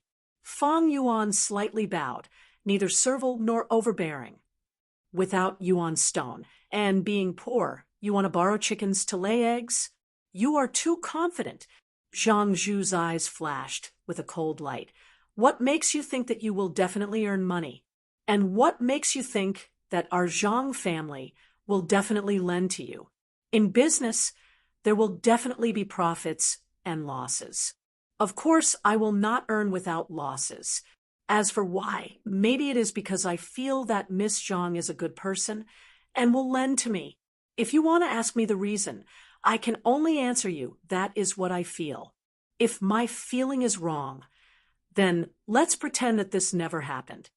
Fang Yuan smiled. He was missing an ear, and his body was full of burn marks, so his smile was somewhat terrifying. But when Shang Xinci looked into his eyes, she saw a kind of self-confidence, decisiveness, and the brilliance of strategizing. This brilliance, on the contrary, set off a different kind of charm from the ugliness. Really interesting. It seems that he also noticed our suspicions. So, he wants to reach a tacit understanding between smart people. Shang Xinci's eyes flickered. After a moment, she smiled. This kind of frank communication method made her feel inexplicably safe and also fresh. If not for you, hey too, I would not even have a quarter of the goods left. They were already snatched away by those monkeys at the Bandit Monkey Mountain. Since you have this idea, then I will leave these goods to you. She said, if the servant girl Xiao Dai was here, she would have immediately made a fuss. Fang Yuan was stunned for a moment, and then bowed to express his thanks. Miss, you are. When Fang Yuan left the tent, Zhang Zhu finally could not bear it anymore. Shang Xinci mischievously blinked, like a child. Isn't this very interesting? Listen to what he said just now. We haven't even done business yet, but he wants to split the profits with me 50-50. This tone, it is as if he will definitely make money. Humph, he is a bore. How much talent does he have? Zhang Zhu disdainfully sneered. Speaking of business brains, who can compare to you, miss? For so many years, how did you manage your family business? And how did you develop it? This old man still remembers it vividly, if not for those Zhang family people being jealous. All right, what's the point of talking about the past? Since Uncle Zhang also recognizes my talent, then you should believe me. Even if He Tu loses all these goods, I can still start from scratch, right? Shang Xinci said. Chapter 2:47. So many goods, it won't be cheap. At least 50,000 yuan stone. The Jin clan Gu master looked at Fang Yuan suspiciously. After getting permission from Shang Xinci, Fang Yuan immediately found several Jin clan Gu masters. The person in front of him was already the sixth person. I don't have yuan stone. Fang Yuan shook his head, but I can use my goods to exchange for your goods. Barter? The Gu master slightly raised his brows, not very surprised. Bartering was also a common thing, especially in merchant caravans. To him, as long as the value was not too different, bartering was not a loss. Then what goods do you intend to use to exchange? Fang Yuan led him to look at the goods on the spot. Jin clan's Gu master frowned. Your goods are cheaper than mine in the market. But in this golden mountain, you can sell them for a good price, right? Fang Yuan laughed. The Jin clan Gu master frowned even more. If the price is set too high, it won't sell anymore. Then sell them slowly. There will be a day when they are all sold out. Rare goods are more valuable. At that time, you can just sit at home and collect money. Fang Yuan smiled. The Gu master laughed heartily. He said so much just to lower the price, but his heart was already moved. You are not bad. Although you are a mortal, you are neither servile nor overbearing. I have 3 shops. Are you interested in helping me? I will give you the status of a shopkeeper. We can discuss the salary. The Gu master patted Fang Yuan's shoulder. Fang Yuan tactfully refused, making this Gu master feel some regret. Hey Tu, what the hell are you doing? After this transaction, Xiao Dai ran over with a cold expression. You actually exchanged all of Missy's goods? What are you trying to do? You are too daring. Xiao Dai stomped her feet in anger. Don't you know, our goods are all carefully selected by Missy. If we transport them to Shang Clan City, we can sell them for double the price. Quick, exchange them back. Fang Yuan's expression turned cold. Your Missy has already lent all her goods to me. In other words, these goods are all mine. I'm handling my own goods. What's wrong with that? Fang Yuan glanced at Little Butterfly with a cold glint in his eyes. Xiao Dai shuddered and felt her heart skip a beat. Fang Yuan decided to expose himself a little more. This was the first time he spoke to Little Butterfly without any pretense. Xiao Dai was originally eloquent, but at this moment there was a chill in her heart. I'll tell Miss, just you wait. She tried her best to hide her inner emotions, but she still ran away in a panic. Of course, her snitch did not cause any trouble to Fang Yuan. However, the servants that Shang Xinci brought also had a lot of opinions about Fang Yuan's actions. Many people discussed in private, thinking that He Tu had gone mad. Fang Yuan knew the value of the original goods, which also made him realize Shang Xinci's business talent. However, this was the first time the latter was doing business. Although he had talent, he lacked experience. Merchants did not simply transport goods to the terminal and earn a profit from the price difference. A real expert merchant earned money along the way. It was to use a keen eye to discover business opportunities in time, to be familiar with the specialties of each famous mountain and the needs of each big family, to establish a network of relationships and benefit from both sides. Of course, these requirements were too high for Shang Xinci. After all, she was only 16 years old this year. Although she had talent, she was still a young girl. In Fang Yuan's previous life, he spent nearly 100 years doing business. He had mixed into a caravan and served as a leader. He had opened a shop and a stone gambling shop. He had also held an auction. In terms of experience and vision, the leaders and deputy leaders in the caravan were not even worthy of carrying Fang Yuan's shoes. Not to mention Shang Xinci, who had just started doing business. There is still some distance to Shangliang Mountain. If I operate wholeheartedly, I can at least increase the value of this batch of goods by 7 or 8 times. This multiplier was already quite terrifying. Any higher, and Fang Yuan could not do it. Due to all kinds of practical conditions, 7 or 8 times was already the highest standard in this world. Of course, if I use illegal methods, not to mention 7 or 8 times, even 70 or 80 times is easy. Thinking of this, Fang Yuan could not help but think of a poem from his previous life. The law-abiding worries every day. The strong man sings happily every night, harming others to benefit. Oneself rides horses and mules. The upright and fair starve. Repairing bridges and roads is blind. Killing and arson are many. I go to heaven and ask Buddha. Buddha says, I have no choice. The so-called system and laws are all used to oppress the masses and restrict the weak. No matter which world, it is the law of the jungle. Thus, even in the era of law, there were countless influential people who used loopholes in the system to escape the punishment of the law. Not to mention this Gu master world where strength speaks the loudest. In Fang Yuan's previous life, he had painstakingly built up a fortune of close to 10 million and countless businesses. Then he was casually annexed by the strong, going bankrupt and living on the streets. For the next 400 years, whenever he thought of it, he would be extremely glad that he had this experience. Thanks to hardship, it taught people the truth. It was this experience that woke him up, and all kinds of restrictions that he had been brainwashed into on Earth were shattered. People were often deceived, not because of the scene in front of them, but because of the shackles in their hearts. To Fong Yuan, if he abided by business ethics as a proper merchant, he could at most earn 7 or 8 times.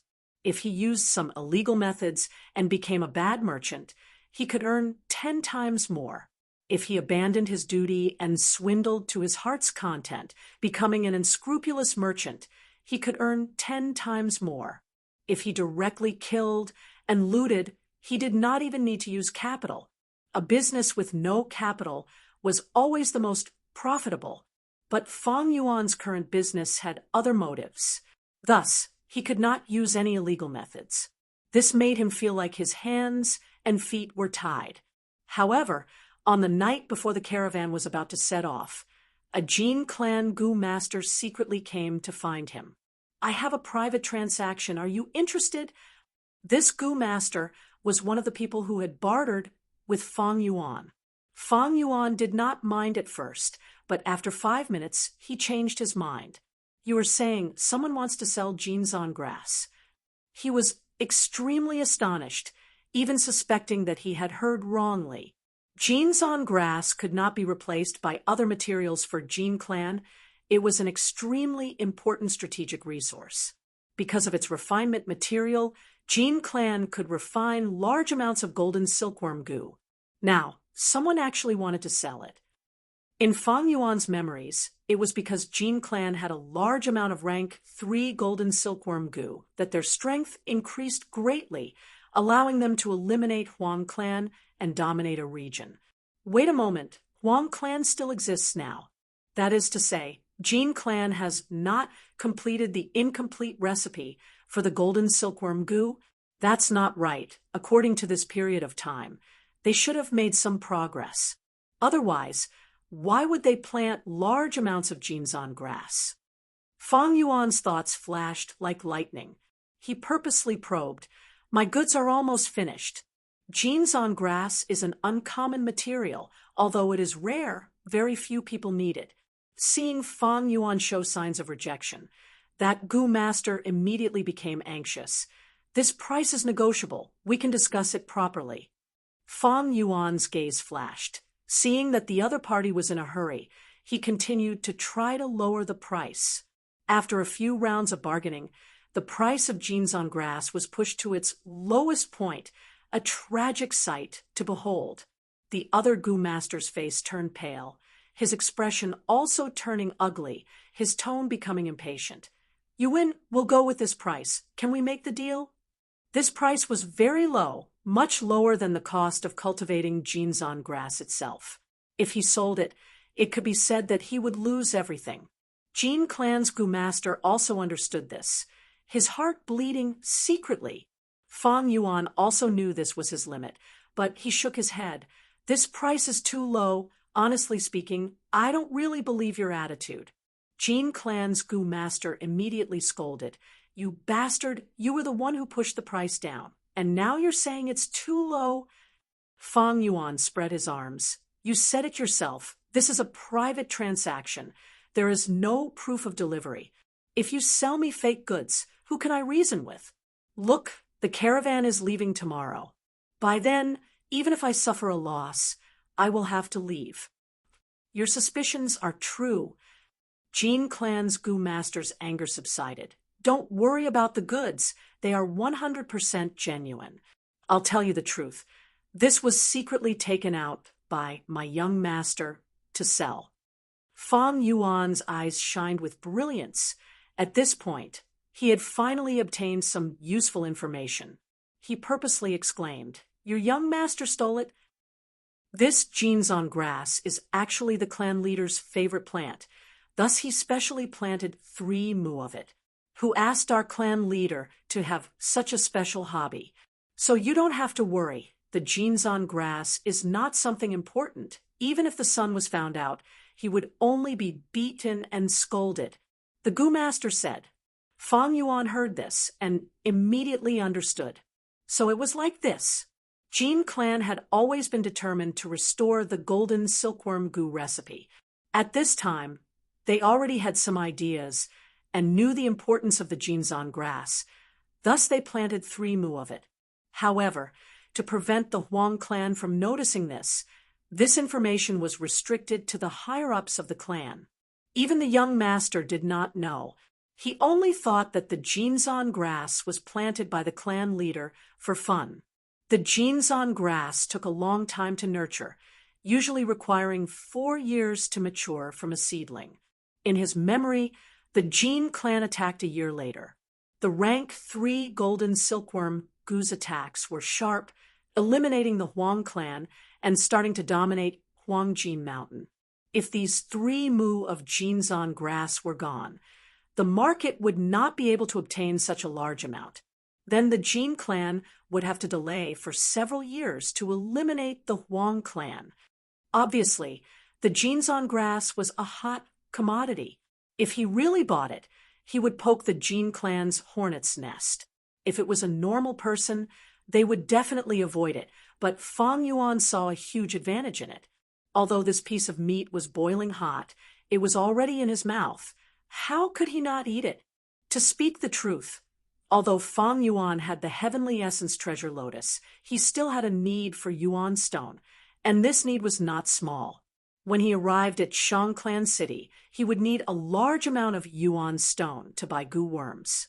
Just relying on the heavenly essence treasure lotus daily accumulation was not only troublesome, it was far from enough. That young master is a wastrel. I think he is usually doted on by the clan leader. Maybe he owed money recently and is tight on money, so he placed his sights on the Jinzan grass. He.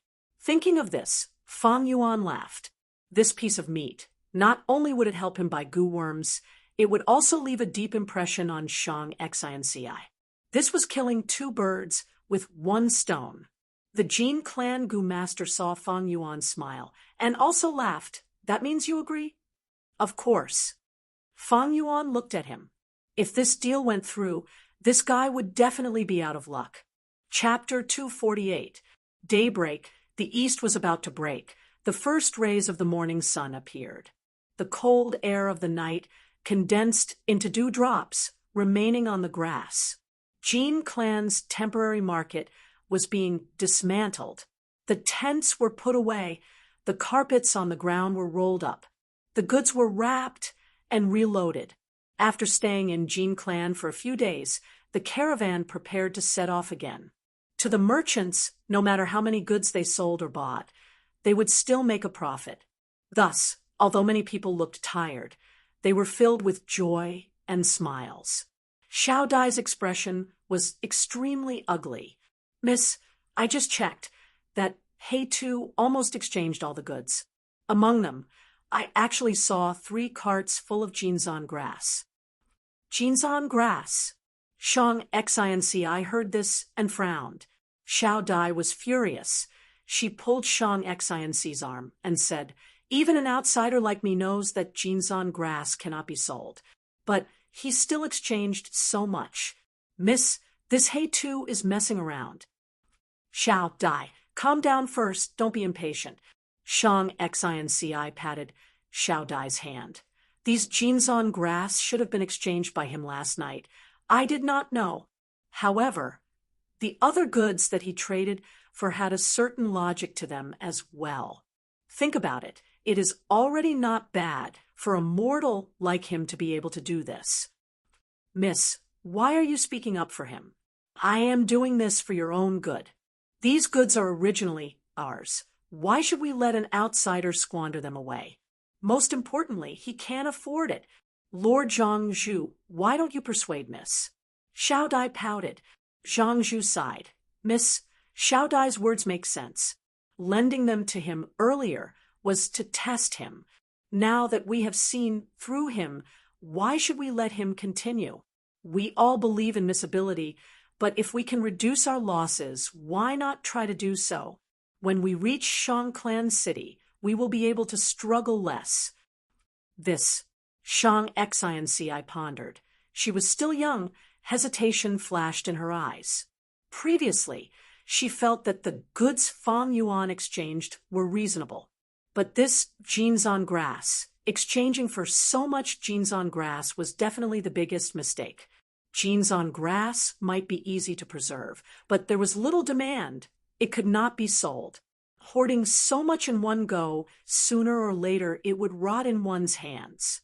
In the end, he had no choice but to lower the price and sell it. It could be said that he was destined to lose money. "Excuse me, are you Miss Zhang XNCI?" Right at this time, a middle-aged male gu master with sweat all over his forehead ran towards Zhang XNCI with an anxious expression. Looking at the metal token on his belt, he was a rank 2 gu master.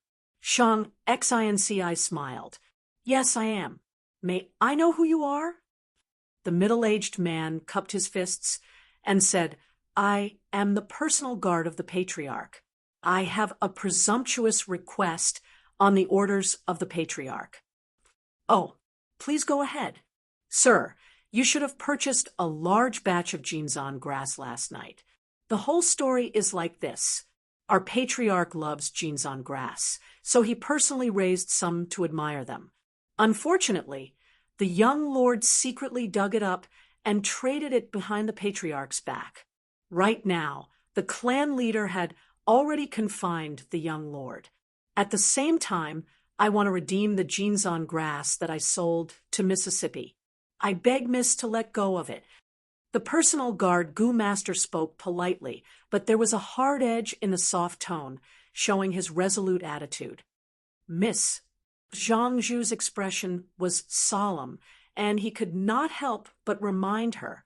The personal guard gu master represented the Jin clan leader. This matter could be big or small, and if it was not handled properly, it would be very serious. Zhang XINCI glanced at Zhang Zhu and nodded, expressing her understanding. "I understand your Patriarch's feelings. Actually, I am also a flower lover. I will definitely give all the jeans on grass to you, not keeping a single one. Miss is understanding and reasonable. It is truly a joyous thing." The personal guard gu master's expression relaxed, showing a smile. Zhang XINCI continued, "This transaction was handled by one of my subordinates. I will call him over now." Fang Yuan had already been paying attention to the commotion here. "Hey, Tu, you are in trouble. Miss is calling you over." Xiao Dai came to call him. Fang Yuan rushed to the personal guard and cupped his fists. "I am in charge of the purchase of jeans on grass. I heard your Patriarch wants to buy it back." The personal guard gu master saw that the person who came was not a gu master, but a mortal. After a moment of astonishment, his face showed slight disdain and arrogance. He snorted, "That's right. Mortal, be happy. Lord Clan Leader is generous and benevolent. He is willing to use 3,000 yuan stone to buy back your 3 carts of jeans on grass." "So much?" At the side, Xiao Dai was shocked, showing obvious joy in her eyes. Zhang Zhu's tightly furrowed brows also gradually relaxed. 3,000 yuan stone should be the highest market price for jeans on grass. This showed the Jin clan leader's sincerity. But Fang Yuan shook his head. "Jeans on grass is extremely precious. Only 3,000 yuan stone to buy it back. Isn't this too insincere?" The personal guard immediately frowned. "What? According to the market price of jeans on grass, this is the highest price. Mortal, what price are you buying it for?" Fang Yuan rubbed his nose. "Let's not talk about the price. We are all businessmen. We naturally have to buy low and sell high. 3,000 yuan stone is too little, not selling." "You." The personal guard clenched his teeth, stretched out his palm, and spread his 5 fingers. "Fine, then I'll raise it by 2,000 yuan stone, 5,000 yuan stone." Xiao Dai was shocked. She looked at the 5 fingers stretched out by the personal guard. Her face quickly turned red with excitement. 5,000 yuan stone? This is what you said. You can't go back on your word." She was so happy that she almost jumped up. She did not expect things to turn out this way. Fang Yuan had already made a profit. But Fang Yuan still shook his head. The personal guard's face turned cold and threatened. Mortal, don't you think you are being greedy? These Jinzan grass originally belonged to my clan. The two of you are not allowed to make private deals. Without proof of transaction, I can even say that you secretly stole the Jinzan grass. The personal guard's anger made Zhang Zhu's heart jump. He looked at Fang Yuan. If you can sell it, then sell it. Fang Yuan laughed. You sell it and I buy it. It is a mutual agreement. What's more, it was your young master who sold it to me. If you insist that it was theft, then I can't do anything about it. Jin clan is powerful. They can bully the weak and directly snatch it back. Here, the goods are over there. You can take it. But as far as I know, I am not the only one who bought the Jinzan grass. Many people have a share. Is the Jin clan going to snatch it as well? Fang Yuan had already expected this situation, thus he only bought a large portion last night. The remaining Jinzan grass was sold by that Gu master to others. The personal guard was furious, but under Fang Yuan's pressure, he could only clench his teeth. He pointed at Fang Yuan. Your clan bought the most, brat. Are you trying to embarrass me? Of course not. I only want to complete this transaction. Fang Yuan cupped his fists. Forget it. Then add another 2,000 yuan stone, 7,000. Mortal, bring all the Jinzan grass you bought here. The personal guard shouted. Hey, Tu, there is no harm in selling it. As a businessman, harmony brings wealth. Shang Xinci couldn't bear the pressure any longer. Since Mrs. said so, Fang Yuan nodded before changing the topic. Then I will take a step back. 8,000 yuan stone. You can buy all the Jinzan grass I have. Once he said this, Shang Xinci and the rest's expressions froze. The personal guard reacted, unable to restrain his anger. What? You scoundrel! Fang Yuan smiled. Business is business. Lord Gu Master, please don't be angry. Actually, I wanted to buy 10,000 yuan stone. If Lord cannot make the decision, why don't I talk to your clan leader? No need. The personal guard waved his hand, looking at Fang Yuan with extreme disgust. You are a mortal. What qualifications do you have to meet Lord Clan Leader? Quickly scram and take the goods. I will remember you taking advantage of others when they are down. Humph. This was no doubt agreeing to Fang Yuan's price increase. Soon, both sides completed the transaction. Fang Yuan used goods worth less than 500 yuan stone, and in just one night, he exchanged them for 8,000 yuan stone. Miss, 2 chests full of yuan stone. Xiao Dai beamed with joy. During the entire transaction, she was trembling in fear, but now that she saw the yuan stone, she felt everything was worth it. Even her gaze towards Fang Yuan changed. Did you already know that? No, it should be a blind cat bumping into a dead mouse. She sized up Fang Yuan and evaluated. Doing this will offend Jin clan. A mere 8,000 yuan stone is not worth it. Zhang Zhu frowned. He looked at Fang Yuan with some dissatisfaction and warned, don't take such risks in the future. Fang Yuan smiled, turning towards Shang Xinci. According to the original agreement, half of these 8,000 yuan stone will go to Miss. My share of yuan stone. Please help me take care of it. Is everything settled? Jin clan leader stood on the hill, looking at the caravan leaving. An elder stood beside him and reported, Yes, clan leader. The Jinzan grass that was sold has been bought back. But Zhang clan took the chance to extort us. Truly hateful. Jin clan leader raised his eyebrows. Oh, tell me. The elder explained in detail. Jin clan leader laughed. A mere 8,000 yuan stone. Don't worry about it. That Miss Zhang, on the other hand, has some intelligence, using a mortal slave to test the waters, allowing her to earn this sum of money. Lord Clan Leader, I am worried that Zhang clan already knows our clan's secret, thus taking the chance to extort us. He. Don't be so suspicious. If they knew the importance of the Jinzan grass to our clan, how could they only extort 8,000 yuan stone? Either they buy it all, or they don't buy it at all. But just in case, send Gu masters to keep an eye on them until they leave Huangjin Mountain. See if anyone sneaks into Huang clan village. If there is, kill them on the spot. Saying so, Jin clan leader revealed his killing intent. The elder's heart shuddered. Yes, Lord clan leader. Taking one last look at the golden mountain behind him, Fang Yuan turned around with a smile on his face. Chapter 249. The caravan traveled west, crossing mountains and ridges.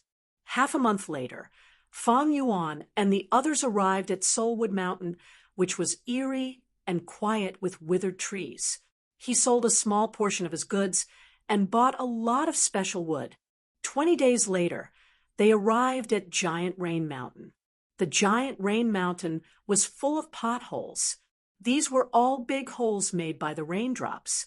When it rained here, each raindrop was as big as a wine jar and had a huge impact.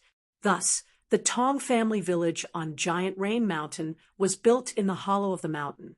If it was built in the open, it would be destroyed by the raindrops after a few rains. In the Tong family village, the golden oil lamps that Fang Yuan bought from Golden Mountain were very popular. During their stay, it rained 3 times. Fang Yuan collected many blue oil raindrops because of this. These raindrops were a type of material that had a wide range of uses. These huge raindrops were a disaster for the Tong family village, forcing them to live inside the mountain. But they were also natural treasures and were their main commodity. After leaving Giant Rain Mountain, the caravan arrived at Square Brick Mountain. The stones on this mountain were very special. Every piece was in the shape of a brick, but they varied in size and thickness. The Dafeng family had lived on Square Brick Mountain for thousands of years and was a large family. Their residences were much better than the Tong family village and were made of bricks and tiles. The village was surrounded by tall walls. There were towers inside the walls and blockhouses outside the walls. Fang Yuan remembered that the Dafeng family had an eccentric elder who liked wood carvings. After contacting him, he learned that all of the grotesquely shaped soul trees that he had purchased from the Soulwood Mountain had been purchased by this family elder. Just like that, under Fang Yuan's control, the Zhang family's goods increased and decreased. But every time there was a change, they would earn huge profits. As the number of times increased, it naturally attracted the attention of others. Fang Yuan pushed everything to Shang Xinci, and Shang Xinc's talent in business gradually spread. Time passed. After passing by 4 more villages, the caravan gradually approached Howling Moon Mountain. That night, the caravan set up camp with their backs against a cliff. We have already entered Howling Moon Mountain. The next part of the journey will be barren mountains, filled with insects and beasts. There are no villages. From tonight onwards, everyone must be on guard. The Jia clan leader instructed. The vice leaders in the tent nodded. Shang Xinc's eyes brightened. This was the most dangerous part of the trade route up to this point. After this, they would reach Blood Tear Mountain. After a few more villages, they would reach Shang Liang Mountain's Shang clan city. All right, next is to arrange the defensive positions for this week. The Jia clan leader said. An hour later, everyone finished their discussion and walked out of their tents. Zhang Zhu went up to her. Miss, dinner is ready. Are we inviting He too, and Bai Yin over? Of course. Shang Xinci nodded and said, I'm going to ask him for advice on how to be a merchant during the banquet. These days, Fang Yuan earned more than he lost. He sold the goods and earned 5 to 6 times the profit. Xiao Shang Chen Shan. Xiao Fang Yuan Lin Snow. According to the agreement, Fang Yuan gave half of his profits to Shang Xinci. But in Shang Xinc's heart, How could a mere yuan stone compare to Fang Yuan's business experience and insights? She had no cultivation talent and was only a mortal. Business was the ability she was most proud of. Yet, in this field that she was proud of, Fang Yuan's strength made Shang Xinci admit that she was far inferior to Fang Yuan. Many of the seemingly absurd decisions showed shocking results in the subsequent transactions. Shang Xinci was not a person who gave up on herself. After understanding the gap between her and Fang Yuan, she would invite Fang Yuan to a banquet every day. Just a few pointers from Fang Yuan would benefit her greatly. She was extremely talented in business, like a sponge absorbing water. She grew rapidly. The more she interacted with Fang Yuan, the more she admired him. Sigh, young lady, you have to be careful. These two people obviously have a story. They are not ordinary people. Zhang Zhu sighed. His eyes revealed a worried expression. He was afraid that Shang Xinci would sink deeper and deeper. Don't worry, Uncle Zhang Zhu. I know what I'm doing. Shang Xinci was indeed intelligent. She never talked about other things with Fang Yuan, only business. He would not beat around the bush when he spoke, nor would he beat around the bush. She felt that although Fang Yuan and Bai Ningbing were mysterious, they were not dangerous.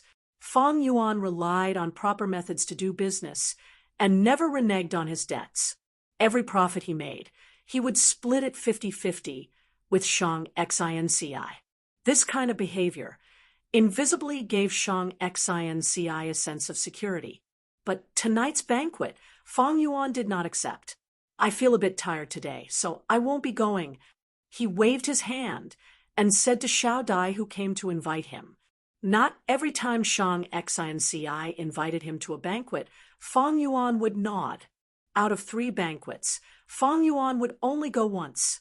Xiao Dai pouted, looked at Fang Yuan resentfully, mumbled a few words, then left. Previously, when Fang Yuan refused, Xiao Dai made a few noises, feeling indignant for her young lady.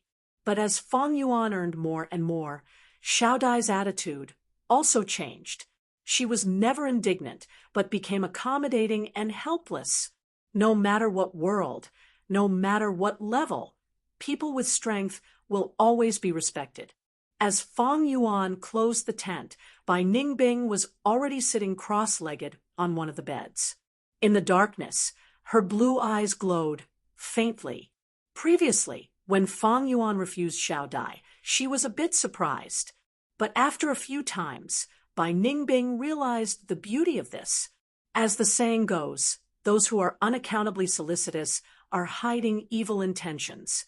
Fang Yuan refusing the invitation, not accommodating Shang Xinci, would instead make the young lady feel that Fang Yuan had nothing to ask of her. Let's begin. Fang Yuan also sat cross-legged on the bed, with his back facing Bai Ningbing. Bai Ningbing's palms were placed on Fang Yuan's back, and 10% of her snow-silver primeval essence poured into Fang Yuan's body. Bone-flesh unity goo flashed with green-red light, and through its conversion, 6% of the snow-silver primeval essence entered Fang Yuan's aperture. Swish, swish, swish. Fang Yuan sank into his mind and concentrated, activating this primeval essence to cleanse his aperture's walls. When he was rank 1, his aperture could not endure such a huge cleansing force. But now that he was rank 2 middle stage, his aperture walls were deep enough to withstand the continuous cleansing of the snow-silver primeval essence. It was just that the duration could not be too long, and he needed to rest every once in a while. Water-like light fluctuated on the aperture walls, circulating.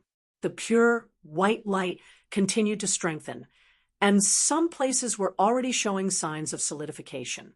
Evidently, Fang Yuan was already 1 step away from rank 2 upper stage. Fang Yuan had rich cultivation experience and knew what to do. He planned to strike while the iron was hot, and charge to rank 2 upper stage tonight. Time passed, and unknowingly, it was already late at night. Howl! Suddenly, A wolf king's howl could be heard. The howl broke the silence of the camp, and soon after, countless wolf howls could be heard, responding to their king. Wolf attack! Wolf attack! Damn it! Wake up! There is a wolf group attacking the camp. So many wolves, there are simply too many to count. Many people shouted in fear, and the camp woke up in a short period of time before erupting in excitement. From this commotion, it seems the wolf group is quite large. Bai Ning Bing listened for a while, before smiling. On the journey of the merchants, they had encountered several beast groups' attacks. After experiencing it, she was no longer surprised. This is Howling Moon Mountain. Some people say all the wolves in southern border live here.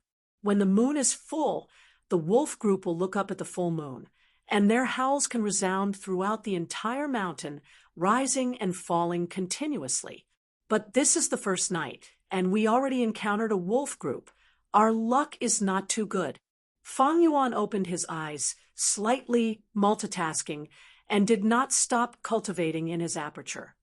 Damn it, there are too many wolves. Healing Gu Master, where are the Healing Gu Masters? My father is injured. He is losing a lot of blood. The southeast defensive line has been broken through. Quickly go and provide support. The situation was much more serious than Bai Ningbing had expected. From the moment they discovered the wolf group, in just a few minutes, one of the defensive lines in the camp was broken through, and the wolf group had entered the camp. Take up your weapons and fight these beasts. The miserable cries of the servants, the sounds of battle, and the shouts could be heard continuously. Are we going out?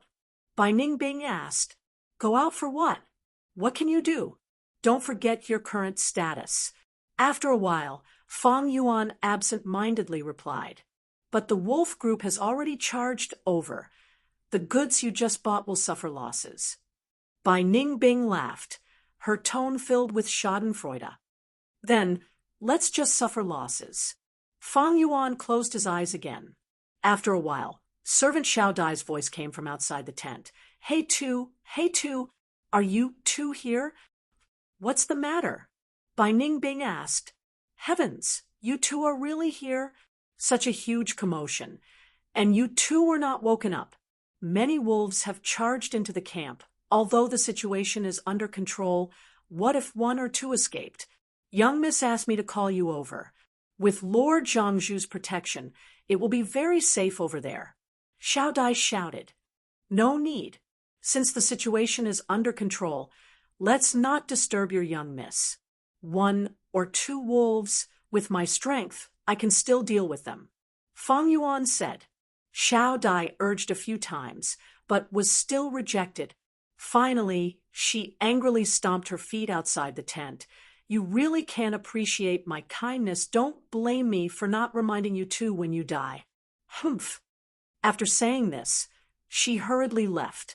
The wolf group continued to attack for 15 minutes before retreating. The beast group attack this time caused the most disastrous loss since the caravan was established. 3 Gu masters died in battle, more than 10 were injured, countless servants died, and all kinds of goods were lost. Especially Zhang clan's goods, they suffered the most losses. These goods were all borrowed by Fang Yuan. After a rough estimation, in just one night, Fang Yuan had lost close to 1,000 yuan stone. After daybreak, when he counted the losses, he showed a bitter smile, but he did not mind it at all, because just last night, he advanced to rank 2 upper stage. In just a few months, such a cultivation speed made by Ningbing, one of the people involved, secretly amazed. Chapter 250, The night of bloodshed passed, and the morning light shone on the ruined camp.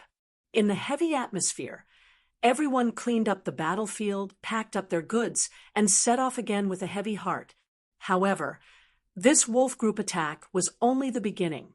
A few days later, they were attacked by the gray wolf group again. The scale this time was even larger than the previous time. However, the caravan was fully prepared, and their losses were reduced compared to the previous time. After repelling the gray wolves, The caravan had yet to catch their breath when they were attacked by the Lightning Wolf group 3 days later. 3 frenzy lightning wolves and 9 bold lightning wolves killed a total of 15 Goo Masters. Finally, they left behind a ground of wolf corpses, with only 1 injured frenzy lightning wolf leading the remaining wolves to retreat.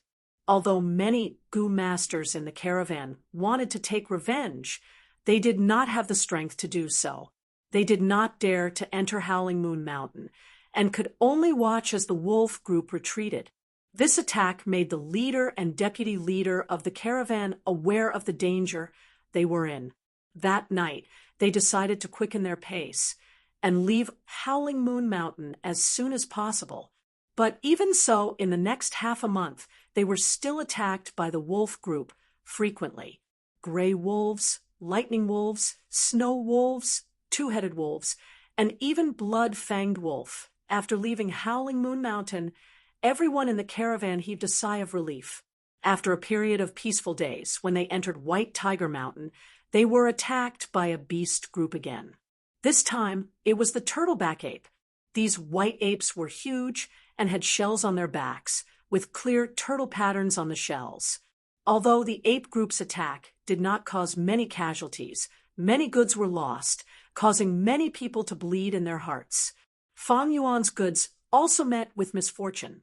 Of the dozen carriages, only less than half of the goods were left. The caravan's morale plummeted.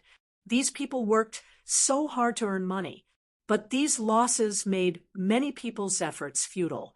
This trip was a waste. I did some calculations yesterday. In total, I only earned less than 2,000 primal stones. My side is worse. We have already lost 30% of our goods.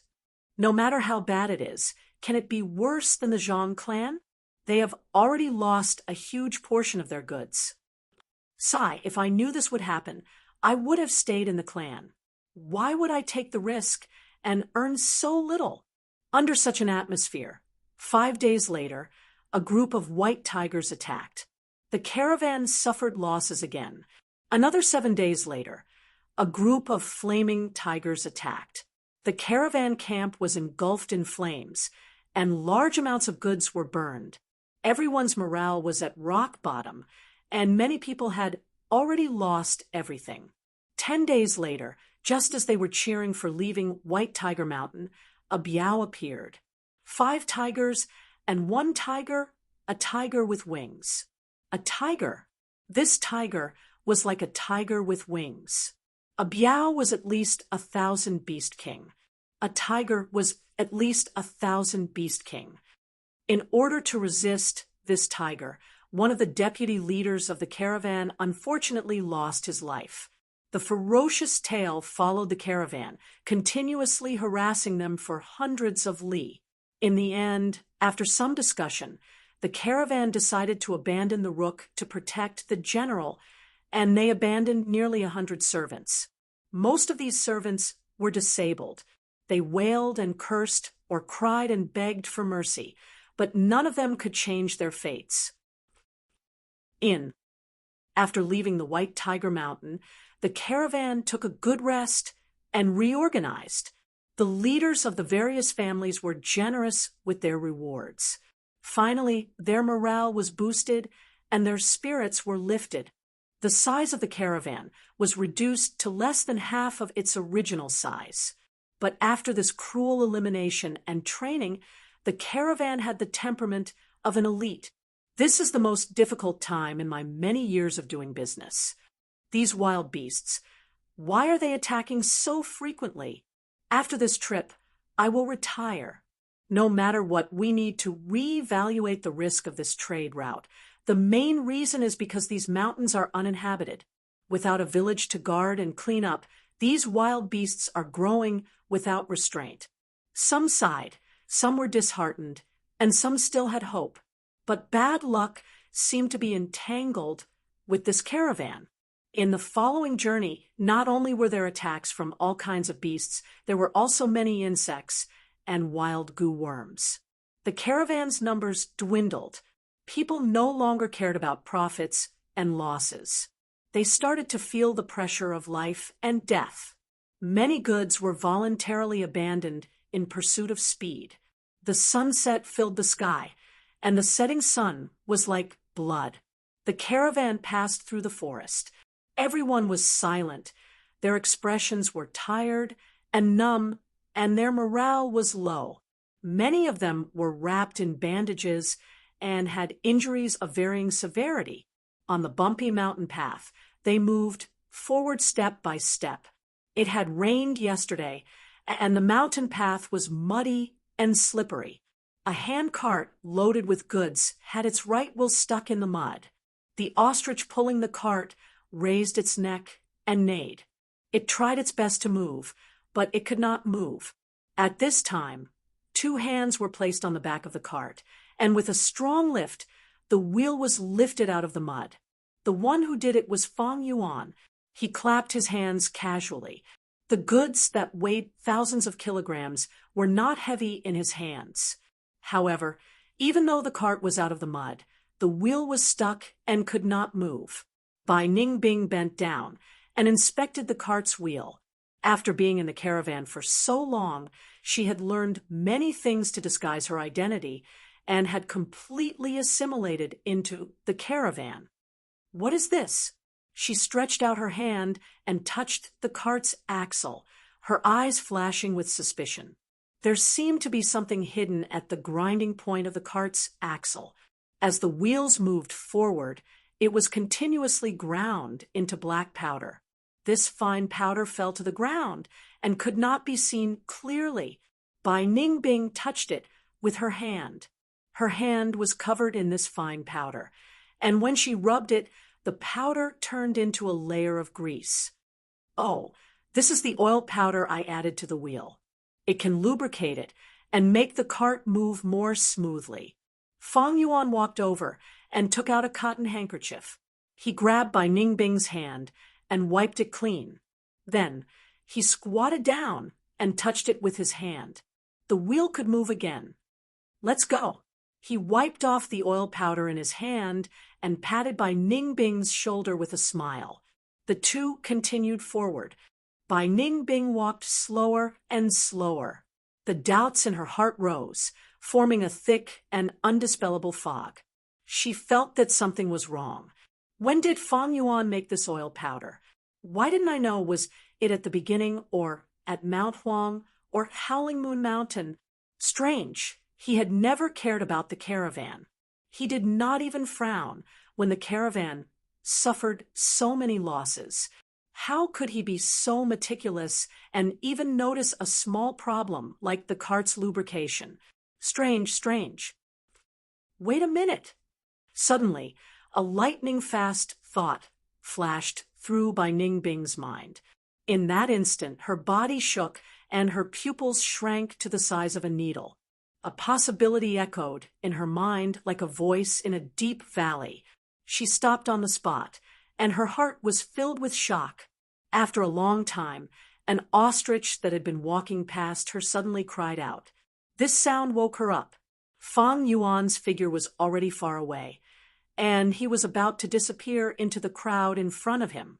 This fellow, Bai Ningbing, lowered her head. Under the shadow of the straw hat, her blue eyes shone with a cold light. The sun had completely set, and the stars gradually appeared in the night sky. The caravan stopped at a riverbank and decided to camp here for the night.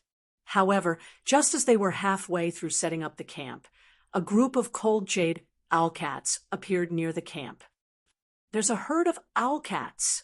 Stop your work immediately and form a defensive formation. These damned beasts. I only had one bite of my dinner, the people cursed as they ran around. Benefiting from the previous ordeal and training, the caravan quickly formed 3 tight defensive lines. The cold jade owlcat had the body of a leopard and was extremely agile. Its face was like an owl's. A pair of huge eyes took up almost half of its face and shone with an eerie green light in the darkness. The owlcat king screeched in pain, and the owlcats swarmed towards the camp like a tide. Kill! The Goo Masters at the front line shouted. At once, multicolored lights flashed, flames burned, rocks flew, lightning flashed, countless Alcats fell in the attack, but more and more came forward. Oh heavens! This is a large group of cold jade Alcats. Someone shouted, "Ah, save me!" Somewhere in the defensive line could not hold on any longer. A Goo Master was pounced on by 3 Alcats. His screams stopped and blood splattered. Quick, block that gap. 2 Goo Masters were sent as reinforcements. But it was useless, the gap was getting bigger, and the entire defensive line was affected. Retreat, retreat. Without a choice, everyone retreated to the second defensive line. In the intense battle, the situation fell into a deadlock. Link the handcart and the carriages together, and stack the goods together to form a tall wall. After the second defensive line, the third defensive line was being built urgently. Large numbers of servants were moving the goods and were sweating profusely. No one could slack off.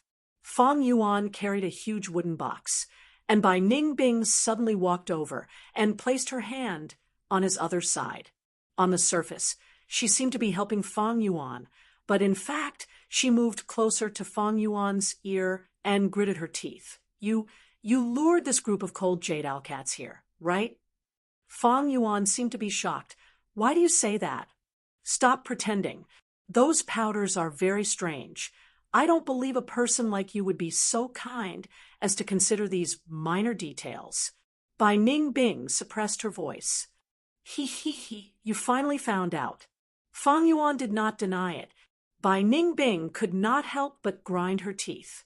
So, the frequent attacks on the caravan were all because of Fang Yuan's contributions. The 2 carried a wooden box, moving slowly. The people around them moved back and forth, shouting and shouting. All of their attention was focused on this ambush. No one paid attention to Fang and Bai's whispers. Why did you do this? After a while of silence, Bai Ningbing asked. He. Fang Yuan laughed. Guess. Chapter 251. Bai Ningbing resisted this impulse and squinted her eyes. She was after all intelligent and thought of some things. What does Shang Xinci have that is worth you putting in so much effort? Previously, she thought Fang Yuan was lusting after Shang Xinci's beauty.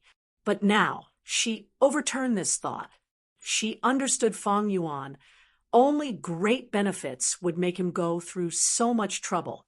But after being together for so many days, Bai Ningbing already understood Shang Xinci's background. She was ostracized by Zhang clan and was a mortal with no cultivation aptitude. Shang Xinci was indeed as beautiful as a flower, but this kind of appearance was not a strength on her, but a weakness. This appearance would attract the demonic claws of greed and evil, and she did not have the strength to protect herself. If not for the loyal rank 3 Goo Master beside her, she would have been captured long ago and turned into a plaything. What was the value of such a person? Her business talent was nothing compared to Fang Yuan's. Bai Ningbing could not understand. Fang Yuan did not reply to Bai Ningbing. You 2 over there, move faster, don't dawdle. Not far away, a Goo Master pointed at Fang and Bai and shouted. Fang and Bai quickened their pace as Bai Ningbing lowered her voice. Aren't you afraid of being exposed? If someone finds out, these people will not rest until you die. Then did they find out? Fang Yuan countered with a question. The 2 put down the wooden chest and walked back. To eliminate his suspicions, Fang Yuan sacrificed his goods during the first Beast Group attack. After several Beast Group attacks, Zhang clan's goods were the most damaged. Many people sympathized with Shang Xinci, and even Shang Xinci had looked for Fang Yuan and consoled him. But now that Bai Ningbing thought about it, she suddenly realized that although Fang Yuan seemed to have sacrificed a lot of goods, the truly valuable goods were still kept until now. These goods accounted for more than half of the value of the goods, and his losses were not much. His methods were extremely secretive. If she did not discover it by chance, she would still be in the dark. Thinking of this, Bai Ningbing felt indignant. This guy, he even hid it from me. The two of them picked up another box. Fang Yuan seemed to know what Bai Ningbing was thinking. He chuckled. To deceive the enemy, it's best to start by deceiving your own people. Besides, I didn't mean to hide it from you. You have your uses. Oh, what's the use? Bai Ningbing couldn't help but ask. It's a warning. You're the closest person to me. If you found something fishy, then the others should have as well. But it was a coincidence today that Fang Yuan shook his head. Coincidences also represent certain trends. However, it's about time. Bai Ningbing's eyes lit up. What do you want? In the end, the cold jade owlcats did not manage to reach the third line of defense. The second line of defense stood firm and defeated the invading owlcats. After the battle, the survivors counted the casualties and cleaned up the battlefield. How many times has this horde of beasts attacked? I want to go home. Damn it, my luck this time is too bad. Should we continue forward? Maybe it's a good idea to stay and wait for the other caravans to help us. Everyone's mood was extremely low. Many people complained. They felt that the future was uncertain and did not want to continue forward. Panic, anxiety, fear, and other emotions permeated the entire camp.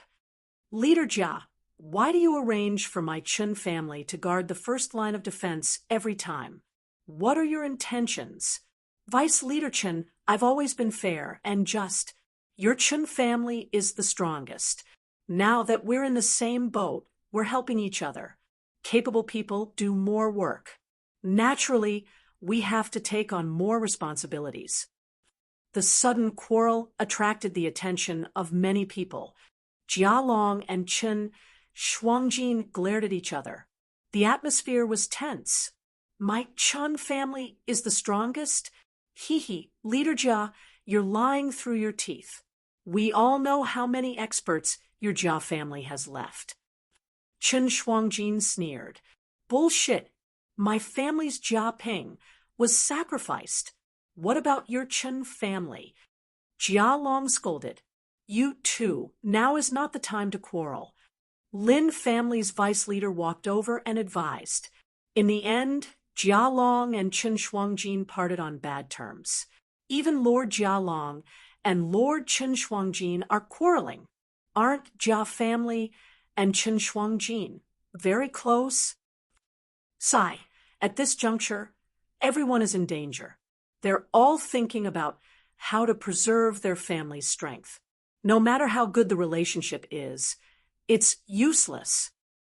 According to the latest news, the two young masters of Jia family are quarreling. Chen family seems to have completely sided with Jia Gui. So that's it. Lord Jia Long is Jia Fu's subordinate. No wonder he doesn't have a good attitude towards Chen family. A few Gu masters conversed softly. Fang Yuan's heart moved. Several days later, the caravan, whose morale was low, advanced to Xiangya Mountain. Xiangya Mountain towered into the clouds, with large numbers of elephants resting there. The climate here was unique. From the foot of the mountain to the waist of the mountain, it was hot and humid, filled with rainforests. From the waist of the mountain to the peak, pure white snow covered the area, dry and cold, with cedar trees. Everyone was very careful. What made them happy was that in the few days they had been in Xiangya Mountain, they had not been attacked by any beast groups. Is my good luck finally here? Extreme sorrow brings bliss. It's about time. What a pity, almost all the goods were lost. We'll have to pay a lot of money this time. Be content. It's good enough that we managed to keep our lives. After Xiangya Mountain, Mubei Mountain, and Shuangjiang Mountain, we will reach Xiao Village. Once we get there, I'll sleep for 3 days and 3 nights. Everyone talked at once, looking towards the future. Their morale rose slightly. It's snowing? One person raised his head and saw specks of white falling from the sky. Nonsense. This is the foot of Xianya Mountain. How can it be snowing? Someone did not believe it, but when he raised his head, his expression froze. It's really snowing. Damn it, this is not snow, it's feathers. Someone suddenly shouted. Many Gu masters in the caravan heard this and shuddered. White feathers. Could it be white feather flying elephant? Right at this time, a strong wind blew, and white feathers flew like a snowstorm. Hundreds of elephants trumpeted and flew down from the sky, charging towards the caravan on the ground. Damn it, it really is the white feather-flying elephant. How did we provoke them? They should be living at the waist of the mountain. Get into formation, quickly get into formation, and face the enemy. But it was too late. The elephant group charged down, and everywhere they went, people and horses were thrown off their feet. These white feather-flying elephants had white feathers all over their bodies. 2 curved elephant tusks were 10 feet long, thick and sharp. The huge impact made them invincible. The advancing caravan was caught unprepared. Just one attack from the elephant group took away the lives of over 100 people. Many servants were trampled into meat paste. Carriages were pierced by the elephant tusks, and 3 black-skinned fat beetles died in an instant. Winged snakes and ostriches scurried everywhere, causing a stampede. For a moment, the scene was extremely chaotic. Gu masters, all Gu masters, gathered towards me. Jia Long shouted from the crowd, but he had just gathered over 10 people when the elephant group charged down again, scattering the Gu masters. The elephant group flew into the sky and started to prepare for the 3rd attack. Sigh. Jia Long heaved a long sigh, knowing there was little hope of a counterattack. He could only shout, "Everyone escape! Escape to the surrounding rainforest." Needless to say, many people had already charged into the rainforest, but the white feather-flying elephant's charge was extremely strong, and as they charged into the rainforest, the trees were instantly broken and countless people were trampled by the elephants. These flying elephants looked holy and elegant, but their nature was extremely bloodthirsty. A flying elephant aimed at Shang Xine Ci and the others, charging down like a meteor. "Miss, run! I will lure it away." At the crucial moment, Zhang Zhu stepped forward and shot out a red light, hitting the flying elephant. The flying elephant was furious, turning around and aiming at Zhang Zhu. Zhang Zhu was a healing Gu master. His attack and defense were not strong, and he fled in a sorry state in the rainforest. The flying elephant charged, bringing with it a loud whistling sound. Zhang Zhu sprinted and threw himself forward in time. The flying elephant heavily crashed into his back, breaking several trees and scattering white feathers all over the ground. So close! Zhang Zhu wiped the cold sweat off his forehead, and just as he got up, his vision turned black. Bam! A thick tree trunk was swung by the white feather-flying elephant's trunk, and it crashed into Zhang Zhu's body. At the moment of life and death, Zhang Zhu activated his defensive Gu, and his whole body was covered in a layer of golden light. Puff! The golden light dispersed, and he vomited a mouthful of blood as he was sent flying far away. He saw stars and felt dizzy. He fell on the ground, unable to move. He could vaguely hear the sound of the elephant's feet, and it was getting louder and louder. His spine felt a chill, and his rich battle experience told him his life was in danger. He did not have time to think, and immediately rolled on the ground. By a hair's breadth, the white feather-flying elephant missed him. Bam! With a loud sound, the white feather-flying elephant fiercely crashed into the mountain wall, and its 2 tusks were deeply embedded into the mountain rocks. The flying elephant howled loudly and shook its head with all its might while retreating with its 4 legs. Zhang Zhu's blurry vision finally became clear, and he stood up shakily. Seeing this clear scene, he could not help but break out in cold sweat. If he had been slightly slower, he would have been smashed into pieces. He checked his aperture, and there was still 50% of his primeval essence left. The defensive goo was in a weakened state and was on the verge of destruction. I need to quickly return to Mrs. side. He was extremely anxious. As a goo master, he was in such danger.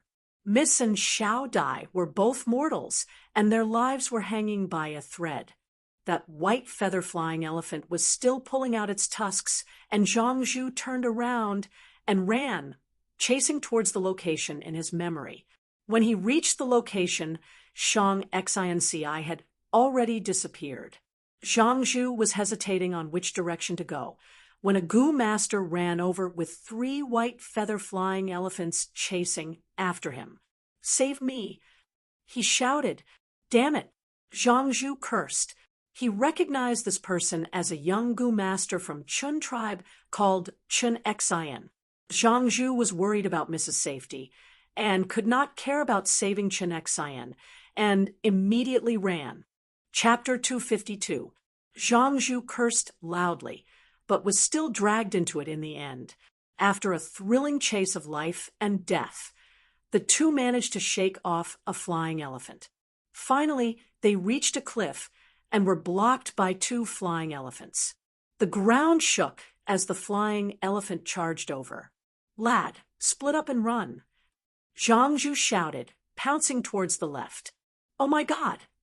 Chun Xian shouted, but before he could move, the flying elephant charged over, smashing a huge hole in the cliff and stabbing its tusks into the mountain rocks.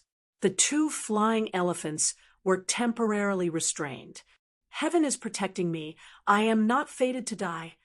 Zhang Zhu fiercely gasped for breath. Lying limply on the ground, the cliff was shaking, and the 2 flying elephants were roaring furiously. They continuously shook their heads, causing rock fragments to fly everywhere, and the hole where the tusks were stabbed continued to expand. Zhang Zhu was shocked, knowing these 2 flying elephants would soon escape. He quickly propped up his body and tried to get up. He had just stood up when suddenly the sound of wind came, causing his body to shake. Swoosh! A white bone spear, with spiral patterns pierced through his back to his chest. Then the spear tip was firmly nailed to the ground. Fresh blood flowed down the bone spear, dripping onto the ground. Zhang Zhu's movements turned sluggish, his mouth slightly opened, and fresh blood immediately flowed out from the corner of his mouth. He slowly lowered his head, seeing this fatal spiral bone spear. At first, he thought it was the white feather-flying snow's tusks, but soon he realized this was a goo master's attack. "Who is it?" He wanted to turn his head and see the culprit behind his back. But the next second, swoosh, another bone spear shot out.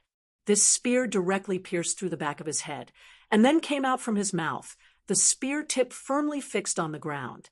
Zhang Zhu was firmly fixed, his eyes widening in vain, but his pupils had shrunk to a point.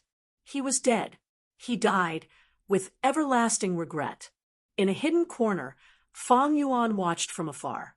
These days, he had already thoroughly understood Zhang Zhu's background. This Zhang Zhu was his obstacle. He had to be eliminated. The 2 white bone spears gradually disintegrated, turning into specks of white light and dissipating in the air. Without support, Zhang Zhu fell to the ground. A white feather-flying elephant pulled out its teeth and rushed towards Zhang Zhu's corpse, stomping on it. She stomped them into meat paste and crushed their bones. The white feathers scattered, and the flying elephant rose from the ground and flew into the air again. Seeing this, Fang Yuan retracted his gaze. Zhang Zhu was already dead. The flying elephant crushed the body, saving Fang Yuan the work of cleaning up the crime scene. He quietly retreated. Not long after he left, the other white-feathered flying elephant also flew away. Its tusks pierced through the mountain wall, leaving 2 bowl-sized holes. A large part of the mountain wall caved in, and rubble was scattered all around. Suddenly, the pile of rubble trembled, and a head popped out. "Oh, My God, you scared me to death. Thankfully, I had the berry earth goo and escaped from this calamity. Chin Xian crawled out of the ground, breathing roughly as he broke out in cold sweat, feeling lingering fear. This burial goo could allow a goo master to go underground and hide temporarily. The disadvantage was that once it was used, the goo master could only be buried in one place and could not move. Moreover, when activating it, the goo master needed to continuously use a large amount of primeval essence. Chun Xian was chased all along, and only at the last moment did he have the time to use it. The situation is getting more and more chaotic. A goo master actually tried to assassinate Zhang Zhu. Looking at Zhang Zhu's corpse, which had already been stomped into meat paste, Chen Xian swallowed his saliva and fled in panic. The elephant group wreaked havoc for over 2 hours before leaving. Shang Xianci and Xiao Dai supported each other as they walked out of the rainforest. Their bodies were covered in mud, looking battered and exhausted. Xiao Dai's face was even greenish-purple. Evidently, she had bumped into something while running. Missy, she was scared out of her wits. Death was so close to her that her body trembled as she walked. Shang Xianci patted her hand, trying to comfort her, but in truth, her face was also deathly pale. Along the way, corpses were everywhere and blood flowed freely. Broken wheels, dead ostriches, black skin fat beetles, and winged snakes' corpses were strewn across the Merchant Road. As the survivors gradually gathered together, the sounds of moaning, wailing, and sobbing became one. As the leader of the caravan, Jialong's face was ashen. The casualties this time were too severe. The entire caravan had suffered severe losses. Less than 1/10 of them were completely crippled. After gathering the caravan, there were only over 100 people left. Most of them were goo masters, while a small portion were mortals. The strongest Jia clan and Chen clan had suffered great losses, not to mention the other caravans. Lin clan only had 3 goo masters left, and some unfortunate clan caravans had even died. The rainforest was also dangerous. Many people did not die from the stampede of the white feather-flying elephants, but were instead greeted by the ferocious beasts and poisonous insects in the rainforest. Bai Yun, it is great to see you. Earlier in the rainforest, thank you for luring away a white feather-flying elephant for us. In the crowd, Shang Xianci found Bai Ningbing and took the initiative to thank her. Fang Yuan was not at ease with Bai Ningbing and was worried she was colluding with Zhang Zhu. Thus he personally went to kill Zhang Zhu. And Bai Ningbing was in charge of secretly following Shang Xianci and protecting her life. This is nothing. I have always been repaying kindness. Lady Zhang, the one who saved you was not me, but your past good deeds. Bai Ningbing said. She was usually reticent, almost never speaking. If she spoke, she would purposely change her tone and lower her voice. Right now, she no longer concealed herself and spoke with a normal tone. Her tone was cold and her voice was clear, clearly a female's voice, causing Shang Xianci and the servant girl to show a strange expression. Right, Bai Yun, have you seen Uncle Zhang Zhu? Shang Xianci asked with an anxious expression. I have searched everywhere, but have not found him. Bai Ningbing sighed in her heart. Fang Yuan had already returned. She knew Zhang Zhu was definitely dead. Lady, don't worry. Zhang Zhu is a goo master with extraordinary skills. He might even be on the way back. She consoled. I hope so. Shang Xianci's brows were tightly furrowed, the uneasiness in her heart increasing. On the other side, leader Jia Long stood at a high place and shouted, Everyone listen, the smell of blood here will soon attract other beast groups. We need to evacuate quickly. Everyone move quickly. Bring as many goods as you can carry. Those that cannot be moved, you have to abandon them. We need to leave this place in 15 minutes. The danger was not over yet. Everyone could only forcefully raise their spirits, suppressing the pain in their hearts as they busied themselves. Save me! Someone save me! My blood is still flowing. Bring me along. I only lost a leg. I can still walk. I beg you. I will give you Yuan stone as a reward. 2, 3, even 4 will do. The servants who were severely injured and couldn't move all let out pleading sounds. Very few people received help. These crippled people could not bring in manpower. Instead, they were burdens. Many people were heartlessly abandoned. Seeing the caravan leaving, many people went crazy and started cursing loudly. Some people crawled on the ground, trying to catch up to the caravan. Save me, Lady Zhang. You are the kindest and kindest. Lady Zhang, please have mercy. Shang Xianxi's footsteps were hesitant. Her lips were trembling, her face was pale, and her gaze was flustered. The mountain wind blew her green dress. Her hair was disheveled. She was as weak as a grass in a storm. Lady Zhang, let's go. Now is not the time for you to be kind. Fang Yuan walked to her side, held her arm, and forcefully pulled her forward. Xiao Dai, who usually chattered like a sparrow, was now silent, her legs trembling as she hurried along. Believe me, everything will be fine. Fang Yuan's tone was gentle. Shang Xianci covered her chest, constantly breathing deeply, as if the air was thin, making it hard for her to breathe. At first, she only breathed through her nose, but gradually she opened her mouth, taking in large gulps of air. Her footsteps became more and more unsteady. Her limbs became weaker. If not for Fang Yuan supporting her, she would have collapsed to the ground. The smell of blood assaulted her nose. Her whole body was soaked in sweat. The mountain wind blew, making her shiver. After this shiver, Shang Xianci's breathing gradually calmed down. After another 10 steps, she no longer breathed heavily. After 30 steps, she closed her mouth. Her breathing was no longer heavy. After 50 steps, her footsteps became strong again, no longer needing Fang Yuan's support. The mountain road extended upwards. She walked up a slope. A gust of mountain wind blew, completely messing up her hair. She stretched out her hand, tidying it up as she walked. When she tidied up her hair, the confusion, fear, and worry in her eyes disappeared, only leaving behind a determined look. Thank you, she said to Fang Yuan. Fang Yuan nodded, letting go of her hand. Standing on the slope, she slowly stopped and looked behind her. You know, this is the most difficult road I've walked since I was born. She sighed. Her face was still pale, her voice extremely soft.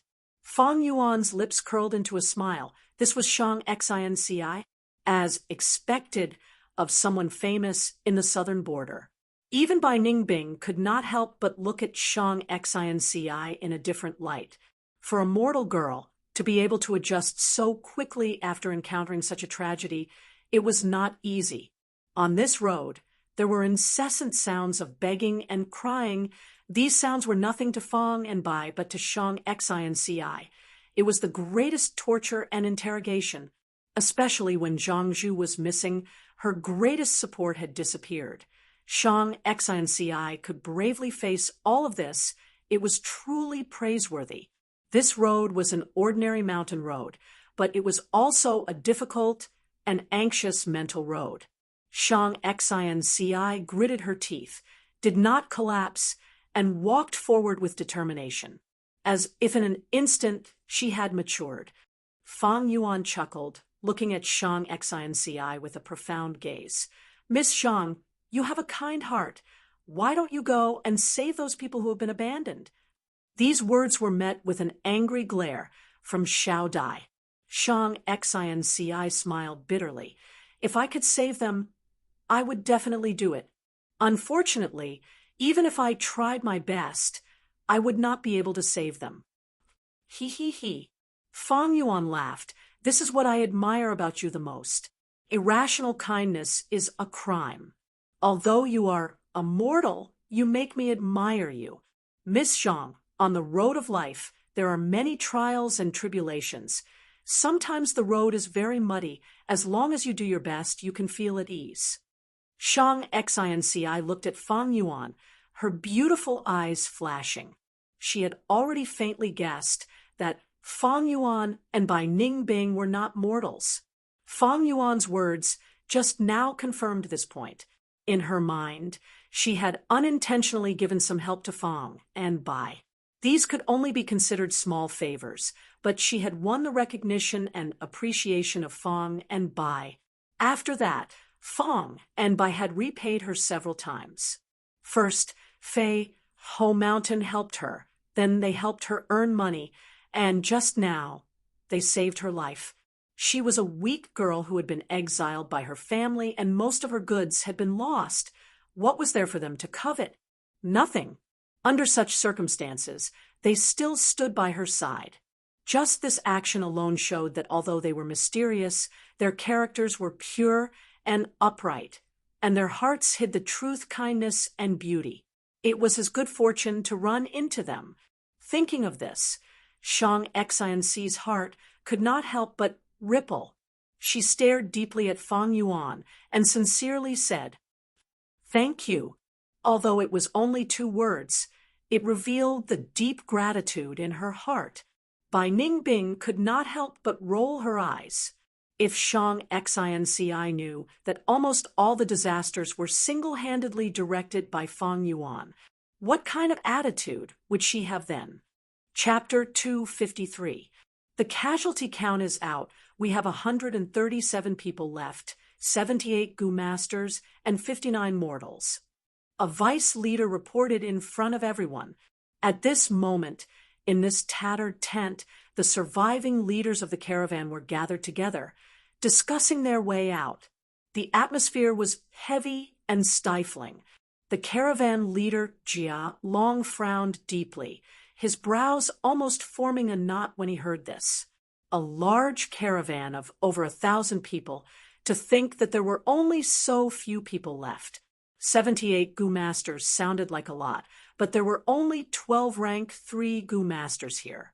There were 28 rank 2 Gu Masters, and the remaining 38 were rank 1 Gu Masters. In this number, one had to exclude the injured. In fact, those who still had battle strength left were less than half. Mortal lives were cheap, they could be abandoned as servants, but Gu Masters were different. Every Gu Master was a precious treasure of the clan. They could not be abandoned.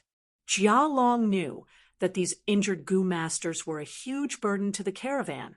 In order to maintain their lives and heal their injuries, the caravan's already crumbling logistics would definitely worsen.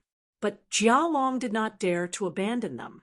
Once he did, the morale would completely collapse. The Gu Masters would be in danger, and the entire caravan would collapse. Their final outcome would be to be devoured by beast groups. At this moment, the vice leader changed the topic. The only thing worth rejoicing over is that the caravan still has a lot of goods left. If we evenly distribute those ownerless goods, we will have a large amount of yuan stone. It can make up for our losses. In the disaster earlier, many people died, but the goods were not damaged. If they were evenly distributed, the survivors would instead benefit from it. Hearing this, the eyes of almost everyone in the tent lit up. Merchants pursued profits, even if they were in danger. This did not change their nature. Everyone looked at each other for a while before Vice Leader Chen Shuangjin coughed. Evenly distributing, I feel it is not appropriate. In the battle earlier, my Chen clan sacrificed the most. We also killed the most white feather-flying elephants. I want at least 30% of these ownerless goods. 30%. How can that be? Your Chen clan sacrificed a lot. My Yuchi clan sacrificed a rank 2 peak stage young genius. No matter what, our Ji clan wants at least 20%. Everyone started to argue, gradually starting to argue. In front of benefits, there was no one who wouldn't be envious. Shang Xinci, was the only one who remained silent among them. Powerful teams would want more. The weaker party insisted on an equal distribution. The quarrel grew louder and louder. It spread out of the tent and attracted countless inquisitive gazes. Shang Xinci suddenly stood up. The tent suddenly fell silent. Everyone! Shang Xinci's beautiful eyes swept around. The most important thing now is not these goods, but how to survive.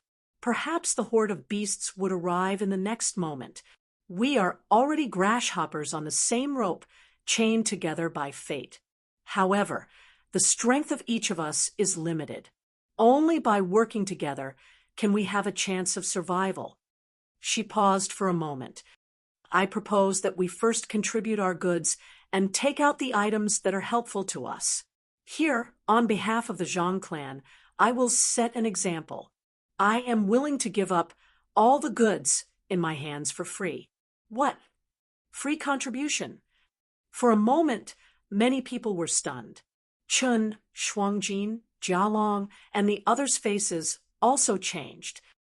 I'm tired. I hope that everyone can discuss an effective method as soon as possible. Goodbye.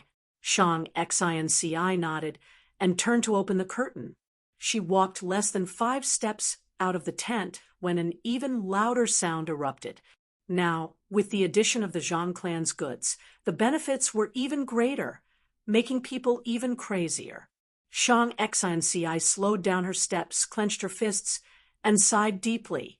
She was also a businesswoman. Naturally, she pursued profits. The so-called voluntary contribution just now was, of course, not from her heart. It was just that the current situation forced her. She was like a baby carrying a large sum of money. Walking beside an adult, she had to protect herself. Returning to her own tent, Xiao Dai's eyes were red. She was curled up in a corner, crying. She and Shang Xinci had lived together since they were young. The shock that the white feather-flying elephant brought to her was only now bursting out. Xiao Dai. Shang Xinci sighed inwardly and sat beside her to comfort her. Miss, I'm scared. Woo-woo. Lord Zhangzhu still hasn't come back. It can't be. Xiao Dai plunged into Shang Xinci's arms, crying bitterly. Shang Xinci patted her back and comforted her, but Xiao Dai still cried. Xiao Dai. Uncle Zhang, Zhu may never come back. Shang Xinci said in a low voice. When she said this, she clearly felt Xiao Dai's body tremble in her arms. Miss, it can't be. Xiao Dai looked up, her eyes red, and kept shaking her head. Accept this fact, Xiao Dai. Shang Xinci suddenly shouted, we can only rely on ourselves now. Don't cry, you can't cry. Crying won't solve any problems. Rely on ourselves? But we are all mortals. If it wasn't for Lord Zhangzhu, we wouldn't have been able to complete this journey. Xiao Dai's eyes were brimming with tears, her mood very low. That's right. If it wasn't for Uncle Zhangzhu, those people wouldn't have let me become one of the vice leaders. Xiao Dai, you're right. We are mortals. But mortals also have mortal strength. Shang Xinci's eyes flashed with a resolute light. She stared at Xiao Dai with a burning gaze. She grabbed Xiao Dai's arm and shook it. Xiao Dai, do you believe me? Xiao Dai looked at Shang Xinci in front of her and felt an inexplicable power. This power came from Shang Xinci and then spread to her body, infecting her heart, making her feel as if she was being illuminated by light. Miss. Xiao Dai's eyes flashed. She had never seen her miss like this. At this moment, she felt that her miss was unprecedentedly bright and beautiful. I believe you, she softly but firmly replied. Very good, Xiao Dai. Listen carefully, we're in danger. Sometimes people are more terrifying than beasts. Let's take all our savings and go find He Tu and Bai Yun together. Yes, miss, I'll listen to you. After the time it takes to drink a cup of tea. In the tent, Fang Yuan and Shang Xianci sat facing each other. Fang Yuan looked at the beauty in front of him with a playful expression. You just said that you have already given away our goods for free? Given them to those greedy hyenas? That's right, Shang Xianci admitted frankly. Fang Yuan's lips curled up, his gaze filled with admiration towards Shang Xianci. She was truly a smart person. She knew when to give up, and when to give up, she had courage. With Zhang Zhu dead, Shang Xianci was only a mortal. Even though she represented Zhang tribe, her status was not equal to the other vice leaders. It was simply too easy for these Gu masters to take Shang Xianci's goods. They could kill Shang Xianci and push the blame to the beast groups. At that time, no one could say anything. Zhang tribe would also not investigate a huge scale for a mere Shang Xianci. Thus, to Shang Xianci, these goods in her hands were extremely troublesome and could bring her calamity. Thus, she wisely gave up on this calamity and threw it to others, trying to ensure her own safety. But she also deeply understood that this safety was not reliable. Thus, she came here. I am here to apologize to you. Hey, too, I am very sorry. Shang Xianci bowed towards Fang Yuan. You borrowed these goods. Logically speaking, these goods should be yours. I have overstepped my boundaries this time. I was extremely rash and rude. To express my apologies, please accept these. Shang Xianci brought 2 wooden chests this time, without opening them. Fang Yuan knew that these chests were filled with yuan stone. A large portion was earned by himself. He gave the other party a 50-50 split. Fang Yuan could not help but look at Shang Xianci. The two's gazes met in midair, gradually forming a tacit understanding. Both of them were smart people. Many words did not need to be said. In Shang Xianci's understanding, Fang Yuan was purposely hiding his identity. It was very likely that he was a Gu master. According to his various actions during their interactions, Shang Xianci felt that Fang Yuan was a very reliable person. If there was anyone who could help her, Fang Yuan was undoubtedly the best choice, because Shang Xianci trusted Fang Yuan very much. However, Shang Xianci also had her misgivings. Firstly, she did not know Fang Yuan's true strength. There was a huge difference between rank 1, rank 2, and rank 3. Secondly, Fang Yuan definitely had his reasons for hiding his identity. He might not necessarily reveal his identity to help her. Without getting Fang Yuan's promise, Shang Xianci donated the goods. After ensuring her safety, she brought all her savings to find Fang Yuan. She said that she was here to apologize, but in truth, she was implicitly inviting Fang Yuan, hoping for his help. She knew that Fang Yuan was the same type of person as her. This was a tacit understanding between smart people. The two looked at each other for a long time. Fang Yuan smiled and broke the silence. These yuan stone, please take them back. Shang Xianci's expression changed slightly, her heart sinking. In her understanding, Fang Yuan rejecting these yuan stone was no doubt refusing to help her. But what could she do about this? Speaking of which, Fang Yuan had already repaid her a lot. There were very few people in the world who could do this. Shang Xianci could not ask for anything, but if He Tu did not help her, who else could it be? Bai Yun? No, the two of them had a close relationship. They would naturally help each other. Shang Xianci could not think of anyone else. A bitter smile appeared on her beautiful face. I understand. But these yuan stone, just take it as me giving He Tu a gift. A man's wealth is his own ruin. If you don't accept it, I'm afraid I will have to give it away. Fang Yuan laughed. Miss Zhang, I think your understanding is a little wrong. When we first joined the caravan, Bai Yun and I were seriously injured, our lives hanging by a thread. Our strength was at its lowest, but we were coveted by some strong slaves. Humph, When a tiger leaves its mountain, it will be bullied by dogs.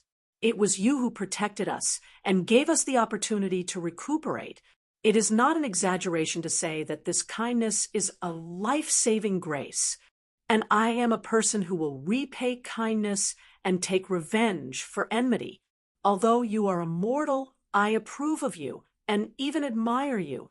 It is fate that we met in this vast sea of people. A drop of water should be repaid with a spring of water.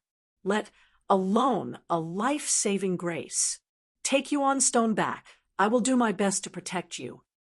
Ah, Shang Excellency, heard this, and could not help but exclaim softly. Her eyelashes trembled, her eyes reddened, and soon became misty.